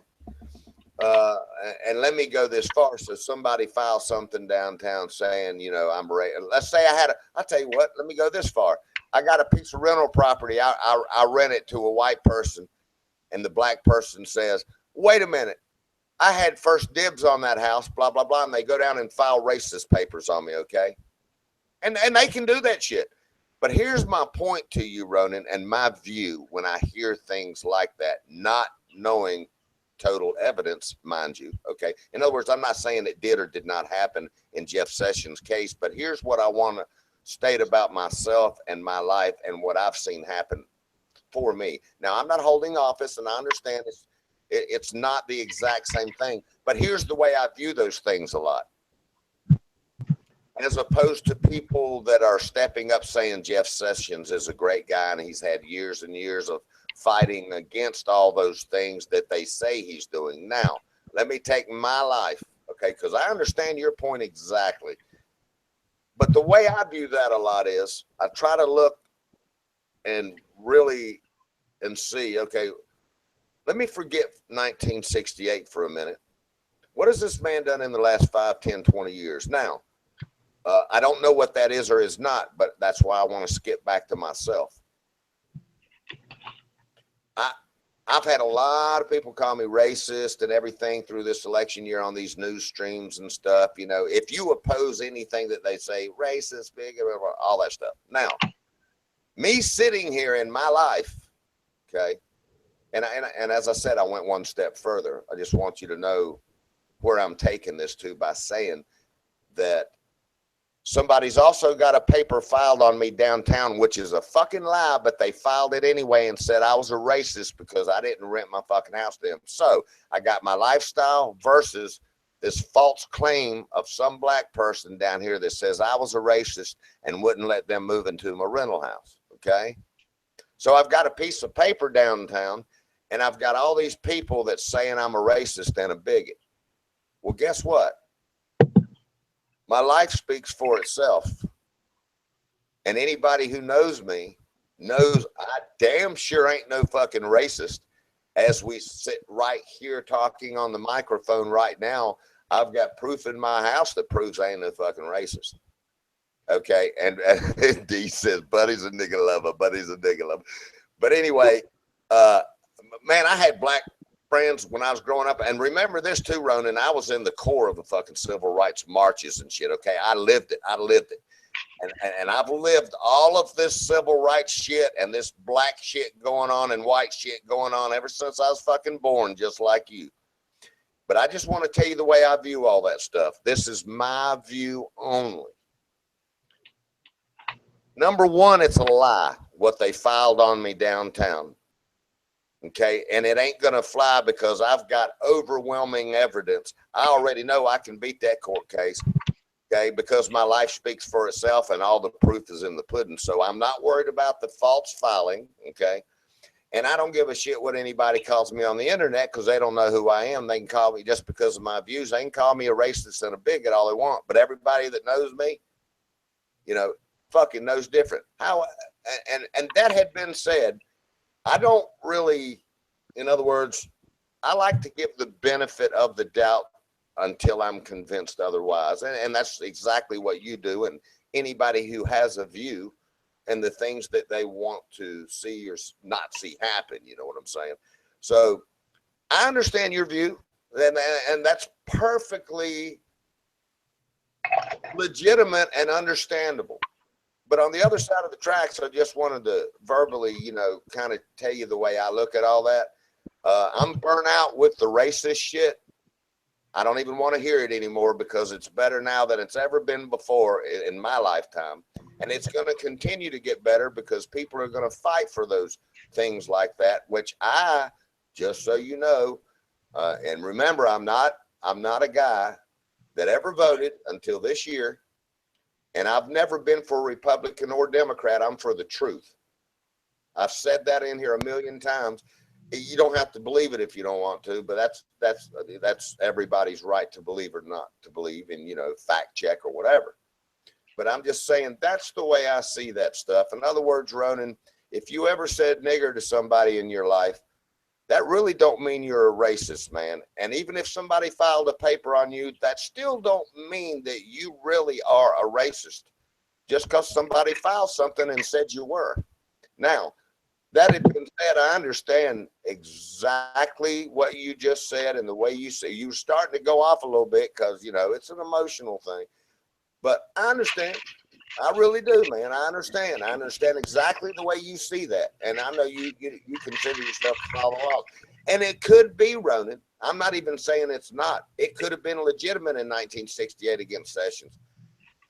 Yes, but I just like to give people a little bit. In other words, excuse me. Excuse me. It is legitimate. That's why they shut Elizabeth Warren down. But what I understand. But what about 1970? I understand. It is legitimate. Let's say it's true. Okay. Shut it down. It's a part of the machine. Let me get that running. Supports racism. I understand. Okay. You understand that. We're not talking about you. No, we're talking about. Okay, let's say it's real. Sessions, who has a pattern of behavior that could be independently verified. However, when that doesn't count until they present it. One last thing I want to get out. Just one last thing, and then you can talk. One last thing.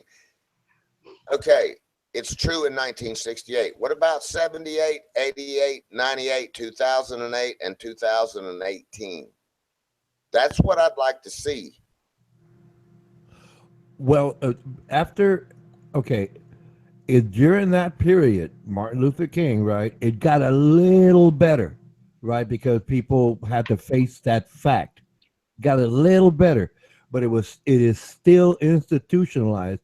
Where it got worse is when Donald Trump started saying, our president at the time, which was Barack Hussein Obama, was not born in Hawaii, and other people jumped in and said he was born in Kenya. I understand. And I made the point. I did make the point that does it make sense to you with all the super smart guys in the investigative bodies, there's over 17 of them, well, FBI, NSA, CIA, for example, top three, does it make sense that they would not go investigate then candidate Obama? Does it make sense? No. And I know a percentage of those people in each one of those intelligence agencies are racist. Yes. And those people are really going to investigate as hard and as detailed as can be, and detail and look at it again as many times as they can, go more, and they could find nothing, absolutely nothing. Otherwise, they would have said, hey, this birth certificate is false. Or, yes, we found evidence that he came out of Kenya. They found no such information. But for you said I was going to talk. You said I was going to talk. We're going back to this. We're going back to this attitude. Just going back to this attitude where I present evidence and facts, and you get upset facing. Why are you getting so emotional? This is where you fly off the handle, and then you say I'm getting overexcited. Well, why are you getting so emotional though? Well, that's right. You're doing it too, and I'm mirroring what you're doing. That's what you don't get. Back to my point, right now, Ronan. Like I said, all of these agencies, top investigative. But we were talking about Jeff Sessions, not Kenya and Obama. That's all I'm saying. No, but what I'm making a point here is about a pattern of behavior. Well, you got off on the racist thing. In the Washington political machine, and Obama was not even on the radar when Jeff Sessions was doing all the horrible things that he did. And it carries forward in history, and it's been institutionalized throughout. Nobody noticed it because it was all quiet. Now, with the advent of the internet, there's more information going around. You say it's better today, it is not. I have evidence. No, right now, you can go to the Department of Justice. There's an investigation. The report has been filed. It's a fact. It's a fact. Like Ferguson, right? You remember Ferguson? I know it's a key word. Yeah. Chicago and Baltimore. The recent Chicago and Baltimore investigation proved, in investigative terms, it was proven that Chicago's higher murder rate was because of police. Well, okay. The establishment was picking up rival gang members and depositing them in rival areas. Okay. And that's where that is. That is institutionalized racism. Okay. Exactly what Beauregard Sessions, Jefferson Beauregard Sessions, is not going to prosecute, because that is the mindset that is now at the forefront of our society. I understand. It is overt racism coming back again. I understand. That's what that is. And when you start telling me, well, I don't see it anymore, well, guess what? That may be your location. I didn't say that, sir. You're not. I said that maybe your location. See, you can't handle it. You can't handle it. I want to see what he did in 78, 88, and 98. I didn't say I knew what it was. You can look it up. You can look it up. I'm sure there's plenty of reports. Wow, dude. Okay. There's plenty of reports, and you don't want to look at it. That's the difference. You don't want to look at it for what it is, because you're not going to like what you see. That is the fact. Okay. Wow, you're carrying this to a whole new degree, Ronan, for no reason. No, I'm getting to the point of it that you don't want to face, because you can find the answer already, and you don't want to look at it. That's fine. But the facts remain. The facts remain, buddy. Ronan, since this is recorded, just do me a favor. If you get time, go back and listen to what I just said. It's recorded, okay? No, you're doing the same thing, buddy. You're double talking to avoid responsibility for the facts that they presented. You're not listening and letting me talk. You're japing me. You said I was going to get my turn, and I haven't, because you keep interrupting me. That's the point I'm making. Also, please go back and listen to the recording. I'm trying to finish. You said I'm finished. I'll be finished. Go ahead, Mike, out, finish. And then when I start speaking, you interrupt me like you did. You're trying to avoid the facts that I'm presenting. This is typical. It's commonplace for you. I understand that. Well, I'll tell you what. I'm going to let you have the floor. You say what you want. And when you mic out, guess what?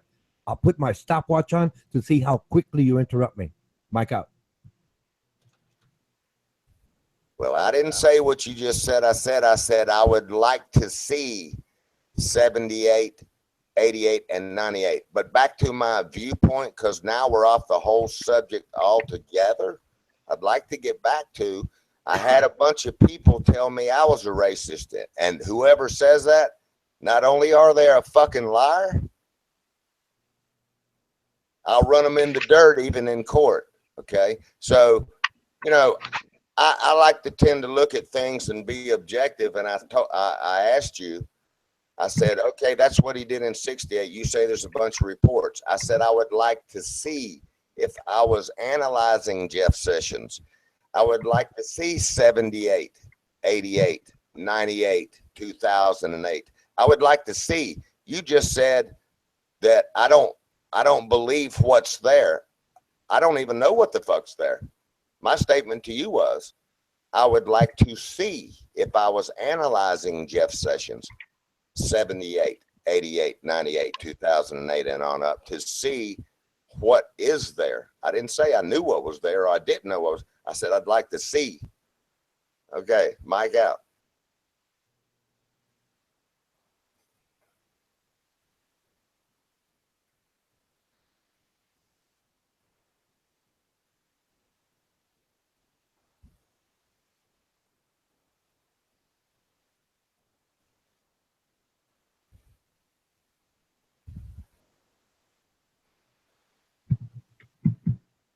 All right, I guess he ain't gonna talk. What are you up to, Deez? Yeah, I'm typing it in the chat there. I understand your point. Evidence has to be validated. Yeah, that's You all can't, I'm saying. you can't write a letter to somebody, even filed or not filed. A judge has to look at that if it is contested. A lawyer can file a motion requesting a judge Right. to review that evidence and either have it validated or thrown out. I understand your point. Y'all just got way ahead of yourself, man. Yeah, exactly. We got off on other categories thereof. But yeah, man. So, you know, I've had all that, you know. See, he gets so emotional, he can't stop and just slow down a little bit. Yeah, well, we all do that. We have to back up a minute and then let's clear our head and get back to the point. That's right. But what I was trying to say was, man, me and Crystal would sit here this whole election year. You know, she would be on some news sites and stuff with me, and we'd be in there. And, you know, just because I said, well, I don't agree with that, blah, blah, racist, bigot, and I've heard all this shit here all my life, okay? Because, you know, where I'm at right now, you know, that's been in the core of the civil rights movement. So I've been hearing this shit all my life. And I'm just tired of hearing the racist shit and all that all the time. Fuck, we all know it's out there, but that don't mean things hadn't gotten better, and, you know, people try to do things a little better or differently, or try to, you know, not be those things that may be in generations before. I'm just saying, I'd like to see what the man did. Well, they cleared him, so I guess, you know, just because they shut down one person, Elizabeth Warren, I guess don't mean they shut down every fucking body. So I guess he got on through but I just know that people's claimed a lot of shit about me, and that just tells me they're full of shit. You know what I mean? Right. But we have the law. Right. The checks and balances that Ronan is referring to are the three different branches of government. Right. That is why we have checks and balances. Right. And it looks like it is up to the judicial branch to enforce the law. Right. Yeah. Bottom line, good, bad, and different. That's what it's there for. And so there's details to paperwork that was filed on him in 1968. Of course, he was talking about a letter from that King woman too. So, you know, I guess all of that has its own story behind what was filed and what the outcome was too. I guess there's difference of opinions on that too. Well, this is kind of like what it gets to when I listen. Ronan is CNN. and you're Fox News. Exactly. That's a good way to say it. It sounds exactly like it, dude. I swear to God, man. Yeah, it's crazy, ain't it, man? You know, maybe we shouldn't even discuss it. But he starts, you know, in my mind, you know, Bronin just takes off and starts flying high on different things. I'm trying to make a viewpoint. You know what I'm saying?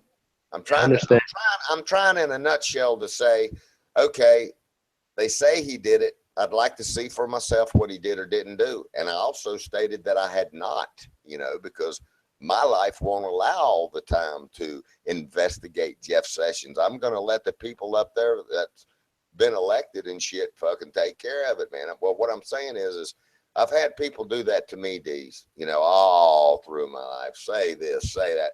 And everybody that knows me used to laugh like hell and say, damn, they should be calling me a racist other than you. You're about as opposite of that as, you know, what you see what I'm saying? Yeah, I'm from Georgia, dude. You know I'm supposed to be a racist.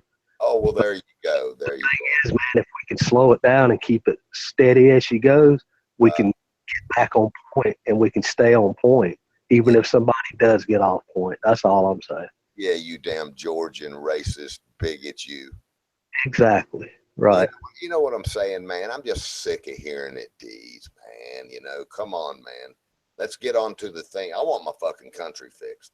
Y'all can call each other nigger and white all you want to. Just fix my fucking country, damn it. Right. I agree. You can work out that racial shit later, okay? We can keep moving forward with that. I just want, you know, all this, you know, all the talk about, you know, government's not moving. They're always locked up there and can't get anything done. Those are the issues that I'm more worried about. Just start getting some shit done instead of fucking this, what do they call it? Lockjaw of government or whatever, you know? I'm just, damn it, let's get some stuff done. Yeah, I agree. You know, I'm not a fan. I'm not a Donald Trump fan per se. My brother wasn't either. If he can accomplish something, I mean, let's give him his 4 years. You know, he might. He's not a politician, and it's showing. You know what I mean? And the other way I look at that, from a civilian standpoint, not holding office standpoint, okay? So, right, he's learning.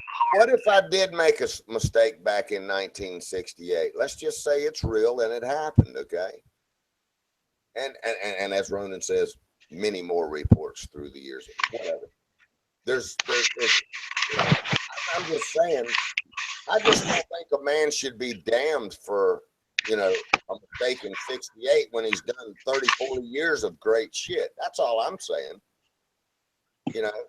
Yeah, I don't know his history exactly. I don't either. It all boils back down to the way government's set up.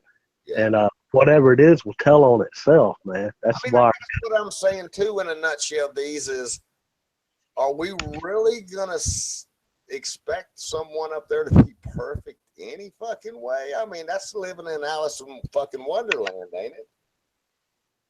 Yeah. It's just like you said, it's all the controversy over him and his statements. Right. He has to be given a chance, and he has a lot to learn, man. He has a lot to divulge and go through and munch on to figure all this out. So it's going to take time to do that.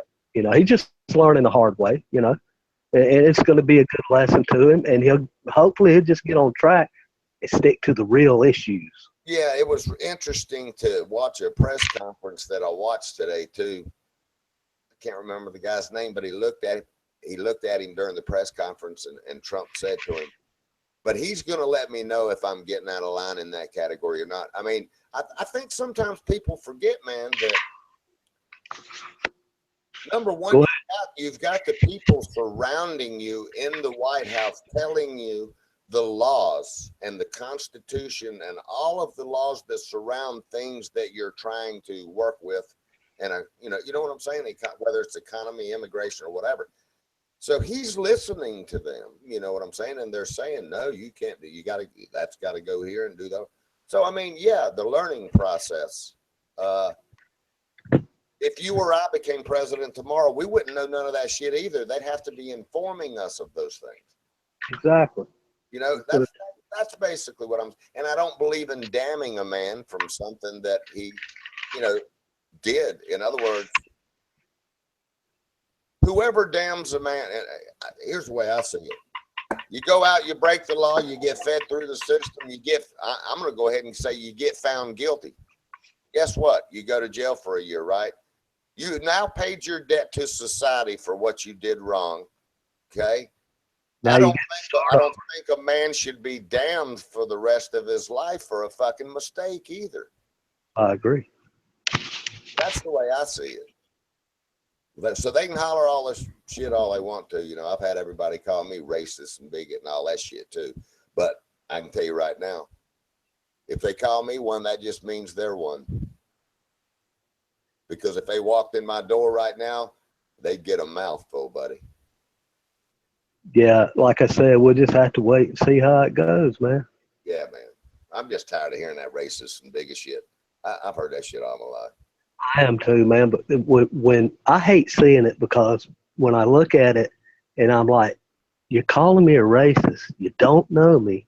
You don't know that I am truly not a racist. You know what I'm saying? Yeah, and that was my, hey, man, and just so you know, Tudor nailed me today. That was my argument last night, you know, about Tudor supports pedophilia just because he banned somebody out of the chat room. Give me a fucking break. Yeah, it's, well, you know, that's just, I don't know why that keeps going, but that seems to be the favorite thing for everybody to be a pedophile now. So. See what I mean? Racist, pedophile, da da da da da da. And the way all that's tied in and blah, blah, I just don't believe in it. I'm sorry. Yeah, it'll be something else 10 years from now. There'll be another thing, you know, big popular thing to be. Hey, I guess you can say I'm a, but you know what, I will tell you this that I remember, dude. I can remember going to junior high school, and it was pretty much, well, I don't know what it was. Actually, I was focused on being a kid, you know, and going to school. But, you know, there were a lot of blacks and whites in my school. You had your select few that you could tell that at home, mom and dad had told them to hate white people. What nobody wants to talk about is, yeah, there's racism out there, but I went to school with blacks where their parents fucking hated white people and they fucking programmed them to fucking hate white people. There's fucking people that hated white people in my fucking school too. You know what I mean? And there's also white people that, you know, didn't like blacks, but for the most part, there wasn't a whole lot of that, you know. In other words, they kind of told on themselves by, you know, shit that they would do, you know what I mean? And the other people just sat back, even way back then, people didn't like it, man. I mean, I don't even like to be around that true racism shit, but they want to spin the word racism up, you know what I'm saying?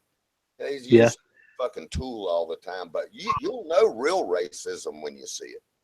Buddy, this is why I keep going back to empiricism.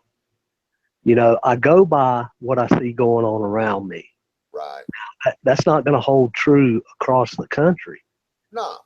When I go to Walmart and when I go to, we'll do whatever I do, when the black person holds the door for me and smiles every single time, and we both do that respectfully, and we can have a conversation. How are you? You know, thank you, sir.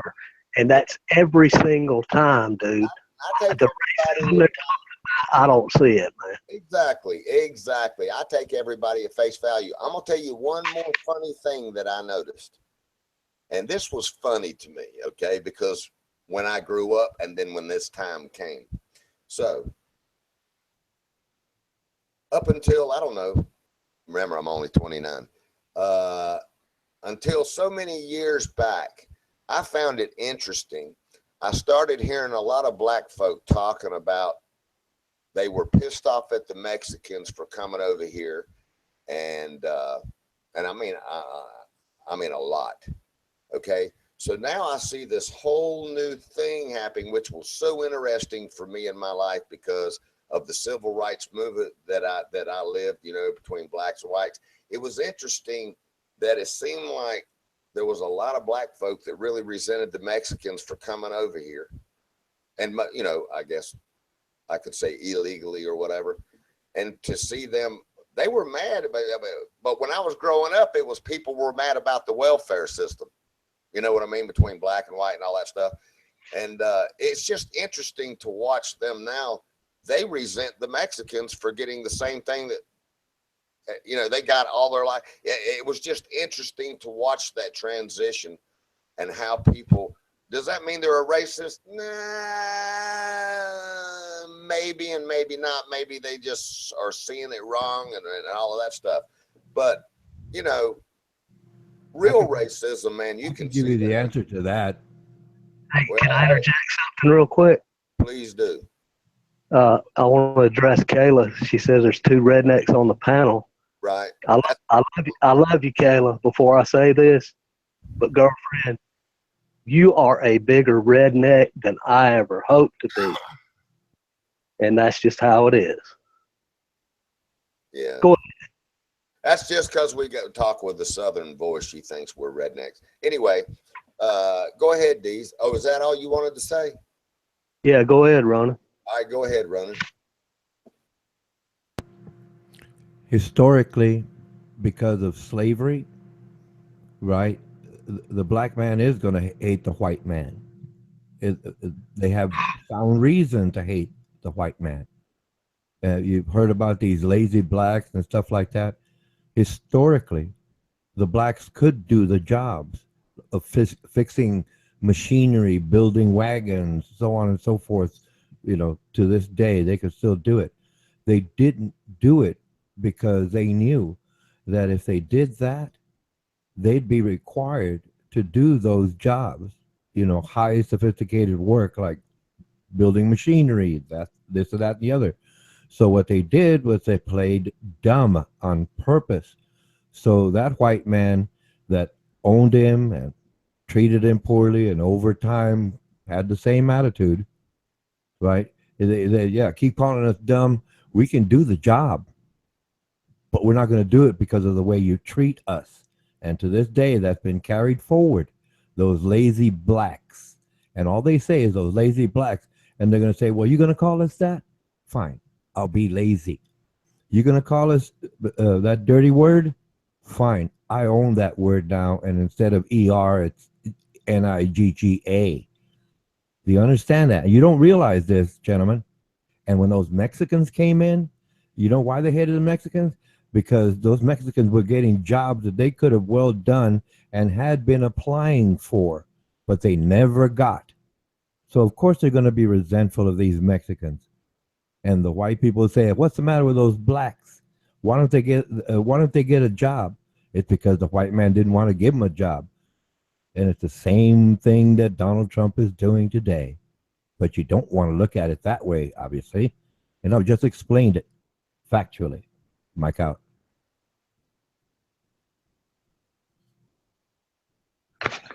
Yeah, they Ronan, they are still doing that today. I work with well, not all of them, all of them. But being lazy, right? Being is that the point you're getting at, D's life? Being lazy. No, let me not lazy, and it's not very many in my observation. Empiricism again. I worked with a black guy on a crew, and we all made the exact same amount of money. And this black guy harassed the other guy constantly at work, creating dissension, trying to slow down production. And this was a production job. So yes, some of them still do that. But there are a lot of very productive, highly skilled black people that live around here that make good money. Well, yes. Some of them did get the opportunity and support, yes. But the overall mentality is that they're all lazy. You might see it in isolation, but what is the overall idea? What do they see in TV, you know, the Yeah. same historically. I understand you know the details. I fully acknowledge that. Yes. Yeah, But I agree with you, man. yes, okay. So there's no real problem there. If there's somebody questioning it, like I said, I just explained how that works historically. And so I can understand it. I can profile it. And oh, okay, I understand why that man is black. I don't have to really know his families, but I know anybody in his particular group, you know, was treated that way, and the mentality was that that's what they got.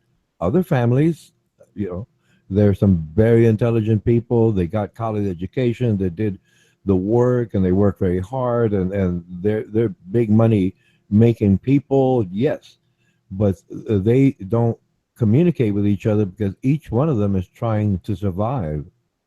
They can't work together because they're kept apart, whereby the people that used to own those people work together no matter what.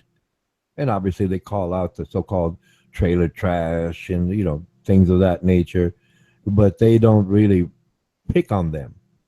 They might say, yeah, they're trailer trash, but they don't try to, you know, go in there and lynch them, burn their homes, burn their churches, gun them down. They don't do that. And like I said, I pointed out the DOJ study about all those murders. The institution was doing it. That's what was basically fomenting, you know, bringing it up, the problems. And like I said, that's what I just pointed out. Right. Yeah, I agree 100%, man. Yes, but see, but you're a reasonable person. There's not that many in terms of percentages. It's a small percentage. It's under 50%. I'm positive of that. You know, and it's all, you know, obviously region, city, country, whatever the combination is. But yeah, but you're a reasonable person. That's different, D's life. Yeah, that's completely different. I can talk to you in a reasonable fashion. Yeah, I mean, when something is history, Ronan, you have to own it, man, and move forward. Well, yeah, it's like you don't have. You've heard that old story, you know, that they want 40 acres and a mule, right? Right. But nobody's going to sell them the seed to plant anything on that acreage. That's the mentality. It's been the mentality historically. That's the mentality, you know. But then there's the other argument that well, we don't. Why should we pay them restitution? And the point is, I'm not asking for them to be paid any monies because their forefathers were slaves. I'm not saying that. I'm asking, why don't you just stop treating them the way that you used to treat them? And it's not happening today. We have Beauregard Sessions, the Attorney General, and he is not going to help matters much. He is just continuing the cycle. That was the whole argument Elizabeth Warren was going to prove, in spite of the fact that he might have gotten voted in anyway, right? Because most of those people in the brothel of fools, yes, are racist, and they have those habits, and they don't see it because they've never been separated from their own pool of influence. They've never done that, and it benefits them to go along with the idea, because if they did speak up, they'd be kicked out. They'd have to start elsewhere, their own jobs, you know, struggle like anybody else, and you know, make it up. But no, it's better just to, you know, play along to get along. We hate all those black people. They don't say it, obviously, but that's it. It's unconscious. They're not aware of it. And like I said, the argument is like, well, no, myself, no, I don't want to pay them restitution. That's in the past. But I'm not going to treat them like that today. And that's not what's going to happen under Attorney General Sessions. And I know that's predictable, Mike. Right. Yeah, that's not what I was saying at all. I was saying history is what it is. White people have done what they did. I mean, you could walk around with blinders on all day, you know, and deny it.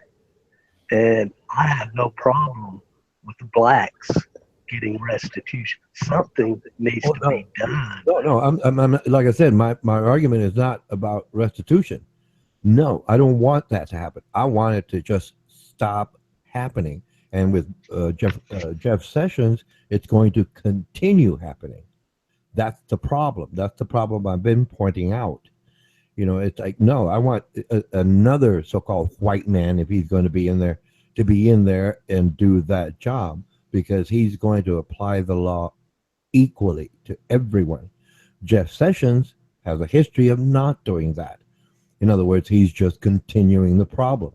But like I said, no, I don't think they should be given restitution. No, like you pointed out, it's back there. It's in the past. Yes, but I'm asking that we stop it as a society, and it's not happening because, well, we have Jeff Sessions now as an attorney general, and it's predictable as to what's going to happen. I mean, I would like to know you gentlemen for the next, 80 years, if possible, on these hangouts, or however long, because Buddy's going to live, much longer. Well, within the window, right? He's 29.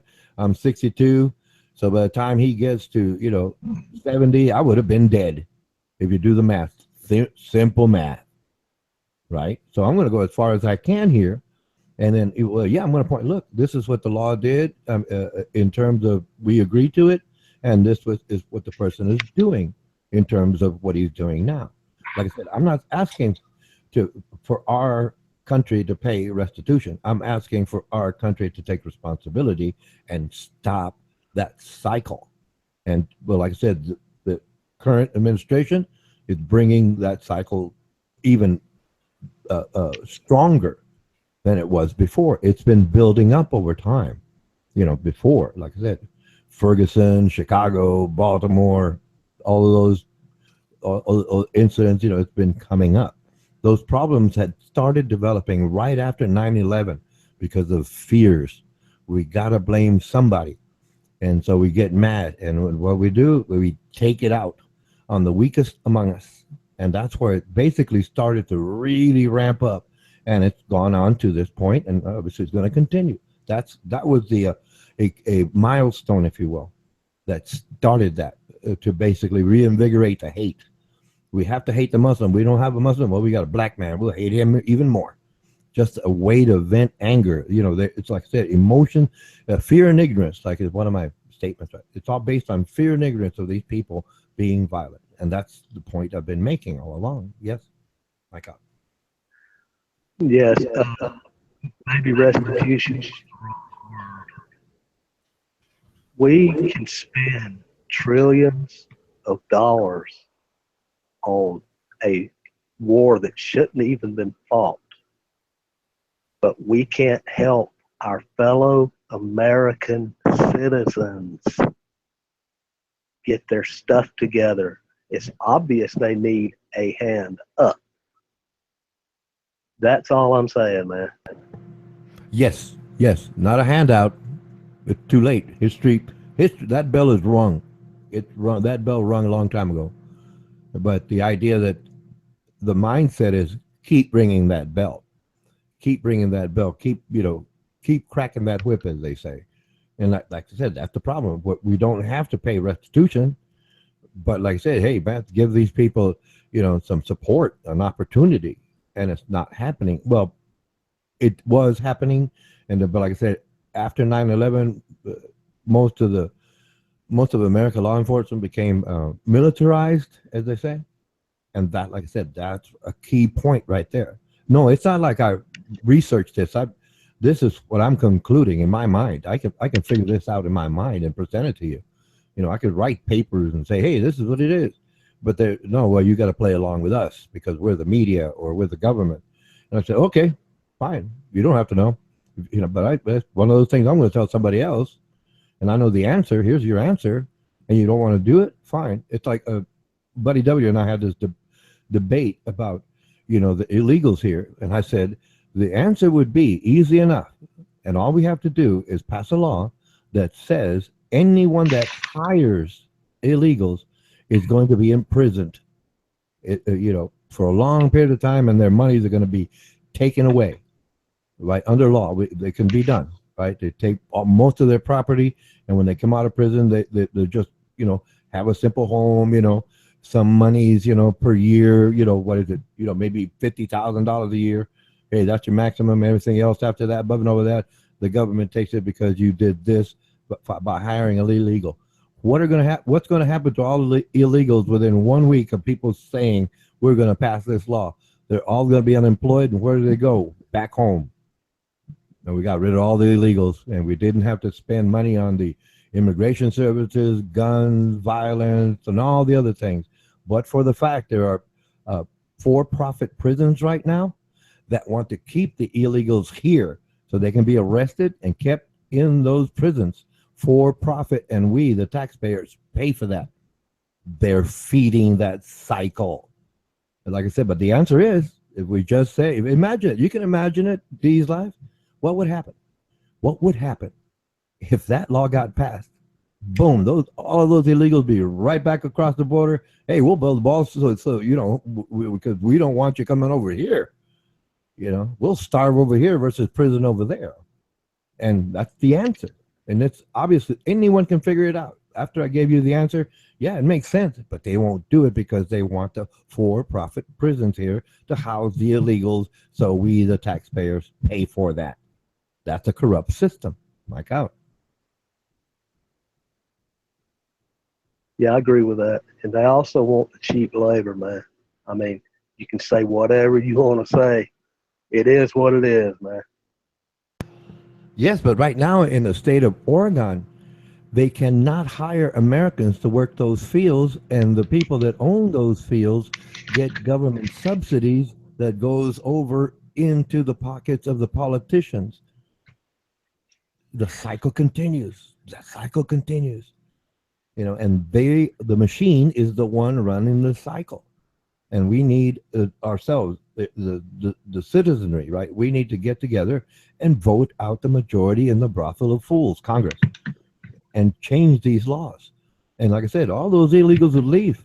Plenty. I mean, all of them would leave. No, but hey, man, the owners, you know, he don't want to lose all those profits, but he really doesn't want to go to jail. But right now, he can get away with it. Pay it under the table. It's called sub rosa, under the table. Right? But when they forced to pay pro rosa, it's better than going to jail, man. Yeah, just pay a fair wage, you know, to Americans, you know, minimum wage or whatever that is. Boom, boom, here, work in the field versus pennies. You're going to get dollars an hour. Okay, fine. I'll pay a little more, 10 cents more for whatever, you know, produce. Yeah, I got no problem with that. But like I said, I've given the answer. I know the answer. You know, my name is Ronan Canucci. I know the answer, and that works. And I know it would work, but for the fact that the system wants to keep things the way they are, so they can play both sides. You know, what was it? They can play both ends of the candle to their advantage. That's the way it goes. That's what it is. I know what it is. I explained it. Mike out. Yeah, it's the art of the deal. We don't want to pay $2 for our tomato. We want it for 20 cents. Well, yeah, but I mean,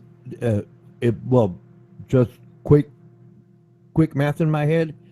It said what'd you say, $3 versus 20 cents? It would wind up to be about 25 cents for that same tomato, not $2, 25 cents. I'll give you an example, right? There's this man named Sam Walton. He passed away. He's the founder of Walmart, Bentonville, Arkansas. Every product he had in his stores when he started out were all made in America. All of them, right? And when he died, he has two sons.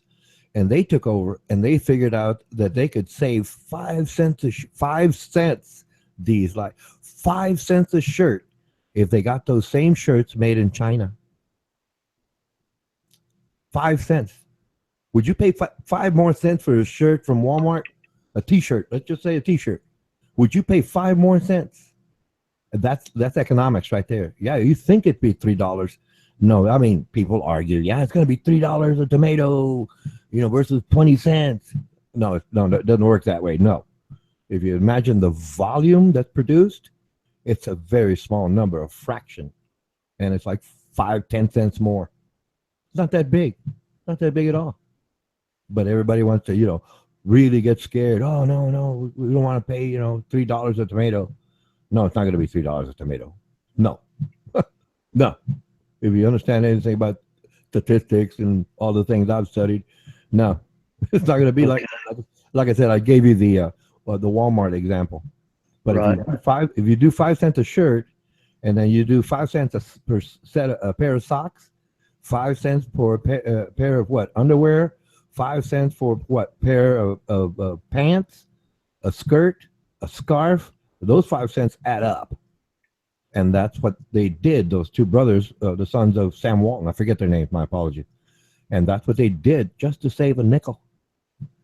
And that's the problem, right there. Right. Yeah. Well, there are 6 billionaires in the Walton family now, and 4 of them are women. But that's beside the point. Now, see, you just nailed it down for me, Ronan. Yeah, but okay, now, excuse me. Initially, when Sam Walton started, he asked for $10,000 from each one of their investors, his investors, right? Those people are the ones that went on to become billionaires over time because of their investment. Initial, like I said, it was $10,000 that Sam Walton asked the people that knew him. He said, "Hey, man, I just need $10,000 to start up cash," and he got it from X number of people. I forget the number. I think it was 435. That's the number that comes up. But then there's others that reinvested, and like I said, those ladies, right? They reinvested their money, plowed it back into the ground. That's the phrase. They plowed it back in instead of taking it out and putting it away or something. They plowed it back in. They plowed it back. They kept plowing, and then it got really big. Boom, exploded. And then Sam Walton passed away. And like I said, and then the two sons, already very, very rich, wanted to get more money. Bottom line. And if you go to Walmart, right, it's very little staff. It's hard to find a Walmart employee. They're walking all over the place, and they're doing so much more. And because they're trying to cut corners and make more profit, it's not that they're not making money. It's that they just want to make that much more money. And that's the problem. Like I said, that's the problem. And that's what they want to do. That's what's happened, and that's why jobs are shipped offshore. They just hire people from China or Bangladesh or India or Mexico and all these other countries for pennies. And they do the work because they want to make tens of dollars versus just $5 bottom line. And that $5 equates to $500 million profit versus, $100 million profit. They want $100 million profit. So that's why they ship the jobs offshore. And I mean, well, put it this way. In all reality, no, it's not going to happen. Those jobs aren't coming back because those people, the billionaires, are the ones that own the majority in the brothel of fools. The cycle continues. The corruption, the machine goes on. But, okay, fine. They say give him a chance. Fine. They didn't give President Obama a chance. First day after he took office, man, Mitch McConnell, that same racist in the brothel of fools, said we're going to do everything to make this a one-term president. And when President Obama says, I agree, the Republicans came out with a plan, and President Obama says, I agree with that 100%. The Republicans said, well, we changed our mind. It's called gridlock, right? And it's evidence. That's evidence of institutionalized racism and corruption. But they don't want to change it, so that's why they want to vote them all out, and we can start anew.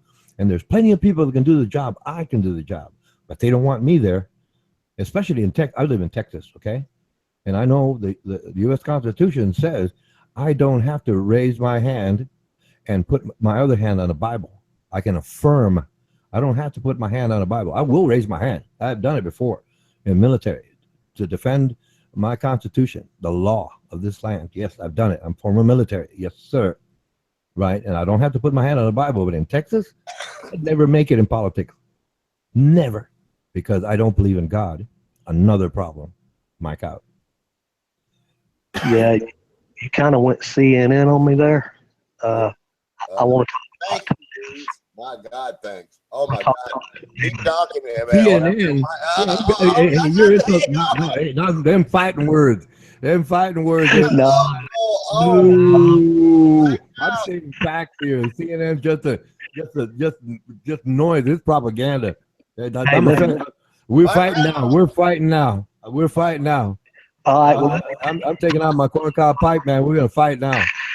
No, I'm playing with your D's, but no, not CNN. to the tomatoes, man. Yeah, man, I'm gonna get mad at you like I do with Buddy. TYT. Don't do it. Nah, I'm playing with you. I'm playing with you. Mike out. Yeah, the thing with the tomato, tomatoes. Now, if we have to pay a guy $15 an hour to pick those tomatoes, and that price of that tomato only goes up 5 cents, then guess who has to eat the cost of that labor? The farmer. Well, yeah, but they get subsidies already, and instead of shortchanging the person and the government and making $100 profit, they're going to wind up making $60 profit. Profit is profit. They just want more of it. Right. Right. That's it. That's all it is. Versus $100, just simple number, right? $100 versus $60. They want the $100, so they're going to hire the illegals. But it's profit. They're still profiting. They get government subsidies. The big farms. Okay, the big farms, the big ranches. Right? The monopoly, if you will. That's the point. Well, it would make sense to you or me. Yeah. But you talk to the other guy who wants to get greedy about it. Also, he can afford a lawyer that'll pay off a politician. No, like I said, that's the corruption right there. So the farmers kind of like corporations. Well, yeah. Yeah, I'm just putting all this together in my head, man. Oh, I've already had the information. It's just I hadn't had the opportunity to share it, because I've done homework, way before this. So to me, it's nothing new, and I can apply the same formula, a year from now, 2 years from now, 5 years, 100 years from now. Doesn't matter. It's the same formula, statistics, basic formulas. But that's how that works in terms of being an analyst. I'm analyzing this, and I say, okay, we can predict this if we do this, and we can predict that if we do that. The profit margin will be much higher if we keep the illegals, but it'll be 80% or 60% of the original profit margin. But they want to keep that profit margin as high as possible. Like I said, the two sons of Sam Walton.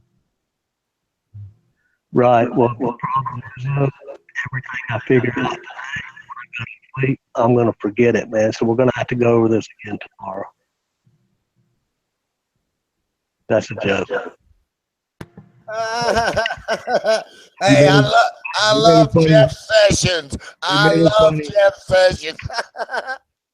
Well, no, like I said, it's the problem is there. I know the answers. If nobody likes it, well, that's the facts. So they can argue any way they want, but the facts remain. So I heard an old line. It's an old line. It says, "Friends friends can come and go, but enemies accumulate." Yeah. Yeah. Nice to meet you, accumulate. But anyway, I love Jeff Sessions. I love him. You japer, you better quit japing me. Old CNN thing. That's CNN right there, dude. That's fighting words. Them fighting words there, D's. Yeah, I'm sorry, man. I couldn't help it. Next thing you know, he'll tie you. I'm better. I'm better. I know I'm far better than CNN. I know that. He's going to tie in TYT next. Oh, TYT's pretty good. They're pretty good. Right. Rachel Maddow. She's the top of the heap. If you want it for real, her and Lawrence O'Donnell. Yeah, there you go. There you go, Deez. That's what we're getting right there, Deez. Yeah, they go with facts. I like that. I'm going to play Bill O'Reilly on Fox next, okay? Oh, no, that's a bad choice. Yeah, I know it. No, do Sean Hannity.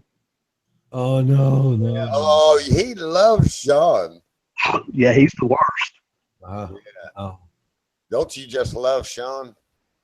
I used to. No, I mean, You're not talking to me, right? You're not right. you love Sean Hannity. I know you do. No, no. Well, I'll put it this way: it's not about the personal; it's what he's saying and what he represents. You know, Is he a racist? The man himself, I don't want to hurt. Is he a racist? Oh yeah, he. Did you know? Okay. Did you hear the Cliven Bundy story? No. Okay, this guy was Cliven Bundy, right? And what he was doing, there's these federal lands, right adjacent to his ranch. You know, he had this ranch, cattle ranch in California. Put him in jail. Yeah. No. And what he was doing was he was grazing his cattle on federal lands, and that's against the law. And Sean Hannity was supporting him. Yeah, go ahead, do it. You know, nobody's using it, but it's like, wait a minute, these are public lands. It's not privately owned. And he was grazing his cattle.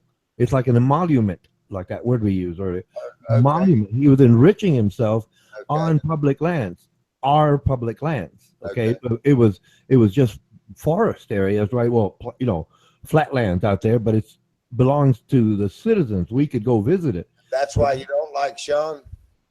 Well, yeah, because he was supporting Cliven Bundy, and then Cliven Bundy was being interviewed one day, and he went on with Cliven Bundy, man, they're just persecuting him, and you know he should be allowed to do this and allowed to do that. You know, he can graze his cattle on public lands. What's the problem? What's the problem? Arguing for about 6 months. It was a 6-month window, because that's when he found out about Cliven Bundy. Yes, and then Cliven Bundy says, "I think those blacks would have been better off in slavery," and all of a sudden, Sean Hannity turned on him. Oh, that's unacceptable to me, and he just distanced himself from Cliven Bundy. Right. So it was okay to steal our money, but when he admitted that he hated black people, no. But Sean Hannity was already supporting racism, just like Bill O'Reilly. But until they say it, they'll defend it. They'll defend it, as they say, tooth and nail. That damn Fox News, I tell you. Well, put it this way. That's it. I mean, it's obvious. But like I said, Cliven Bundy was getting away with it.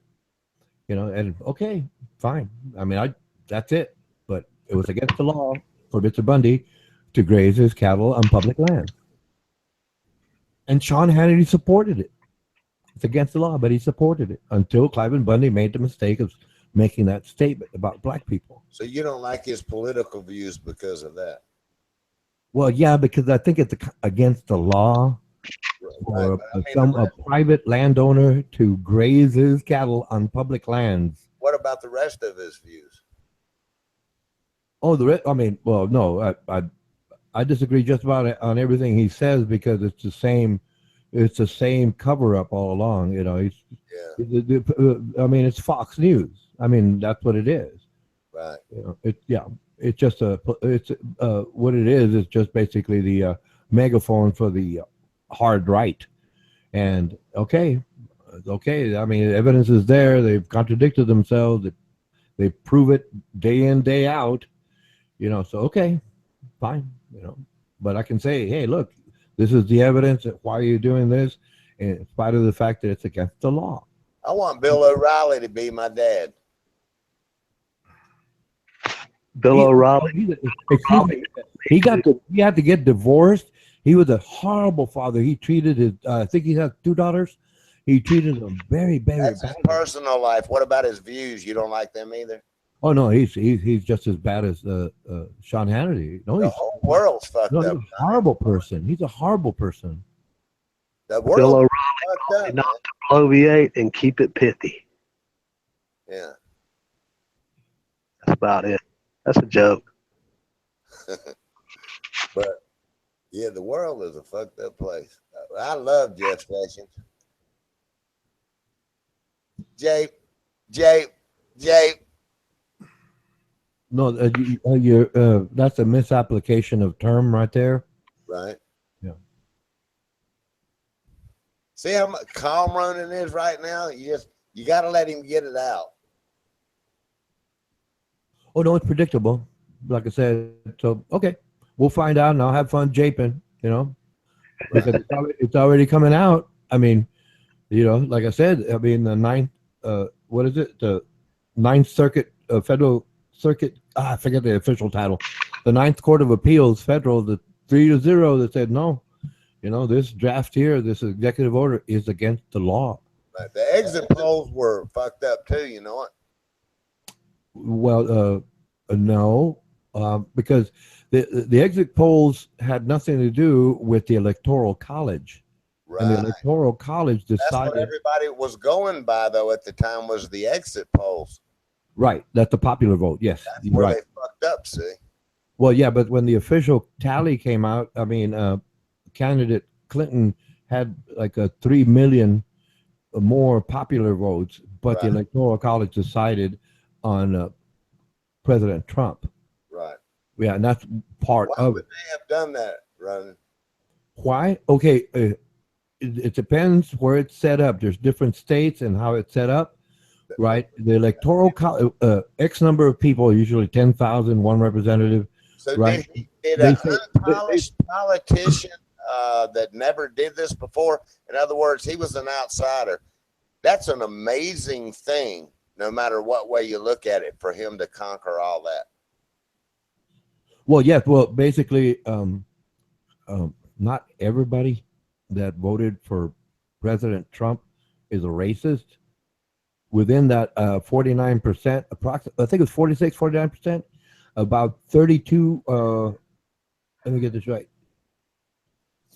26% were actually extreme hardcore people, evangelists, you know, KKK, those people. If President Trump was a different person and he's still hard right conservative, he would have lost by a major landslide. But for that key core constituency, like I said, the hardcore evangelists, the racists, the real overt people, you know, with the hatred, right? They didn't want that. And then there's these other people, and I'm in that group myself, right? I did not want Hillary Clinton to be president. You know, I wanted her in prison. Not going to happen. Is she a racist? Yes, she supported the idea. She supported the idea because her husband at the time had came up with the 3 strikes rule, right? Three felony conviction, 3 convictions, and it's a life sentence. And then she made the statement, "We've got to bring these people to heel," which basically was a slave owner statement. You know, heel, boy. Right. Yes. So she was part of, but she distanced. Oh, we got to take care of the children and stuff. It's basically just acting. You know, she just wants to get these people, you know, to support her so she has more power in government. Yeah, I've always They're felt crooked. like They're crooked. The yeah, whole thing is I've always crooked. felt They that set way. up the Clinton Foundation so they could funnel money Yeah, through the foundation. Yeah. Okay, and then what they did was they installed like big donors on the board, right? And the big donors would give money, and they're connected. So the foundation got in there, right? And then the donors would get money, right, for their salaries, and whatever monies they would make, they funneled it over to Hillary Clinton's campaign. right. That's how she was doing it, right? And so it's crooked, just as crooked as could be. I mean, not both sides are guilty. Don't get me wrong. And I did not want to vote for Hillary Clinton. I was a Bernie Sanders supporter from the beginning, but I was not going to vote for her. I didn't want her. That's cool. And like I said, the gamble on the other side was that President Trump would get into office, focus on the job, make this place better. But it all started, I mean, 3 weeks of just failures. I mean, problems. It's never happened before in history. But like I said, it's going to get worse. And I'm looking at it positively. I said, great. At least the world and the country will know that we have to change these things for the better.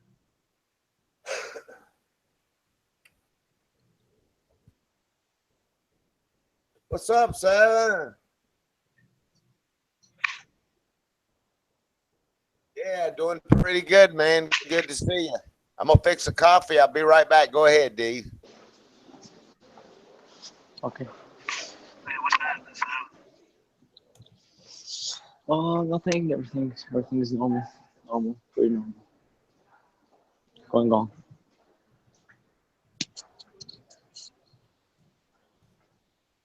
What time is it there,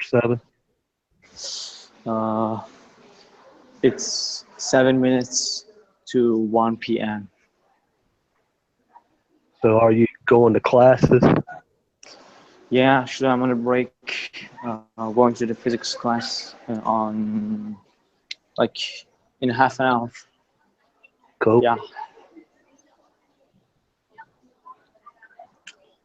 So how's your day going so far?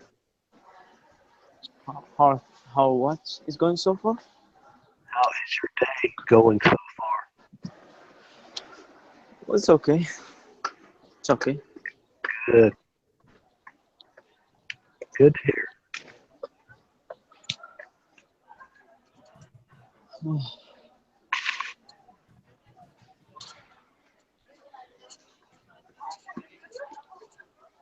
All these people here. Wow.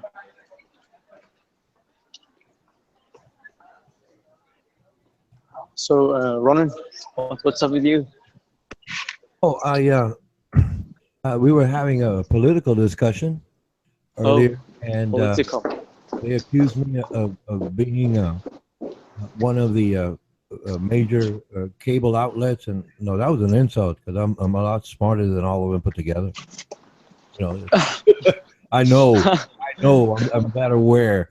You know, it's like D's live over here. We're gonna fight. We're gonna scrap, man. It's like I took issue. Sir, I've been insulted. I'm gonna slap him and throw the gauntlet down. Boom. We are at war, sir. Well, we're both Southerners, so I can say that.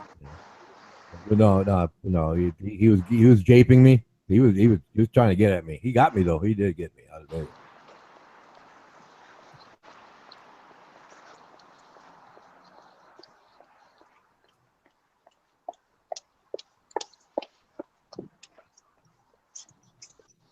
I just want to say that I'm not picking up sides and things, and I'm just here.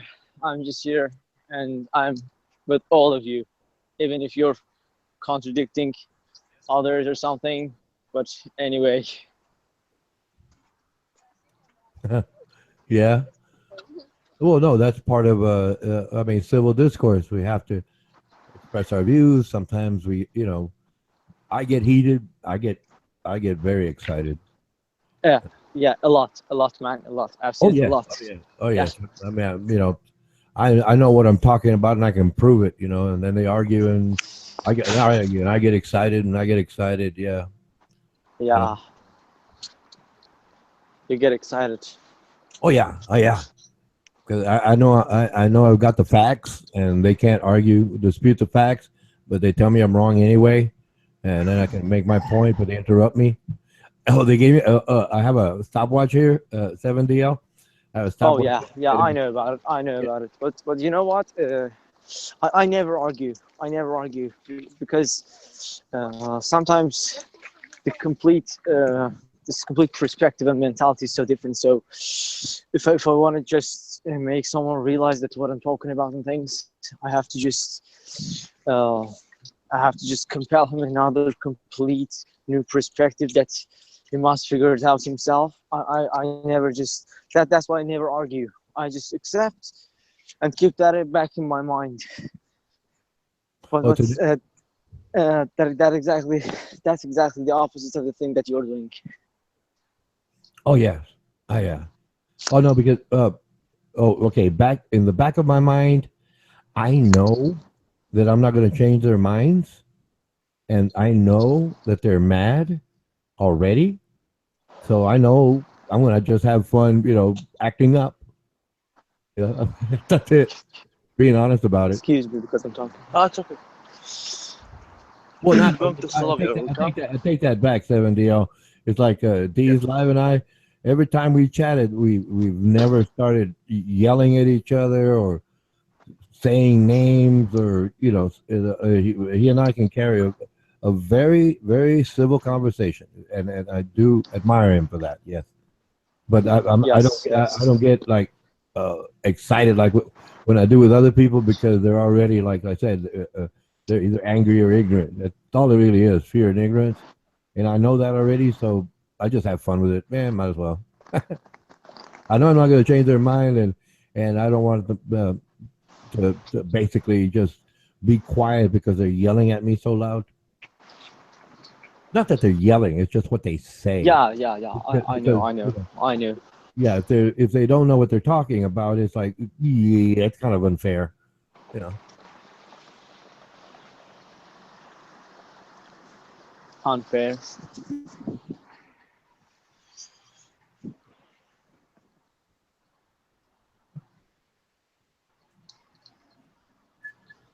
No, I usually talk to people to just understand their perspective and the point of views that they're giving and things, because I think that's pretty useful. That's pretty useful. And when you just listen and you understand what's from, then Yes. you can realize a lot of things. Sival, Sival. Oh, sorry, I was calling my friend.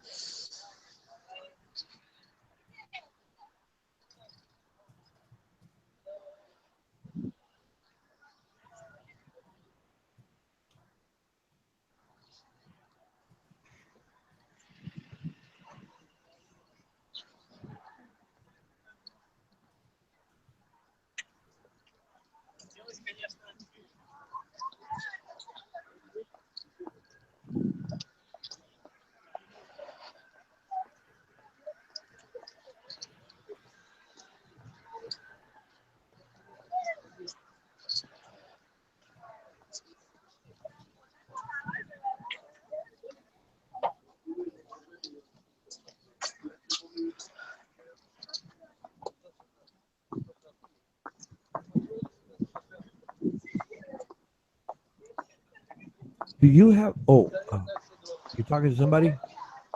No, I'm not. They're just people on the pavement walking. So yeah, yeah. I'm talking to anyone. I'm just talking to you, man. It's just you. Go on, Oh, go yeah. on. I'm listening. Yes, I've heard you pluck your violin. Yes. Yeah, Do you have a bow, an actual bow for your violin? of course, man. Oh no, because every time you played, it sounds very nice. It sounds very nice, and it sounds it's like very. I mean, I think, man, why doesn't he use his bow? And I mean, I guess I'm bringing it up because someday I would like to actually for you to actually bow your violin. It's a beautiful sounding instrument. Yeah, okay. Today I will do that in maybe 4 or 5 hours. I will do that. Oh, okay, okay. You know, Yeah, because we usually Petra is singing in the background, and I'm just playing the violin by my fingers. Because it's night here. It's like 2 a.m. here, and I can't use my bow, so I just have. yes, it's like I said, it's one of those things. I think it's a beautiful instrument. My one of my goals in life is to try to collect every single instrument I can. You know, have a whole orchestra, and teach myself to play all of them. All of them. You know, from a violin to a flute. You know, I can already play piano. No, Good. it's about the tonnage and like how it sounds. I tried several instruments, but violin is the thing that moves my soul. Just inside me. When I'm playing violin, it's like my soul is shouting something. And to be honest, I love it. I love it. I love when I just make this sounds and just express my feelings in another language that everyone can understand, even if we don't speak the same language. Everyone can understand the feelings, the rhythm, Yeah, the that's one. melody. Yeah, that's one of the two things that I know that if I do not know how to speak a language, uh, Persian or Russian, but if I go there and they show me a piece of music, sheet music, written down, and they say, they point at it and I'm playing whatever instrument I'm good at the time, and I nod my head yes, and I start playing, and they say, good, good, or however they say good in your language, or Russian, and then okay, the conductor comes up and we start playing. We can communicate. And the other thing is the game of chess. Anywhere in the world, I can go and set up a chessboard, and I can play the game. Yes. I'm not saying I'm going to Yes. win. I'm not. No. Yes. I'm not saying I'm going to win. But So I you can play chess, right? So you play chess. Yeah. Is there anywhere online that you can play chess? Oh yes. Do you have a pen and pencil or paper? I can give you the name of the website. Can you see the side chat here? On YouTube or Hangouts? Oh, would you like it on Hangouts? Yes, sir. Because I've not access to the YouTube Okay, so on my phone. so you are on Hangout, yes? Yes, sir. Okay. Well, you can hear my voice. So what I'm doing right now is I'm going to my Gmail page, and I'm going to bring up the Hangout for this particular. I mean the chat.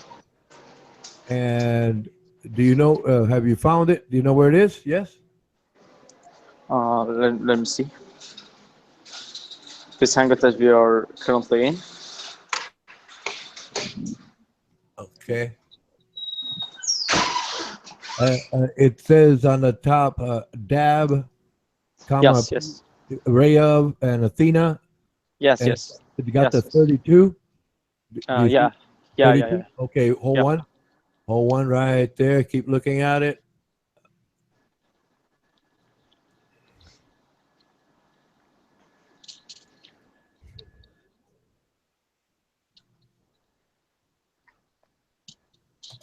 Do you see that there? Yes. I see. Okay. And all you do is go there and you create an account. Okay. Uh-huh. And you'll have a whole, I'm now on the website. you'll have So now I have to. yes, you'll have a lot of options, right? And if you know Yes. somebody, well, let's say some very good chess players here in this group is a man named Jay Tudor. I don't know if you chatted with him, but Nope. he's very good. Or there at that website, there's like tens of thousands of people from all over the world that play chess. And you go there, you gotta create an account. Well, you'll just look at the page and you'll see it.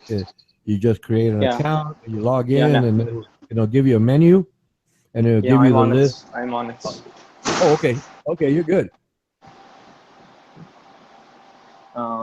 This is the username, password. Oh no, you have to it'll say it'll say you see the top line, yes, and it'll say over on the right side your language choice, so you can pick English or whatever you like, and it'll say sign in. Okay, and when you go to sign in, it'll give you a username, and then I registered.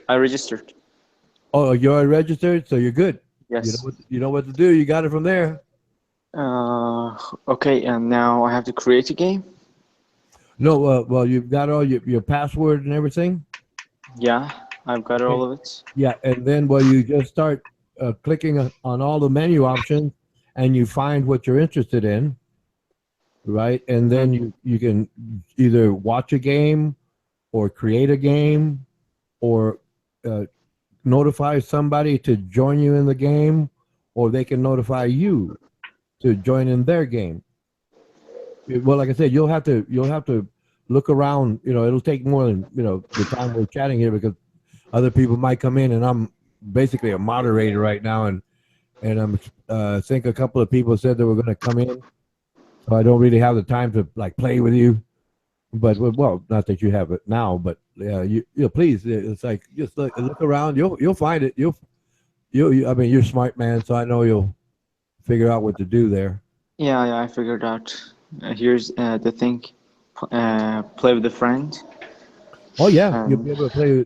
Well, put it this way: you can play with people from Iran, for example. There's a lot of excellent chess players in the Middle East. So you can, and then you can chat, in your language because you have language options, and so you can put it into Persian. I've never looked at the menu, but I'm pretty sure it has Persian in there. Like it'll have Russian or French.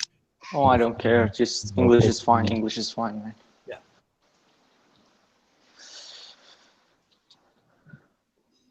Okay. So okay. Do you want to play sometimes together? Oh yes, I mean I can't play right now because I'm moderating and I gotta be here, and I'm not Uh-huh. Okay.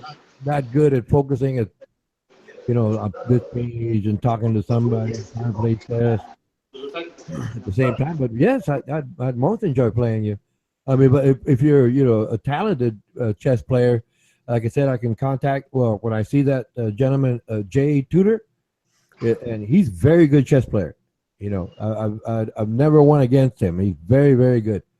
He's very good, much better than I am at chess. And I can Mhm. tell him about you, and then he can find you. Find you so long as I can share your username there because you can make it anything you want, and he can find you when he goes on. He really enjoys playing chess. He plays a lot, so he's very good. Okay. Thank you so much. Thank you You're so much, sir. welcome. You're welcome.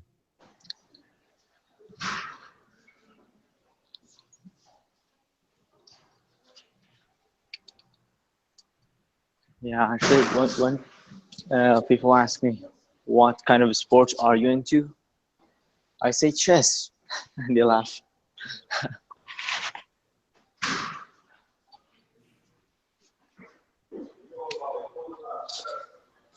Oh, God. You better. Oh, okay. Everything's fine.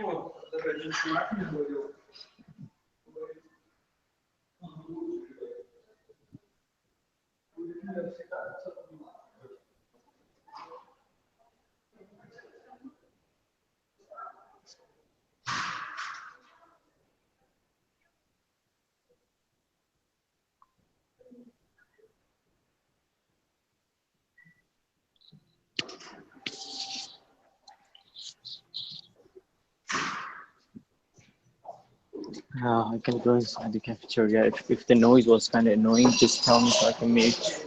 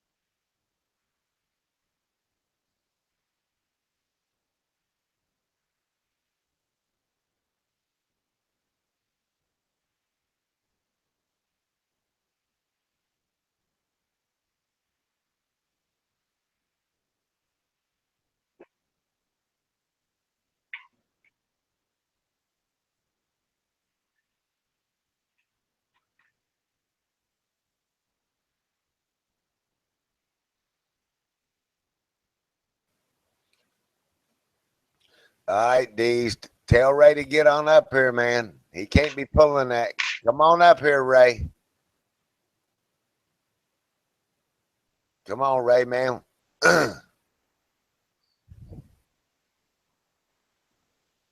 Uh-oh, Ray doesn't have a mic. He doesn't have a mic. Yeah, Rash stole his mic. Rash took Ray's mic. Yeah, man. Get up here, man. Let's burn one. Come on, Ray. Let's burn one, Ray.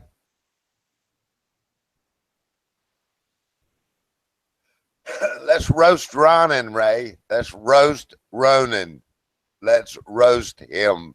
Jape him. Coward. It's predictable.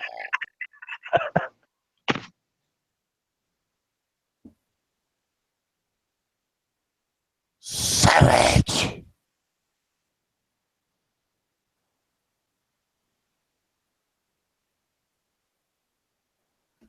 I'm not kidding you, man. I rode to the store real quick, D's. Man, I'm telling you, my God.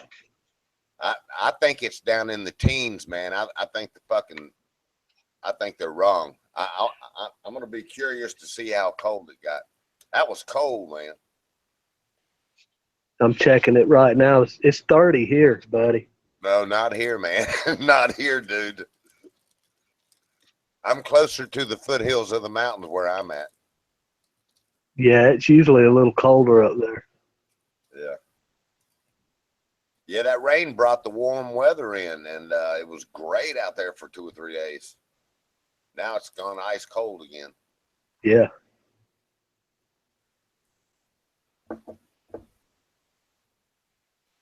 Oh, okay, Ray, hold on. You got him running? Let's see.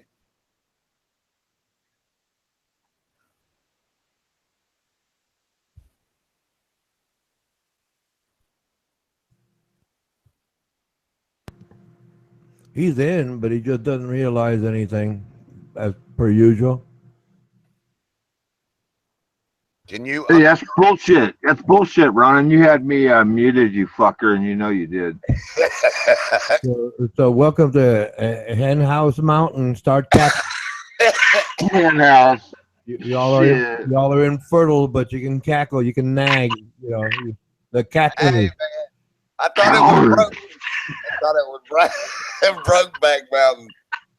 What's that? No. I thought it was Brokeback Mountain. No, it's Hen House Mountain. That's you guys. You, Jay Tudor, Ray of Sunshine.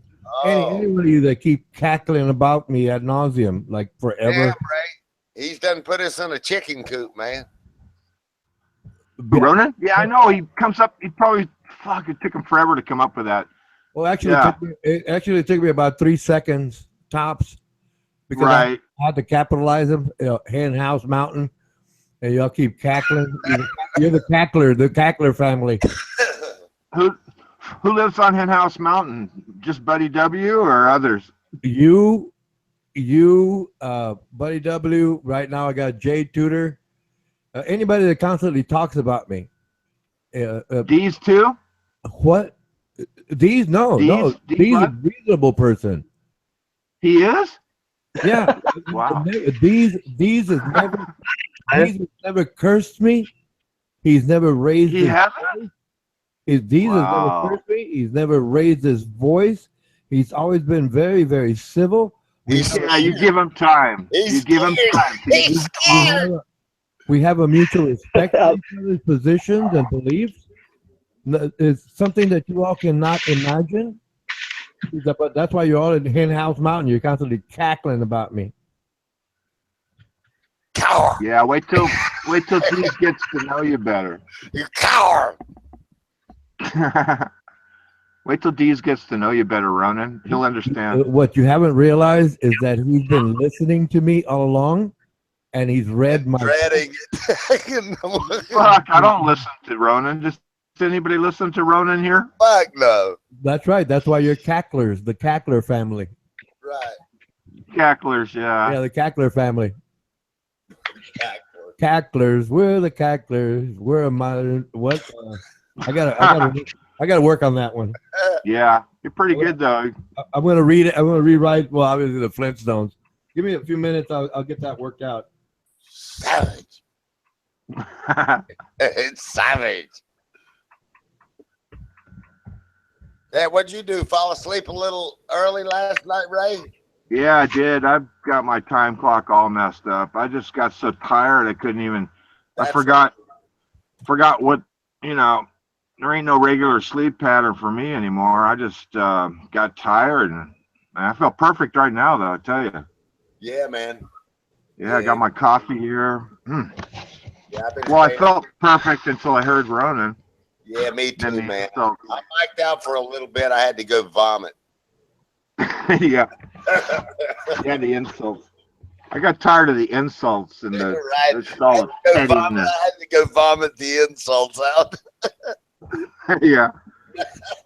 Now that I've puked him out, I'm okay. So, yeah, so LaSurge is over there. I'm pretty sure, I've mentioned it before. I'm pretty sure That's that LaSurge Nolan, is, baby. That's Nolan. oh, Nolan. Nolan. Keep them nuts a Keep rolling. them balls. What was it? You had the down pretty good. Yeah. Oh, what was that song? Ray lives. Look what he just wrote, Ray.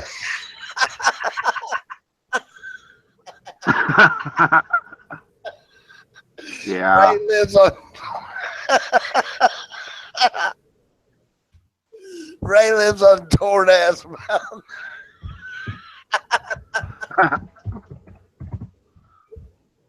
Ray lives on Torn Ass Mountain. What the fuck is that, Torn Ass? Yeah, that sounds painful, doesn't it? Yeah, it does, Ray. Hey, the Surge, come on up, mate. Come Torn on, Ass Surge. Mountain. Yeah. LaSurge is he's a Cangadian. Cangadian. That's hard to say. Cangadian. Yeah. Come on up here, you damn Cangadian. But no Mike Don. He's not coming up. I'd just like to see him sit in a chair so I could crack up. He's got a mustache, but no mic. Yeah. He doesn't have to speak if he just sit on the panel. Yeah, all Don't right. you think he should sit on the panel? Oh, mustache rash. Yeah. Wonder if he's ever got that stash, little pussy juice on it. Probably not. Probably ass juice.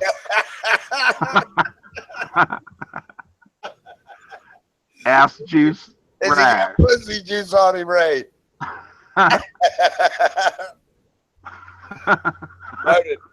Ronan, do you have any pussy juice on you? Boy, Ray came out swinging, man. Yeah. Yeah, I feel wide awake. I'm about ready to get my second cup of coffee. I'm ready. I'm getting my second wind right now, man. I'm not feeling pretty. I'm feeling a lot better, man. I had to go outside and vomit. I got insulted so much by Ronan.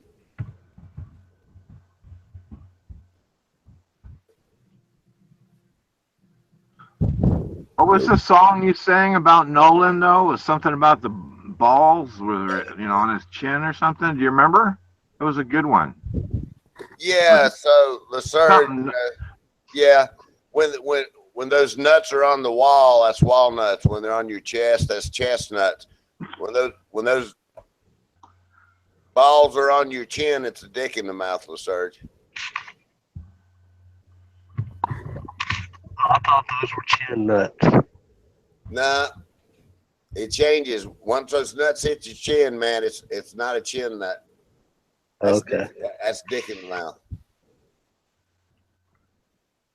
Right? LaSurge. Nolan. Keep them insults. Keep them dicks up. Yeah. Rolling, Nolan. Keep those insults rolling. LaSurge. Nolan. What a name, LaSurge. Wouldn't it be sad? I mean, the guy. No wonder What does LaSurge mean? Do you ever Google it? I don't know, but I can clearly see why he's got inferiority complexes. Yeah, well, I Googled LaSurge and it came up with a pile of shit. It came up on the screen.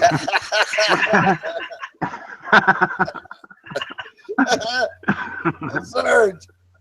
My I God, think change it's- that name right now. It means shit, dude. LA. Look at his gay little picture too. What is that? A little flower in there or something? God, that is so gay. That means he'll. You see in the background behind the rose, you see the sky and the clouds. That's because he goes where the wind blows. Yeah, he does. And Lasser's blows for sure. Well, Lasser's probably, or Nolan's probably master blower. The Surge, get on up here, man.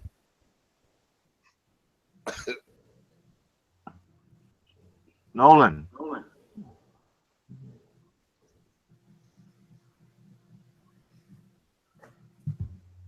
Come on, man. Come on, let's Surge. Google after you get up here and hang out.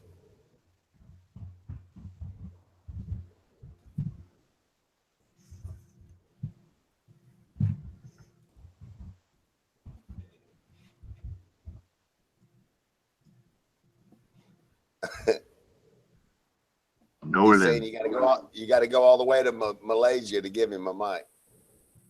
Yeah, shoot, poor guy. You know, can you imagine buying some device and it doesn't have a mic? It's like you go in there and on the shelf they got like 4 models. You know, here's the Kmart model. You know, all the way up progressive, and you know, you just got to figure out what you're. You know, how much do you want to spend? You know, do you want to spend $2 more to buy one with a mic, or you know? He chose to be frugal. Just get the cheap ass model, no mic. Yeah, right. He's gonna get one. He's got to sell a few more tilapias. Yeah. Well, plus Rash is one of those guys, isn't he? Isn't Rash a street shitter? Hold on, let me Google Rash. Hey, Rash, hold tight. I got to Google Rash. I want to find out what that's all about. Cacklers, treat the cacklers. They're infertile and aggressive, and they live with fleas. They're in Henhouse Mountain. They're a farce, and it's what? They're in the dark, and they scream out with glee. Okay, I'm working on it. Savage. Huh? Savage coward. Coward. Yeah, we got into some pretty deep conversations, but Ronan kind of got out there again, man. I had to back off and mic out, man. You interrupted me within 24 Mike seconds out. of it being it my turn to speak, and you just did it within 2 seconds of me speaking. It's typical, but excuses, stories, and lies is your motto. The cacklers, they live in Henhouse Mountain. Mic out.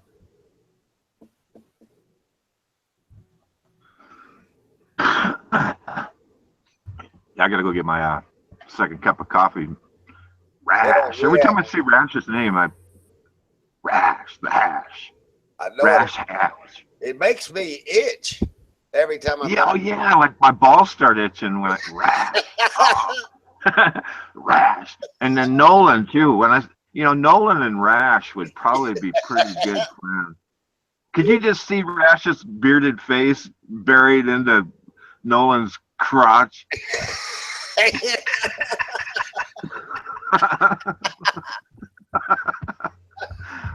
Yeah. Yeah. Just buried right in Nolan's ass. He'd be licking his mustache for weeks, man. Right. Let's urge you got to get up here and defend that right now, Nolan.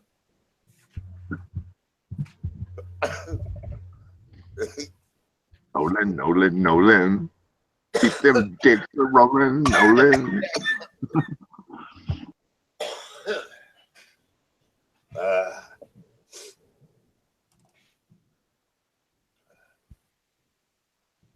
Man, something tells me LeSurge is running, man.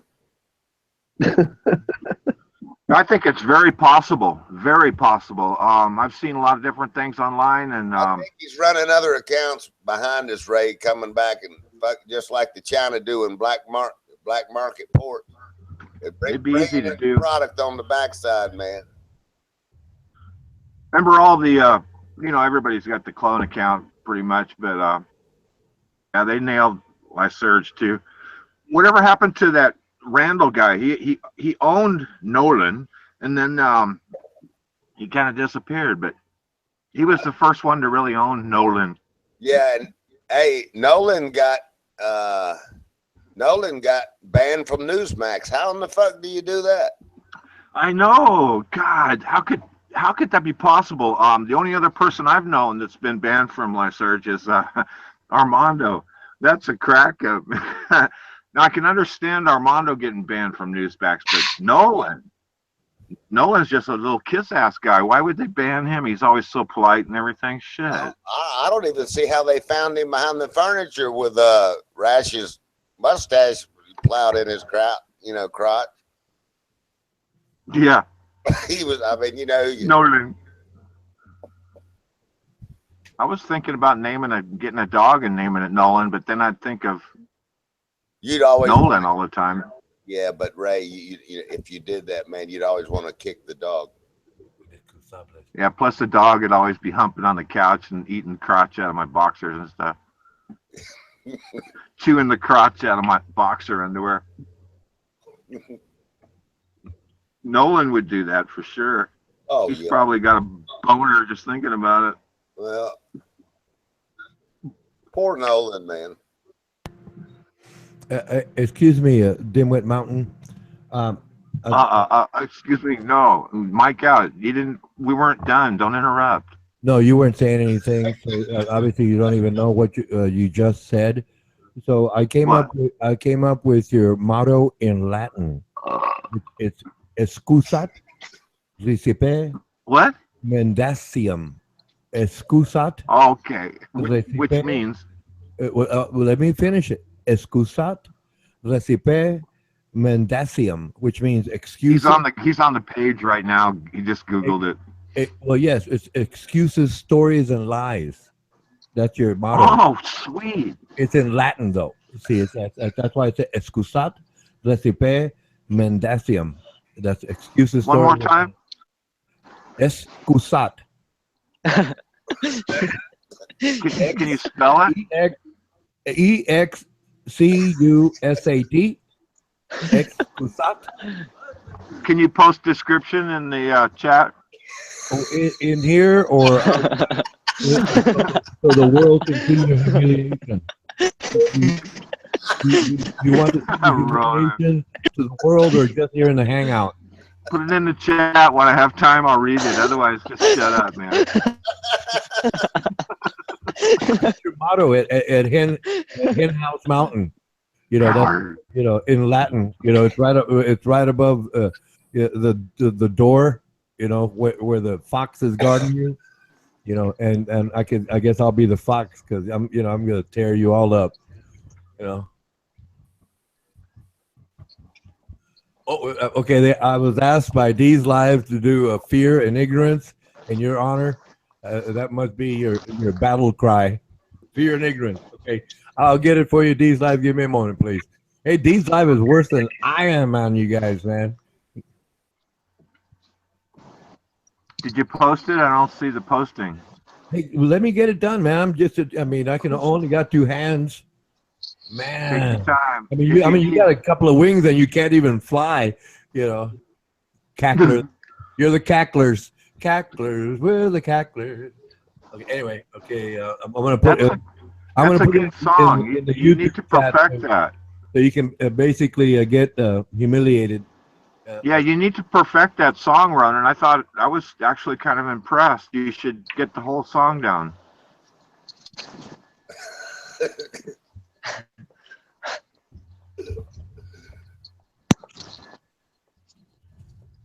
I'm waiting to hear the chorus.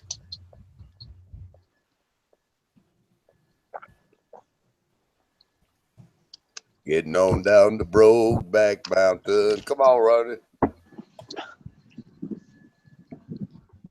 Ronan, yeah, he definitely lived over at Brokeback.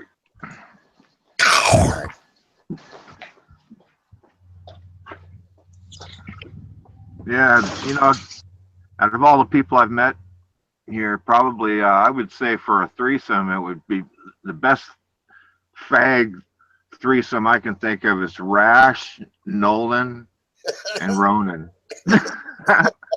Man, those guys would tear each other up. Shit, they'd be. Hey man, that's where he come up with Torn Ass Mountain, the Surge, man. Yeah, Nolan. Man, Nolan. can you Nolan. Keep the bullshit rolling. Nolan. Nolan wrote the book on bullshit. And then Ronan edited it. Hey Ray, who's the catcher and who's the pitcher between, let's say, LeSurge and Ronan? They probably pretty much take it all, share, It's hard to say. Probably Ronan would probably ram it to Nolan first.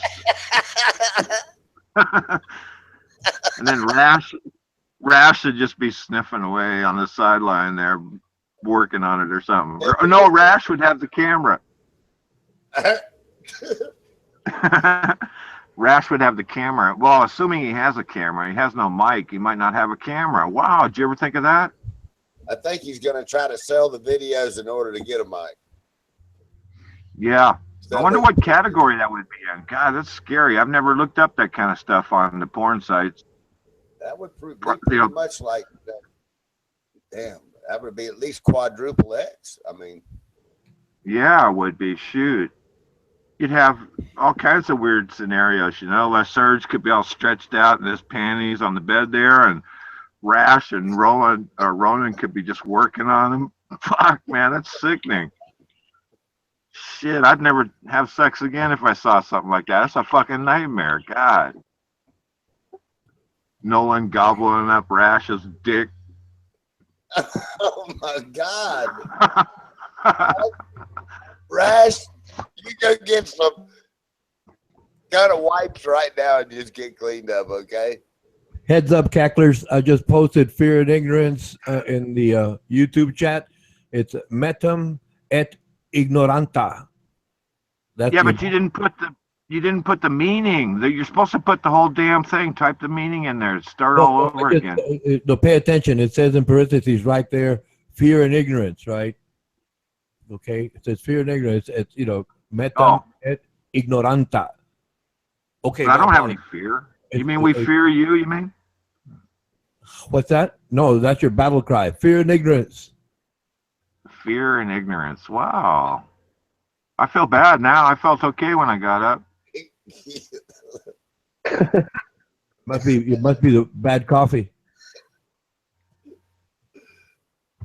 Yep, sour coffee. No. Man, you should have heard Ronan talking about Jeff Sessions. I mean, I can't believe how well I told him to pick between the three, Sean Hannity or O'Reilly or Jeff Sessions. And I said, those are outstanding citizens right there. And what a great, triple deal there just for the world. Ronan he ran with that for about 2 hours, man, just complimenting all three of those guys with great.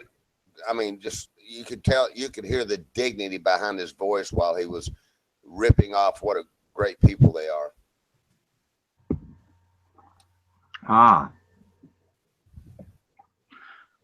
So anything happened in the conversation a few hours ago? Anything exciting happen, or same old shit, or what? Not really. I thought I heard. Well,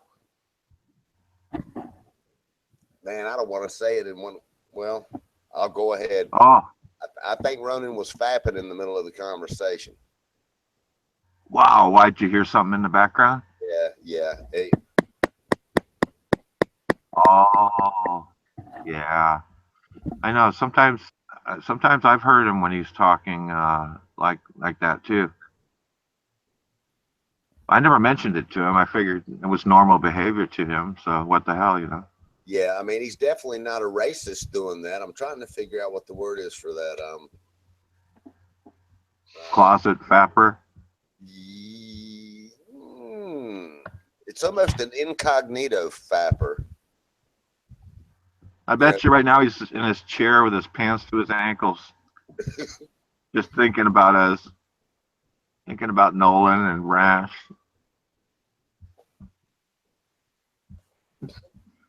Rash sitting on his lap. That's what he's. Yeah, I wish Rash would come up and take a seat, though. You know, just so we could look down here. It would be so cool, Rash, if you would. You don't have to speak. We know you don't have a mic. Just come on up on the panel. Just take a seat, okay? Here's the real truth. Come on, please. Somebody told me he had his mouth stitched tight. He doesn't ever want to talk again. Yeah, really. That's probably it. No mic. He's probably got no tongue, you know. Probably got his tongue cut out over one of them countries, you know. Over tilapia. Found out he was a homosexual and removed his tongue or something. God, that sounds terrible. It does. I can't believe you, Ronan. I wasn't paying attention. I was writing something. What You did never say? pay attention. Well, no, I can focus on something and remember what I said. So what was that, please? I'll address that. You don't remember, do you? Anyway, That's fucking unbelievable. you do not remember. We were saying You we do were not saying that remember. Nolan wants to sit on your lap. Okay, you broke up. Oh, we were saying Nolan wanted to sit on your lap and play with your pee-pee.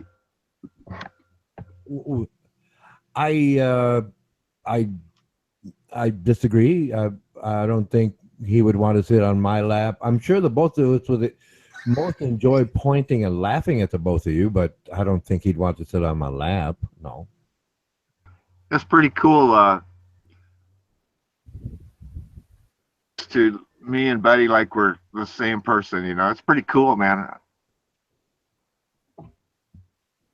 Well, yeah. I mean, you make an excellent, comedy duo. Laughing stock. Oh, the laughing stock of YouTube. That's a good one. Or it doesn't matter, it's just like fun to jape you, both. So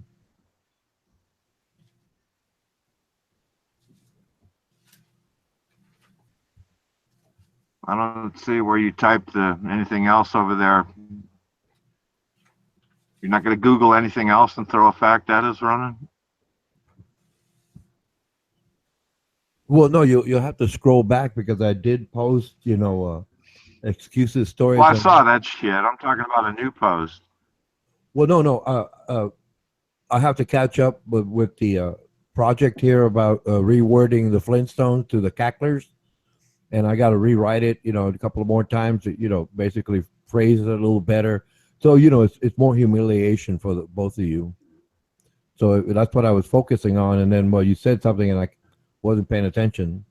I mean, I can't multitask at all. I mean, you can't multitask at all. I mean, you can barely get one project done right, but that's neither here or there.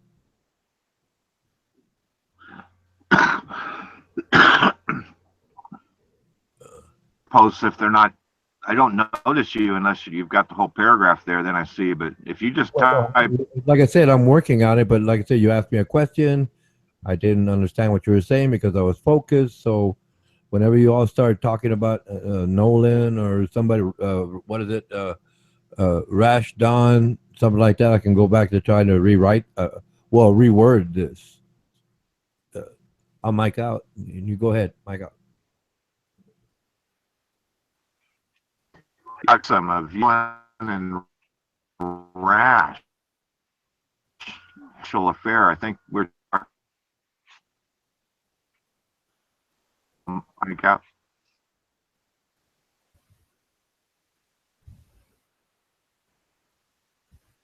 Coward. Say it.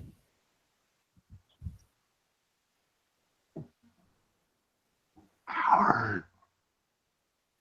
Coward. For running herds, and then we just yes. constantly searching for an insult. Sad. Yeah. Man, it's down in the 20s here, Ray. Uh-oh, I think Ronan's messing with your mic, Ray. Okay. Well, no, actually, I'm not YouTube. Yeah. I'm not either one of you. You know, I'm not petty. I'm not petty that way. So what are you talking about? It's just his bad connection because he doesn't want to pay for internet. He gets it for free, and he's got a bunch of salt on his keyboard from eating French fries at the local fast food joint. So what's your point? Damn it. What's your point? I didn't play with his mic. I'm trying to rewrite, the Flintstones over here. I'm focused.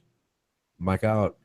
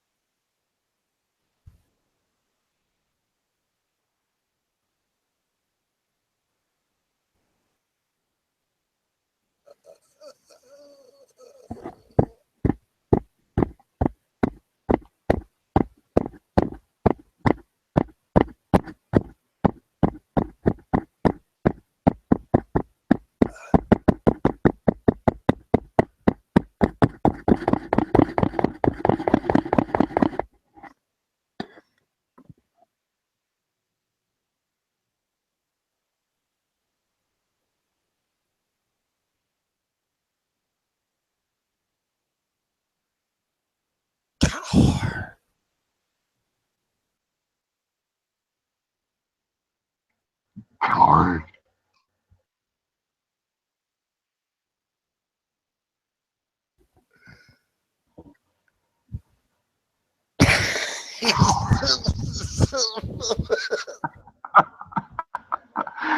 Oh boy. Rash is a coward. No Mike coward. Rash, please come. Just sit on the panel here. You don't have to talk. We know you don't have a mic. It's completely cool. Here and sit on the panel, please. Don't you agree, buddy? Yeah, I do too, Rash. Just get your mustache up here immediately, please. Just seeing him there is just, it'd Yeah. just be so cool to look down and see his face there. Him Please, there too. yeah, Rash, is there any way you can come up here, man, and just sit with us? Yeah, just sit on the panel. You don't have, you have no mic. We know that. You can still chat in the chat room, but just take a seat. Rash isn't answering. See, he won't even, he doesn't have a mic, but to top it off, he won't even take a seat.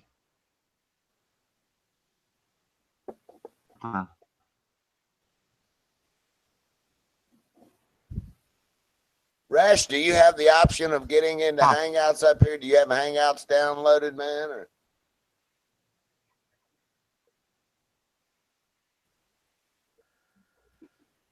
Oh, now he'll say he doesn't have Hangouts, or he won't respond. It's usually the coward's way. Answer.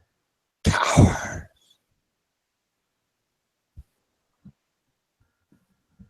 See, Rash, he doesn't say, no, these guys, he's probably crying or something. Yeah, he's got all these excuses, the poor guy. All he's got to do is just grab a seat and then return to the YouTube chat. Exactly, LaSurge too. I mean, LaSurge can come up here and sit too. Take a seat, you know. Yeah, come on up. LaSurge, you and Rash, come on up, man. Don't sit out there and type all that, man. Come on up here.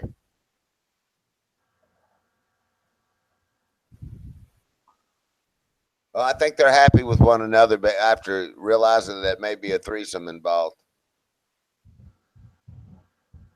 Yeah.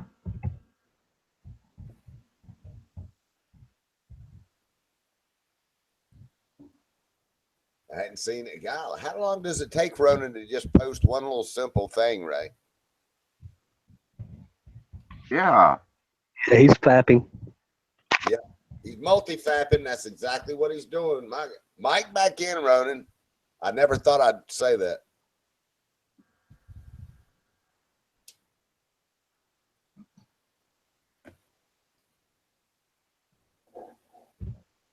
Yeah, he's fapping. That's for sure.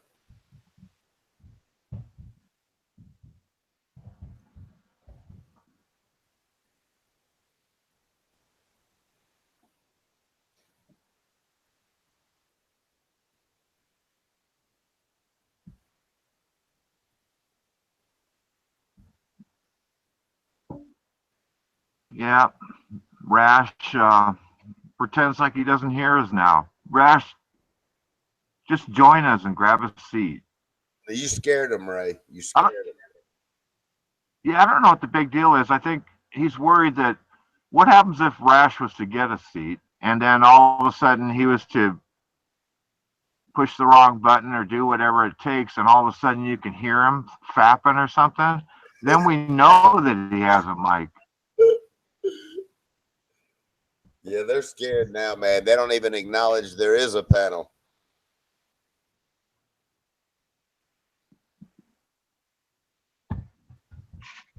Ronan's supposed to be moderator, and he's done went back in the back room fapping. Exactly. What is this about, Dees? I mean, you know, really. I mean, the audacity of that guy.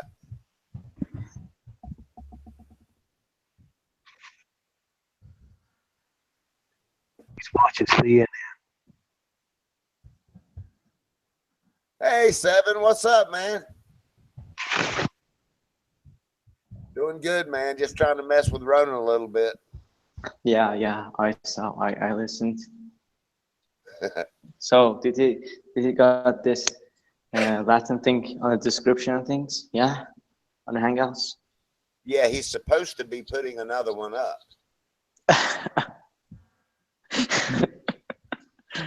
Oh. Ronan, we're Sometimes patiently when I waiting. sometimes when I just come here, there's something called the roasters fight. You know what that is? No. They just get the roasters, like chicken roaster, okay? They get them into the fight, roaster with the roaster. They get them into the fight, and they like tear each other apart. Sometimes when I come here and see like people talking, something like that. Yes. Yeah, we do that sometimes when we get bored with one another. Yeah. In other words, Ronan basically wasn't making any sense earlier. So thank God that, we got Ray up here and saved me and Dees. But now he's retreated and gone back into, his shell or something. I don't know what he's doing. Yeah. Ronan, are you still even there? Oh, my God. Has he fell? Broke his hip? Well, he didn't mic out. That's unusual. How come he didn't mic out, Ronan? Actually, I think he's somewhere. Actually, wait, shut up now. Ronan's speaking. Everybody be quiet, please. Mic out. Actually, study and homework and research is it's much more than you just stumbling over your words and not knowing what you're talking about. So I have to focus on this. So if anything, fine, I'll mic out. We got you, Ronan. Who japing who, man? Did we jape you? Hank Hill's on. All right, Hank, what's up, man?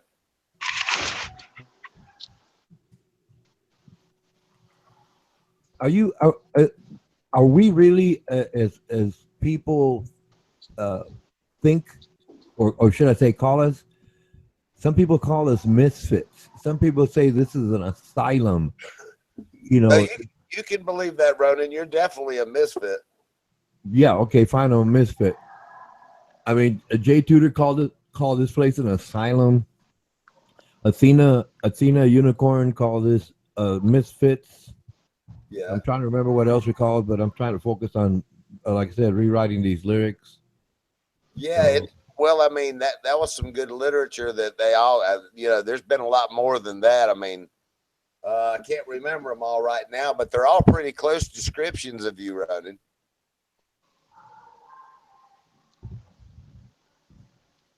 Of me? I mean, I thought that's who they were talking about when they use those words, like, I mean, misfits implies plural, more than one. So I'm not everybody. I'm not everybody here. No, I agree. It's you, LeSurge and Rash, is who I think. Yeah, I mean, LeSurge is he's a misfit. I guess Hank is. Yeah, we're a bunch of misfits. Nah, Hank's not really a misfit, man. He's okay. Yeah, I don't think either. He's a flat earther. That's a Hank. misfit. Oh my God, Ronan, no way. What do you mean? You're saying No, that Hank he's Hill not. is, He's not. you're saying Hank Hill is in the majority of the population of the United States, and the majority you were saying that Hank Hill is in the majority, and the majority believes in the flat Earth. That's what you just said in so many words. He's a misfit. He's got to be a misfit. Flat Earth. What are you thinking, Ray? You think Ronan could actually be right about something for once, or? I doubt it. Even if he was right, I wouldn't say he was. Shoot, man. Right, me either. I don't absolutely think that he's a misfit. I don't know. No way, man. He's not a misfit. He Because, doesn't seem like a misfit to me.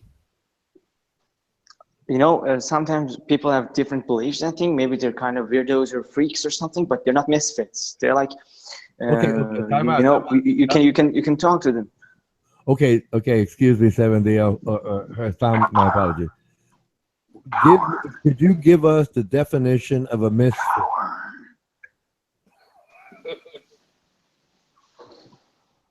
Hassam? Sorry, you braked. So, on. Repeat, please. What is your definition of a? Orange? Well, I can't. Like I said, old dimwit Mountain here. He can't, hold his peace long enough for me to communicate, and so it'll take me an hour and a half to get it across to you.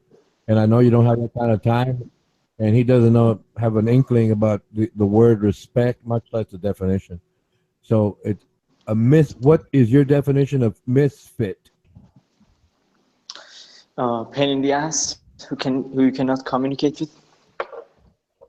One more time, please. And I said pain in the ass who you cannot communicate with and relate to because you're so different. That makes someone a misfit. Okay, I'm going to look up the definition because I think if you said pain in the ass, I don't think that's part of the definition. Oh, man. No, I'm just implying a concept here. Of course, that's not in the definition. Okay. Misfit is the one who doesn't fit. Right, person is the one who doesn't fit.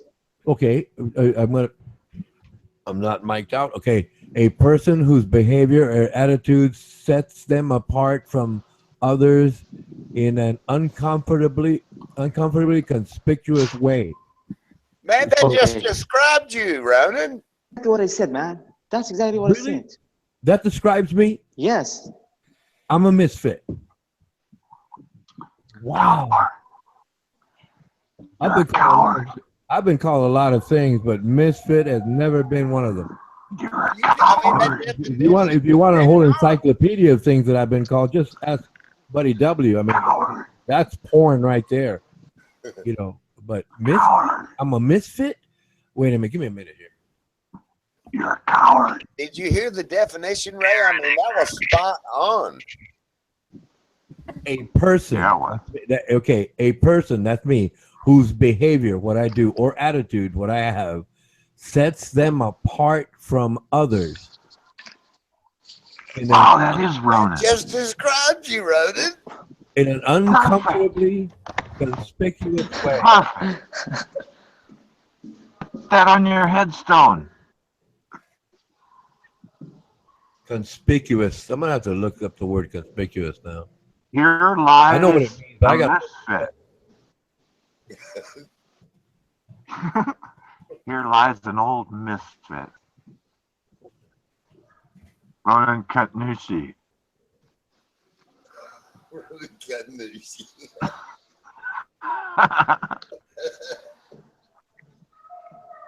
Rash ran away. You notice that? You're saying okay. I looked up the word. I looked up the word conspicuous, and you're saying I stand out as Yes. clearly visible. Yes. A person whose behavior or attitude sets My them God, apart I mean, what a from perfect others in an uncomfortably conspicuous way. Would give me put it this way. Initially, I think I have to agree with you all. Yeah, it's amazing. Wait a minute, but she said it in plural, so who else is included in my group? Lyserge, I imagine you're going to accuse him of being a Oh, misfit? absolutely. He's just a little tame right now. Absolutely, he's a misfit. Who else? Yeah. Well, put it this way. You're Henhouse Mountain, and I guess I'm one of the misfits. You know, okay, so who else? That is unbelievable, man. Yeah, man. So we got two groups going on. Yeah. Yeah. The Misfits and Henhouse Mountain. Wow. Hey, man, we could make millions right now. Yeah. Well, yeah. Well, Yep. Armando Vargas is going to basically monetize us, so we might as well do a good job, you know. A misfit? But you know what? People here, is it like this hangout? Is it about something specific, something like special, like politics, religion, or something like that? So we can call actually someone a misfit, you know, because there's no attitude here. So it's actually wrong to call someone a misfit. It is. But yeah, but well, some people enjoy it, and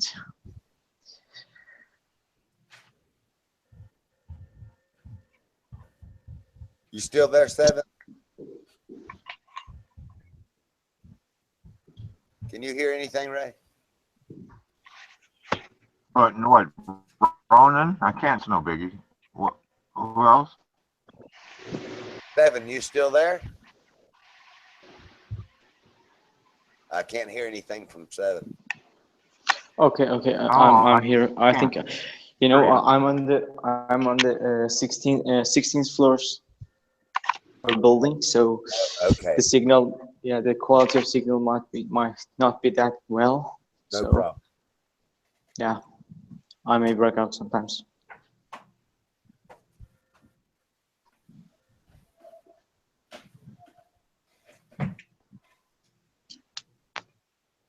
Misfit. Amazing.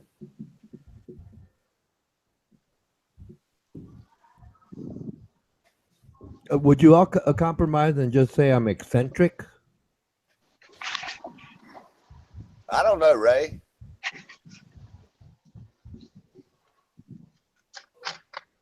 You're awesome, Ronan. Don't let them be bullshitting you, brother.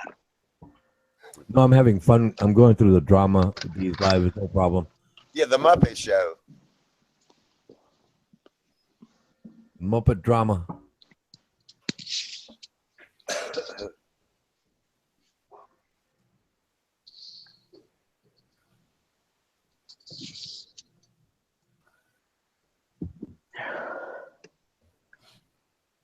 Good morning. Yeah, Crystal's up. There's Ray. Ray's in there. Dave. Brother.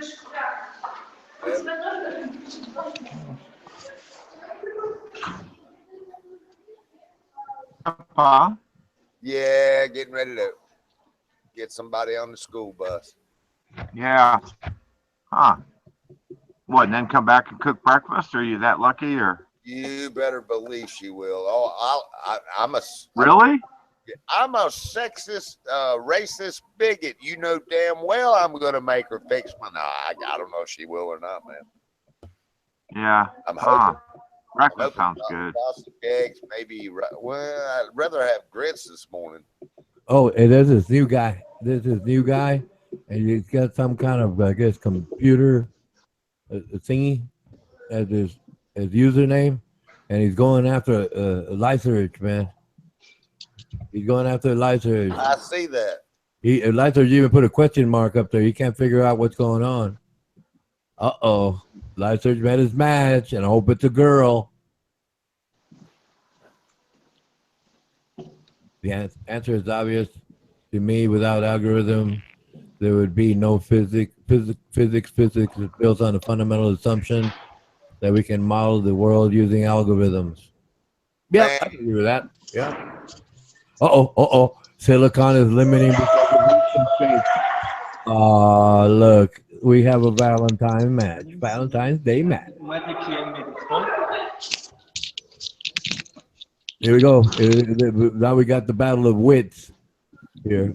Yeah, I see that. Hold on, I'll be right back. I'm sorry, the battle of misfits. Because if I'm in that group, they're bright. They're brighter than I am, but at least I'm in the group. This will be good. And if we can get that guy on here, Lyserich on here, we can have a matchup. Buddy, Ray of Sunshine, and who would be on your side there? You need a third, lads. Who would it be? Hey, Ronan. For Hen House Mountain, because I know I don't belong there. I'm in the misfit, Hey, Ronan. Yes? Remember we were talking about circumstance? Yeah, you're breaking up. Remember we were talking about circumstance? You broke up. Remember we were talking about yeah. I'm gonna reboot, man. Okay.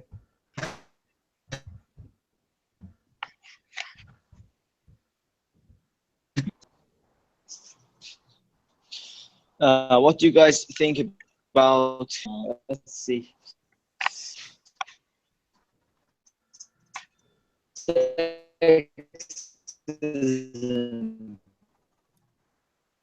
Can't hear you either, Tom.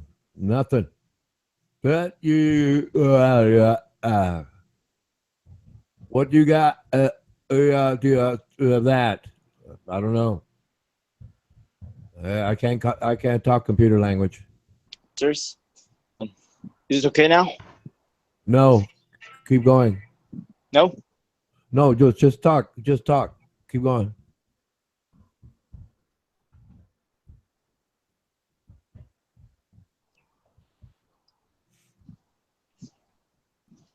Now we don't hear you at all. Now you're gone.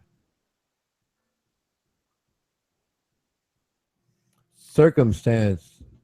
He said, remember we were talking about circumstance? No, I wasn't in that conversation.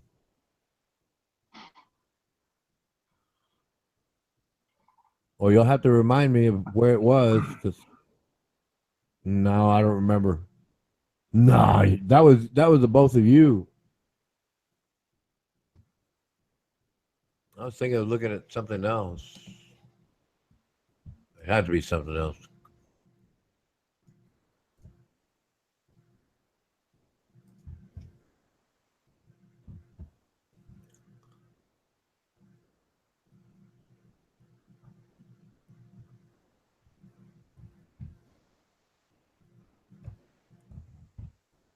Wow. This would be good.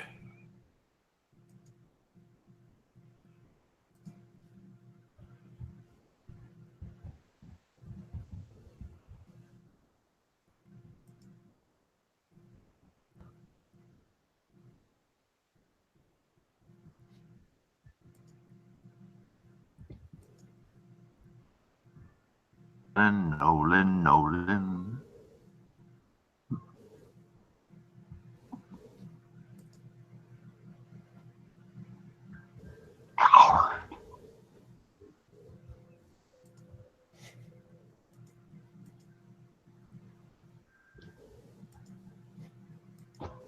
Every time Ronan isn't mic'd out, I always wonder what he's up to.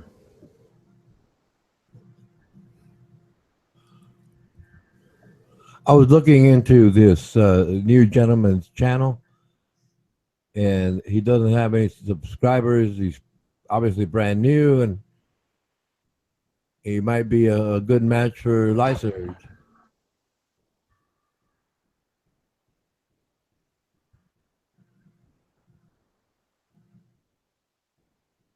But he might just be a Al Schmal.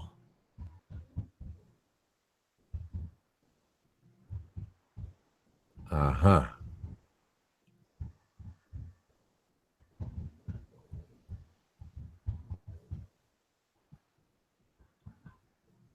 $7 ago. It's almost over.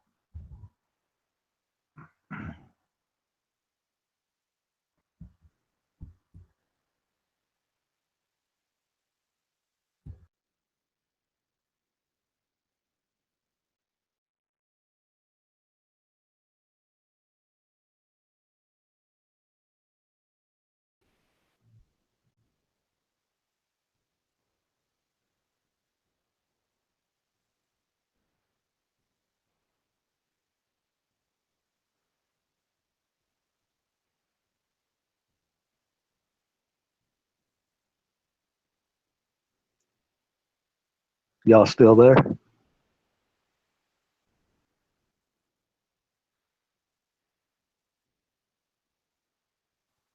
Yeah, I'm here. I'm just gonna go make another coffee. I'm here. I'm here till the end. Okay, I think I'll do the same, man. Okay.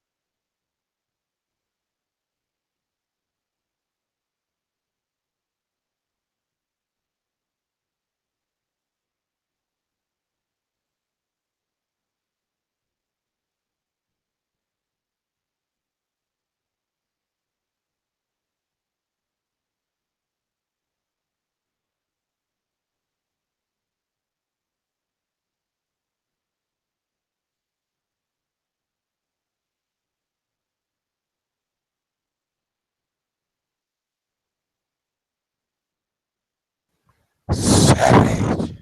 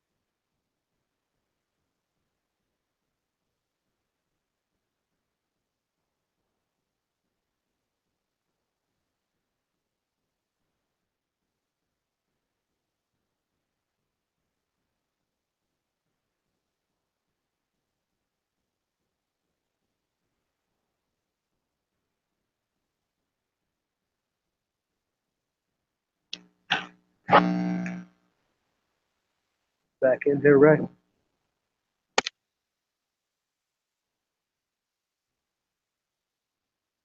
Hello. Yeah, hi, Deez, I'm here.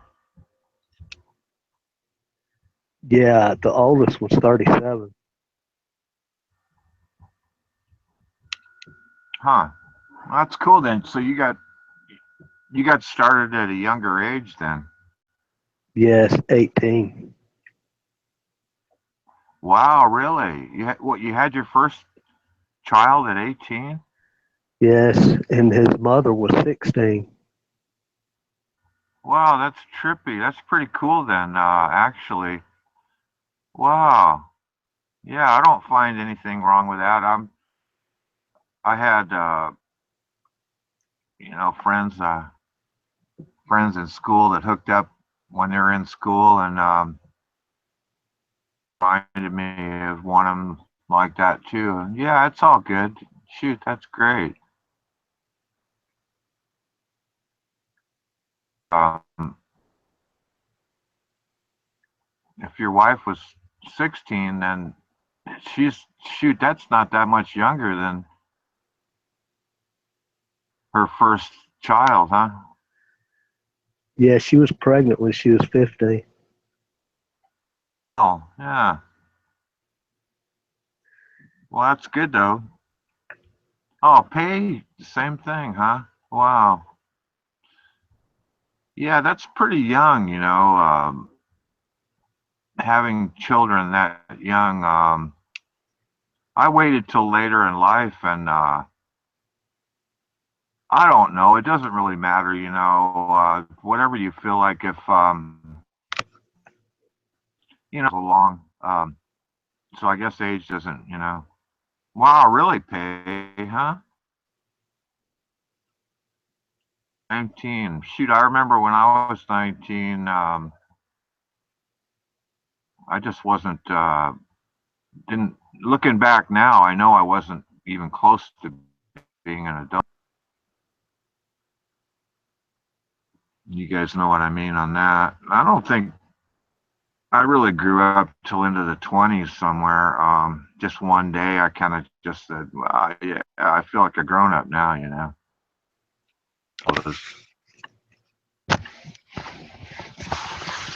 But I'm still not really grown up, as you can tell. Yeah, I was just doing what I saw everybody else around me doing. Yeah.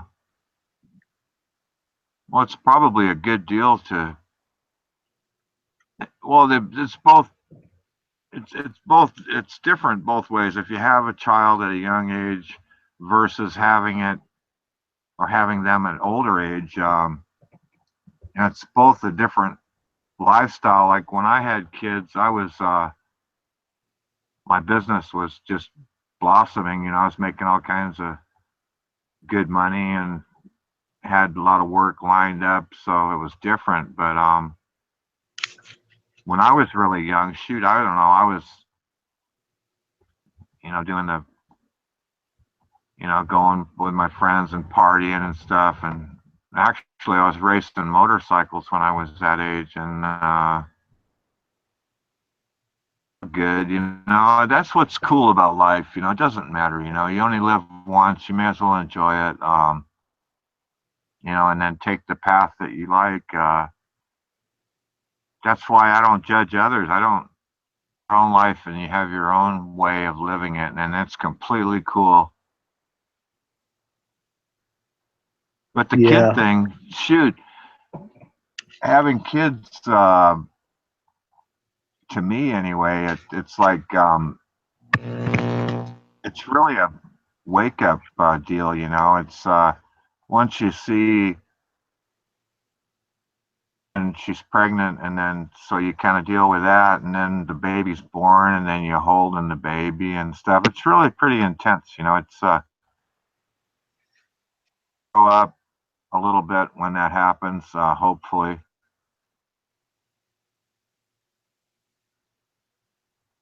I yeah, that's true. wonder if Nolan has any kids. I don't know. Yeah, I was just, I didn't have the best guidance growing up. I was expected to get a job, you know, like everybody else. So that's why I'm a dumbass now. No, you're not, but I understand what you just said, and it's so true. Um, it actually used to be where you could go and get a job, just say sweeping the floor, and actually end up president of the company, but those days are gone now. Yeah, it's a different story these days. You remember all the damn jobs. I remember not my first job, but one of my first few jobs in high school, and probably one of the best jobs I've ever had, and that was working in a gas station, pumping gas. Used to be you pull into the gas station and you roll down your window and you hand out a couple bucks, and they fill up your tank or whatever. And they wash the windshield and check the oil and tap on the tires. And boy, that was a good job. That was such a good job. Yeah. And then you get commission on the sales too. Like if you sold a can of oil, you would get so many, pennies out of that can that you sold. And then all the gas stations had service bays in the back. So big mechanic had their mechanics, but so the local gas station, shoot, man, some of them guys were so cool. The mechanics would be in their early 20s, like that movie Grease. And they'd have the rack in the back. And when I worked there, you take I had a truck, but take my truck in there and then put it on the rack, and then the mechanic could be, helping or looking at it too, checking it out or doing a brake job or whatever. That was such a good job. That was when I was 16. Yeah, washing windows. Yeah, people would come in there and they'd come across that little rubber strip, and it would go ding ding, so you'd go outside and yeah, man, that was really fun. Sheesh, times were way different. Yeah, it's funny that you say that. That was one of my first jobs. Wasn't that a cool job? Yeah, we didn't. All we sold was oil, gas, and cigarettes. So it's pretty easy. One guy could run the whole show. Yeah, no shit. Yeah, and plus cigarettes were so damn cheap in those days, Yeah. Yeah, like But 20. I grew up in the LA area, and sometimes they had like a gas station on each corner, so there'd be 4 gas stations, and then they'd compete. Like this guy would sell it for a penny cheaper than the next guy, and or they'd have cartons of smokes for $2 or something, or shit, man. That was some cool stuff. But all the gas stations were owned by mom and pop. They weren't deal like it is nowadays. So you could actually go into a gas station and there'd be just regular people there. It was pretty cool. I like those days when they had the mom and pop stores. Yeah, Lysurge is talking about the guinea pig farm, and minimum wage was $4.35. Minimum wage, I think, Wow, when I started working was $1.75. Wow. Yeah, I wish people. There's only, there's probably only a couple people online here that know my age, unless you guys all talk and everybody knows my age. I don't know, but one of these days I just gotta cough it up. But Times have changed, I tell you that. Really changed. Remember when I was a kid, they had places like liquor store in big letters, you know, that's what it was. You buy your liquor there, you know, liquor store. You know, you go in there, they have smokes and then everything you can imagine to drink, and then they had hardware stores, all kinds of mom and pop places. Shoot, man, the war surplus stores, those were so cool. Hey, Ray. Man, if I could go into one of those now and just I'd spend every penny I got to my name on everything in there. They had shit in there that you could make a fortune selling it on eBay right now. Hey, Ray. D-Bet wants you to unhide him. Oh, do I have the control panel? Let me see what's going on here, D-Back. Sorry, man. I have no idea. I do not have the control panel. He called you first.